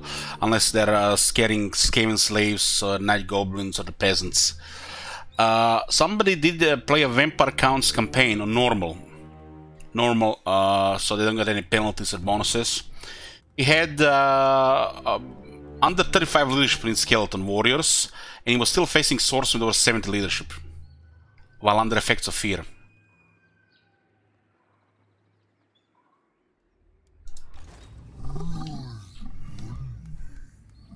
$24 penalty to leadership is, I mean, just look at this, fear is right now -8, it's the first 20 turns of the game. Once you reach technologies, they're like after the first 20 turns of the game, you could get fear to -16. At that point, Empire has halberdiers and even greatswords. Another 20 turns later, or 4 turns later, you can put to -24. At that stage, they no longer have tier 1 units that might waver from -24 leadership, which they will not, I guarantee you, even on normal. unless you apply other pressure.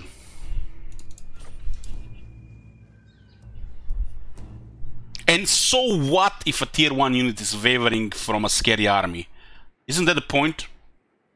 Is that the point they have Empire captains or the generals nearby or warrior priests to actually prevent them? If a fear was -16 and -24 down the road in the later game, wouldn't immunity psychology actually do something? Fear does nothing, immune psychology does nothing in campaign. Literally nothing. It only works if you're losing. It's just a stupid thing. It saves you a fractional amount of health. Fractional amount of health. And that is standardized across all factions, makes no sense.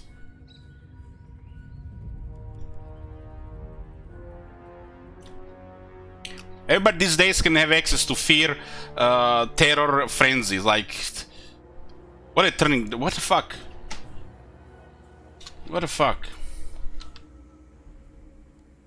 Where's the monsters, yo? Where's the monster fear? Why didn't they create like a monster fear, undead fear, stronger versions? Put it only in campaign so they don't damage their precious esports and shit.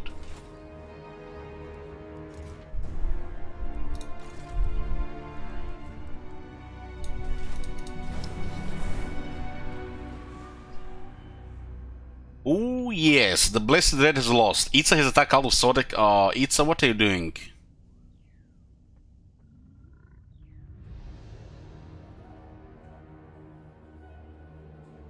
You guys, I think we can both agree that the skeleton warriors and a terrorgeist should not produce the same fear effect. Agreed?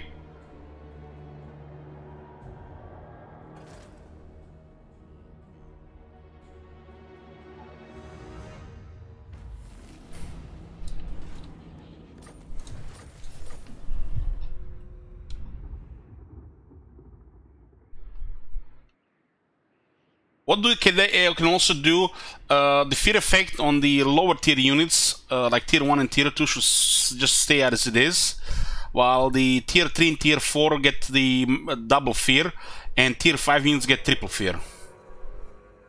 It's no fucking rocket science, just make the undead actually feel matter, do something. Heck, these days we see swordsman 80 leadership normal. You know what that is translated in normal difficulty? 70 leadership. Empire can get 25 leadership on their technology and bonus alone. Where they hack the ranks, the commanders, other effects. Heck, they can have a 120 leadership on swordsman. 100 is considered unbreakable. That's tier 1 unit. What do you get in spearmen? On skeleton warriors, 30. They can get hit for 5 seconds, they'll start crumbling. The Empire has become more supernatural than the undead.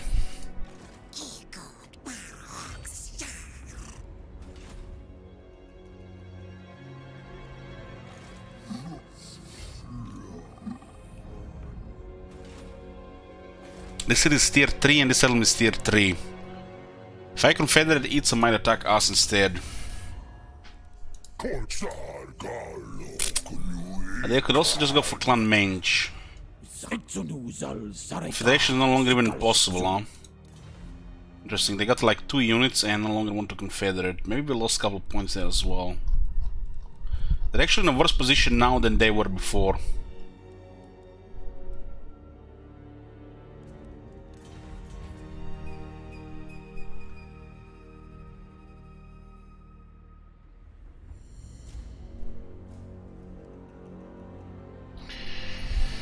Okay. No, you failed.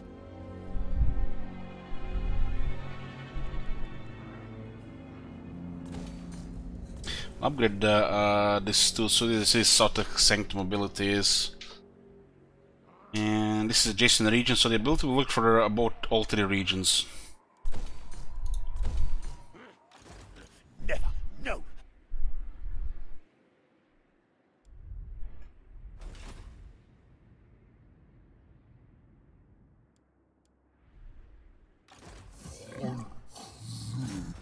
$2,600 even with this army round. Holy shit, we lose both ogres and we lose the skin cohort with javelins.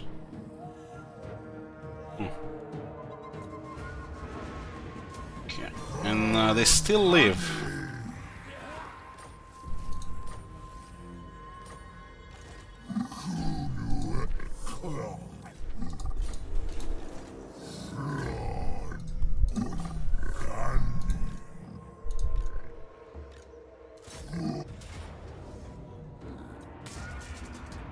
Almost like those ogres are making the balance of power worse.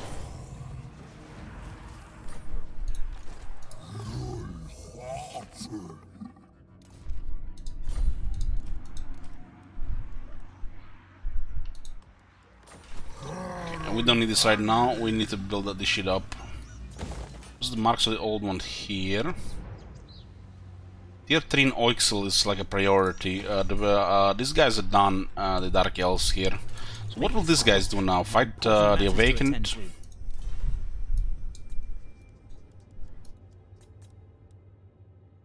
Kislev, let us toast Ursun to your arrival. Do not worry. I only poison my enemies.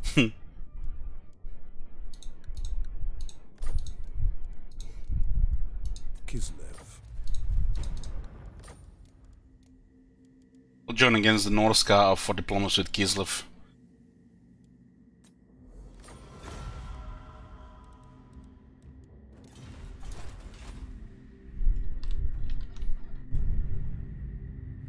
We can expand our sanctums here to be annoying to Norska. We do have to destroy the World Walkers.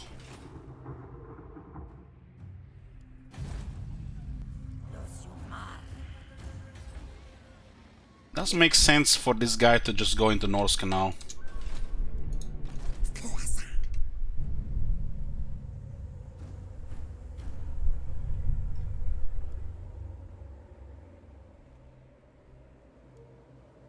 Let's do the quest battle. Not sure what it is, we haven't done it before. He gets his unique item.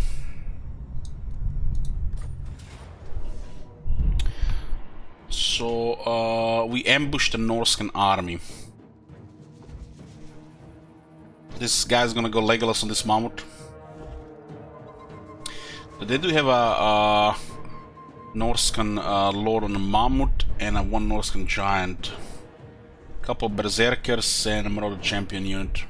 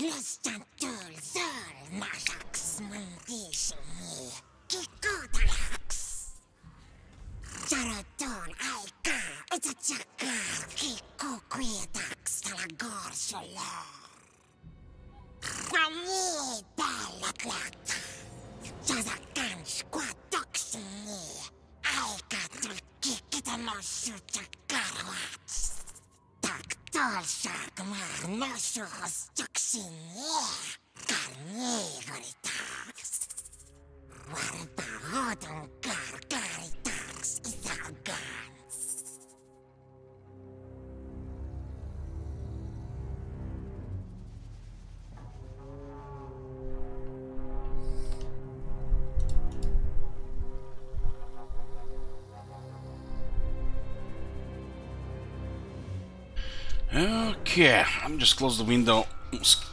Bugs are entering the room. Plenty of bugs still already.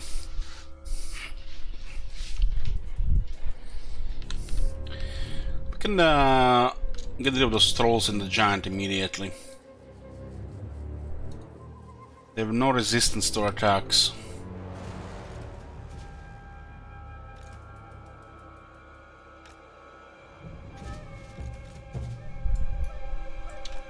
Don't really want to jump them, their army is better in a direct confrontation.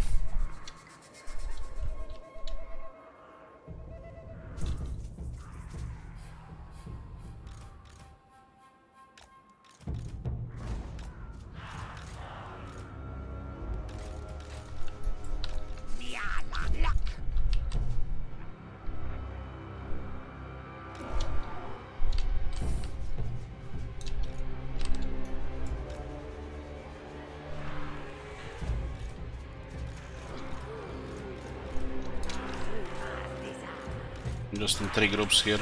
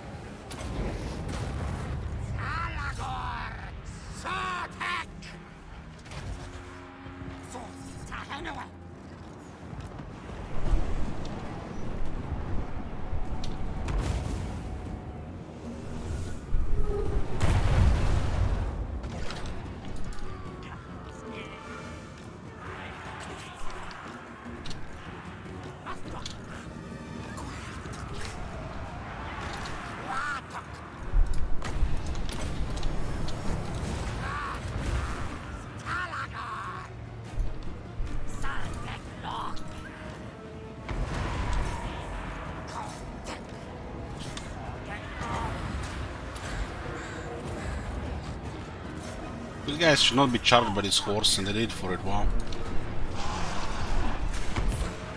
They're going to have a meltdown here.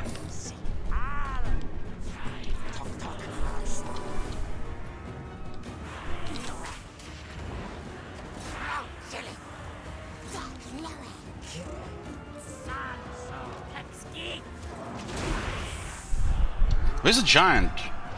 Did that giant just go down like poof? What the? That can't be right.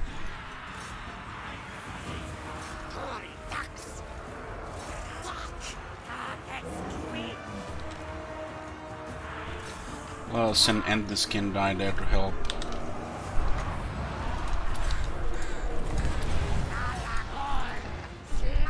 Absolutely melted.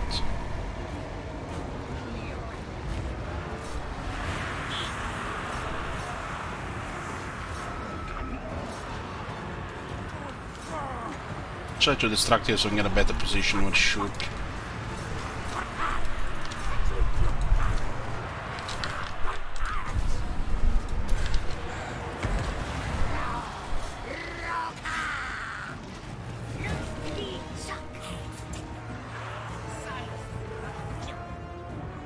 I saw the trolls get melted, like they're evaporated. You guys seen the second unit of trolls, right? We do have 2 range buffs right now.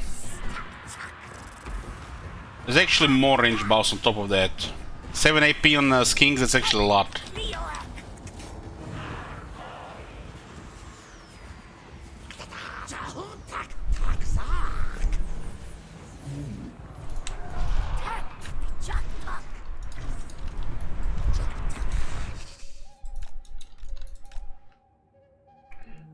Got had 2 event buffs. One from the right and one from the actual event, the RNG stuff. So you're telling me when we use a Sanctum unit, they actually don't disintegrate, they're not considered a summoned unit. Is this game really teasing me like that? Is this gonna be the future of summoned units campaign? I don't think this is the first time that summoned units don't disintegrate. There's other examples as well. Not on the spells.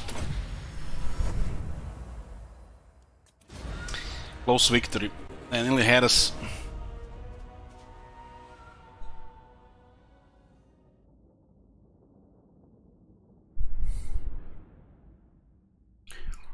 The skins get literally double the bonus on experience stats.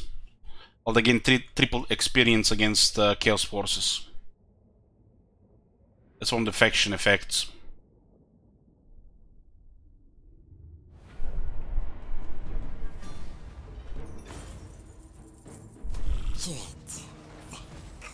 Okay, get a golden blowpipe. Spirit of Tepak has been unlocked. Gets more range, better reload, better damage, and it gets an ability.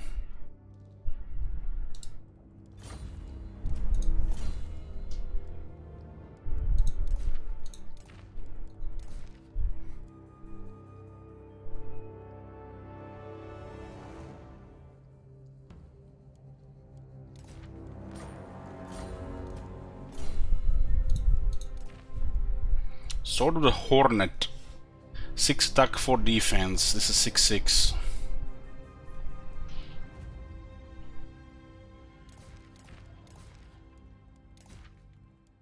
This is still bugged. Lord's follower and a hero. They have really bad followers, the Lizardmen, for the heroes. There's a couple of good ones, but this they feel so random to unlock.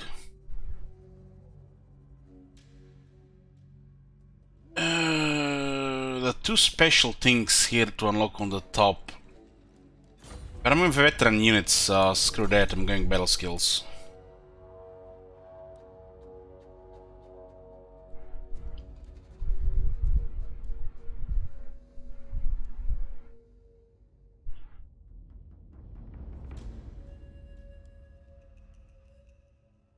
I don't know what this is, and I know what the other things are. Our army is still already reaping everything. What's gonna be our second skill here? We didn't get the Blessed Horn ones because they got wrecked by the Old Walkers faction.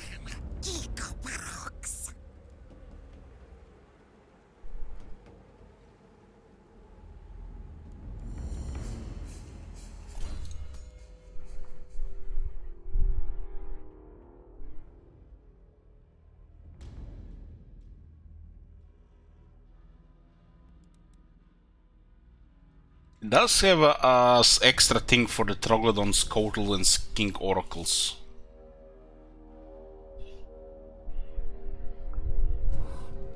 Yeah, I can read here, but how effective it is, it's a different thing.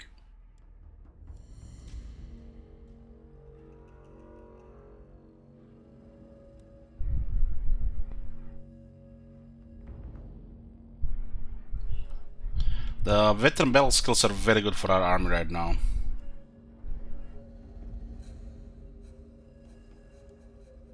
What we are missing in this army is melee anti-large.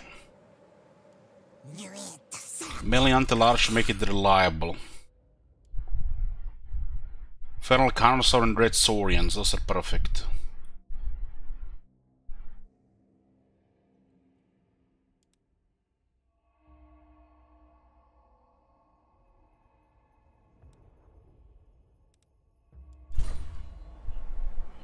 How do you get Virginia so fast? This Oixel has been busy. Rank 23 on turn 22, and you get triple experience against Norsko. You can see here they get better with experience, even better than than the experienced troops. Additional stuff: speed, missile damage, and attack, defense, and leadership. So basically, they get double and more. The second effect pretty much makes the Chameleon's King the highest buff potential in his army. And what was the other thing?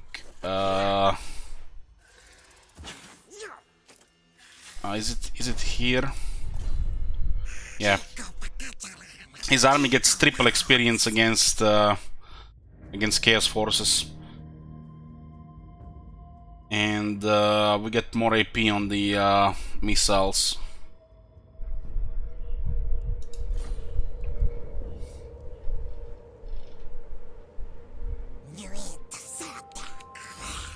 We have access to 2 Blessed Carnosaurs, and we're eventually gonna get access to a big one,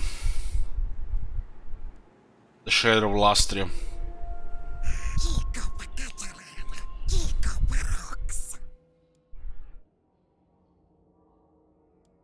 Hunt Leader goes well with Skirmisher.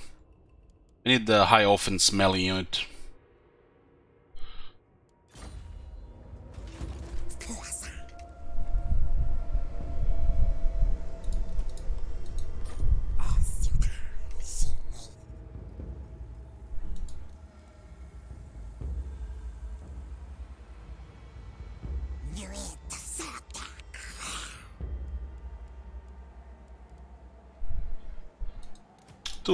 Two of them will be fine, and then 5 Witch Wings.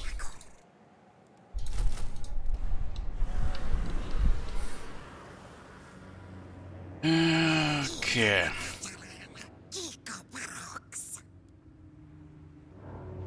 These things are fast, really fast. We should just enter Norska territories now with this guy.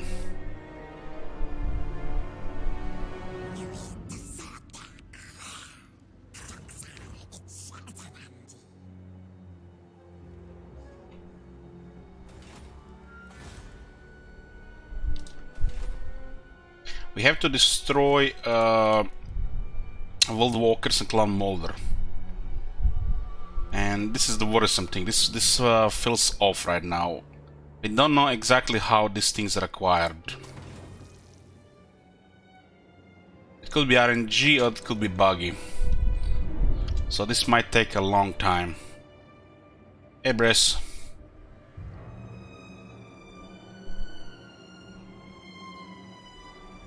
Well, start building a small empire in Lastria. We have a good base here. Thanks to we're taking territories from Clan Pestilence and the Blessed Dread. Tier 3 first in Oixel, so we can get some other stuff going. Once this gets sorted, we can probably move the capstone of Tepak somewhere else, but we'll keep it here for now.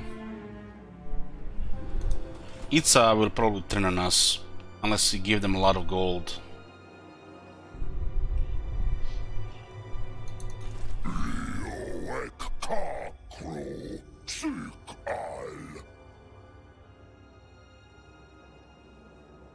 I don't want to fight Gorok, it's stupid, but he gets dissonance so often.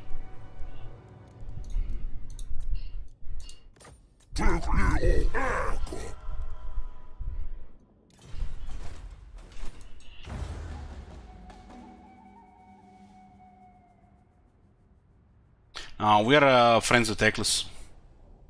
We pretty much help Teklis against Dark Elves. This could have been a good ambush there.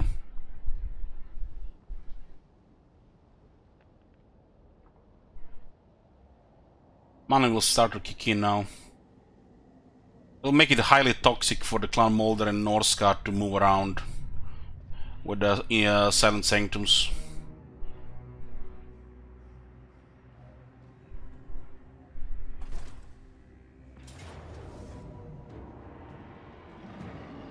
We don't care about his territories.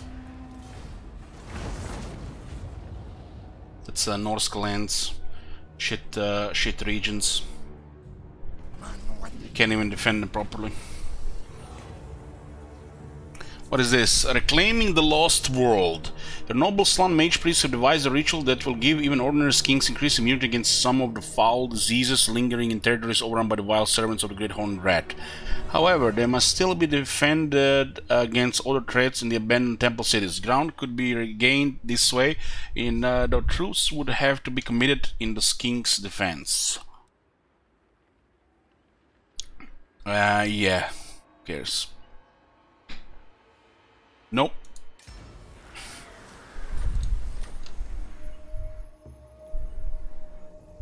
If I break treaties with Cult of Sodek, it's probably the best way to go about this. 3 turns. We have to wait 3 turns though. If they leave 3 turns, it'll be good with Gorok. My glacial. For now, we just have to gift him. It's gonna be hard to please because he's aggressive and dissonance. He doesn't trust other lizardmen. He's already poking here, look at that.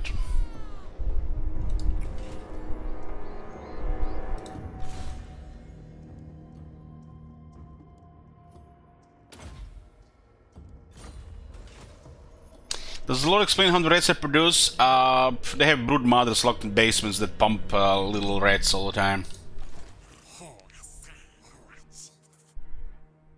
Because Gorok tends to hate other lizardmen, so he goes aggressive on other lizardmen. The fact he's aggressive and distance at the same time makes it hostile to other lizardmen. Unless they're rocking the same enemy which is they're struggling against. It's RNG.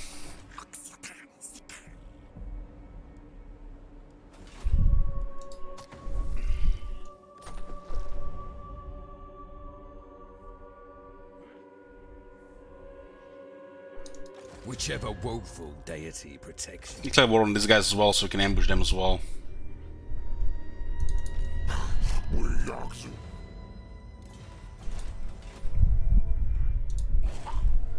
These are basically our hunting grounds. Impossible. Money is good. We can get the Grand Sanctum here from Bor region. We'll get vision over this too, because of adjacency.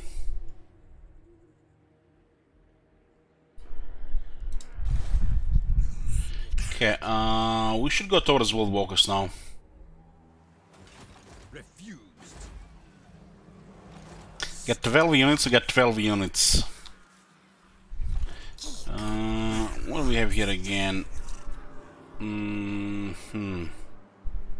Summons, okay.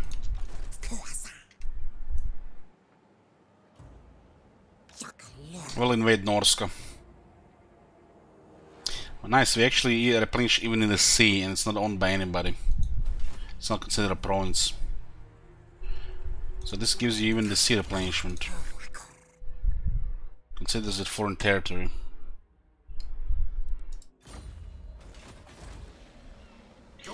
Regarding technologies, we can start buffing our Saurus, which are part of our ambushes and most importantly garrisons.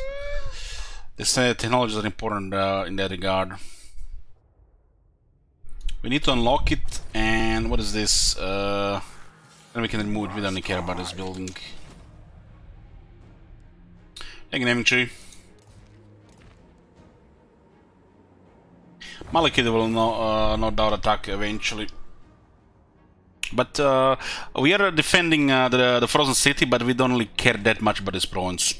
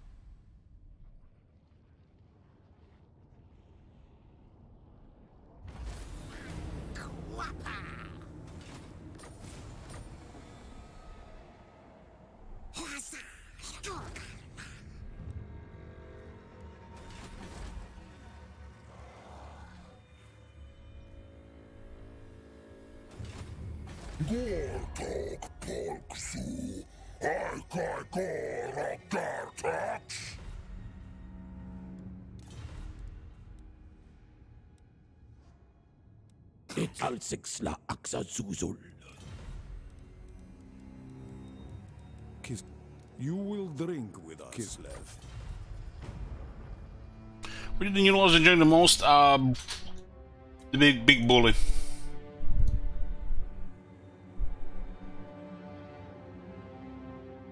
Rakadak's in trouble again.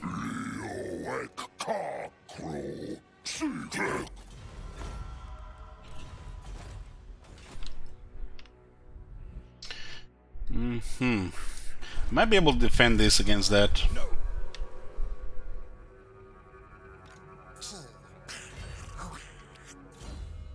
Getting sea legs and the other one would be nice here.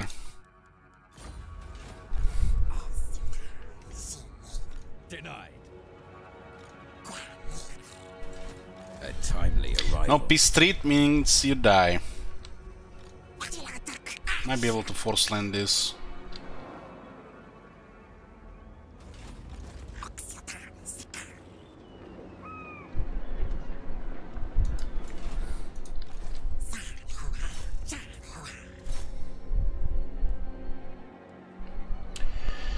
Yeah, well, okay.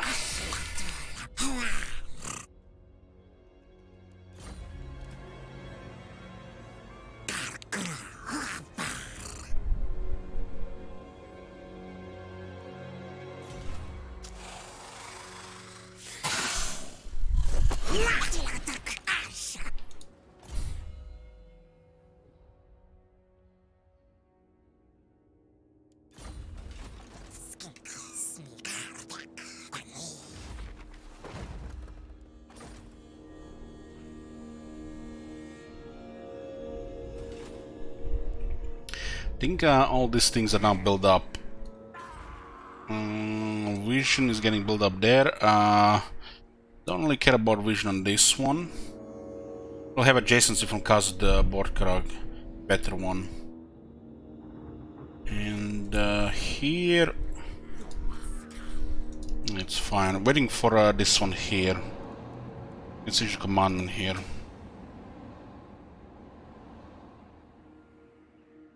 Growth is just acceptable here.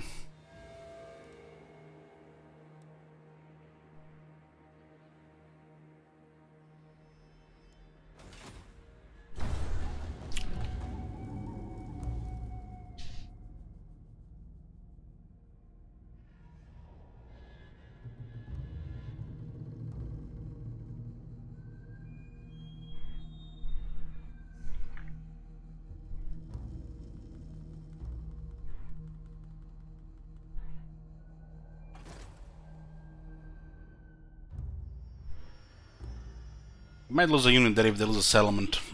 Will make it more difficult to take him, but it could be full of berserkers as well.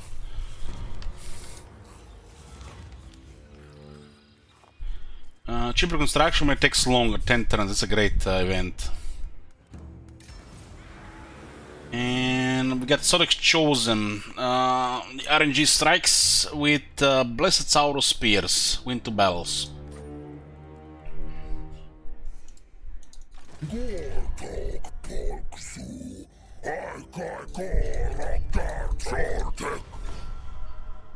What? My throng stands ready.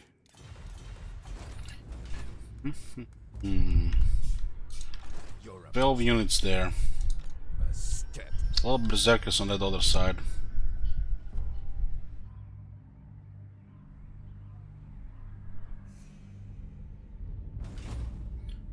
Yeah. Let's start getting any of these Norscan settlements here. Got 2 Blessed Carnosaurs in the army now as well. Extra terror. And they get the low health. Because due to harassment and some magic, we can actually apply terror on their troops still. When we are winning.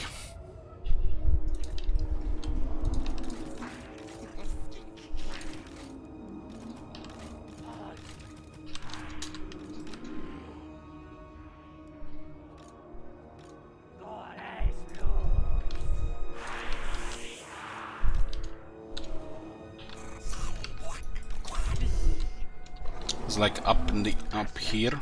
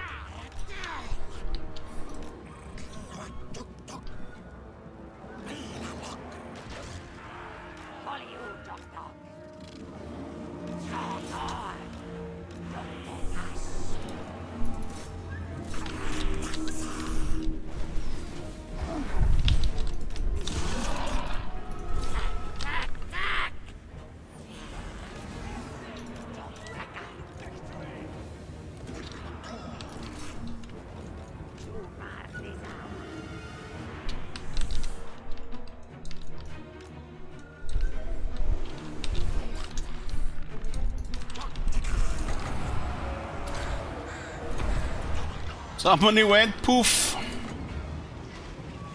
What's this?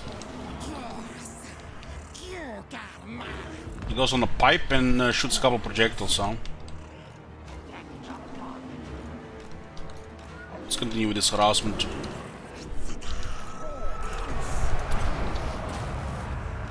This thing does not respond when it's doing attack animations.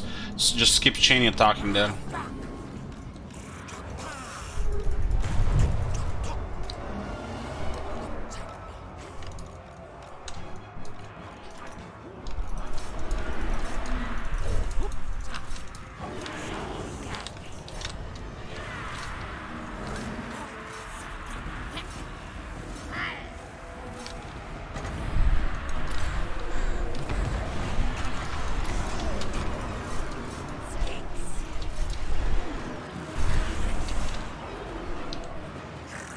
They don't even have the skill to lower the leadership. They could have routed already, probably.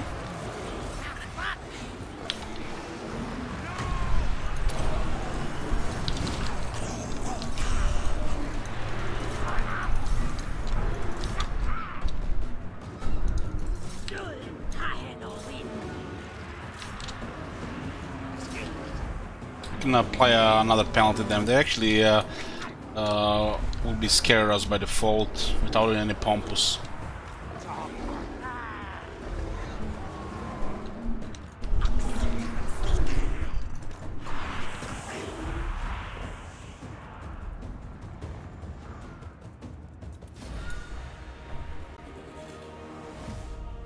We could have just skirmished a little bit longer and less casualties.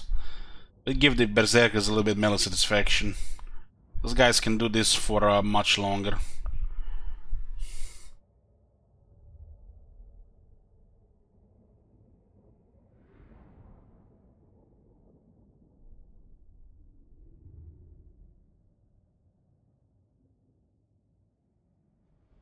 We'll be going across Norska towards Clan Mulder with this guy and hope those visions of the old ones actually proc and not be just RNG.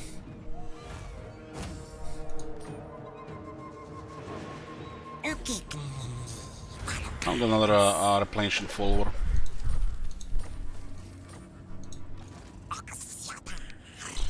Okay, yeah, we'll save it here. This is gonna be end for part 2 of Ghosts of Pahuax. And it's progressing nicely. I'm having fun with the mechanic, but I'm a little bit worried how long will this take. It's turn 25 and only 3 out of 25. Strange. And these things are random. It could take even 8 turns to get them. I'm gonna go eat, and I'll be back in about 20 minutes. We'll continue the Dwarf campaign for about 3 hours. I'll see you guys after the break.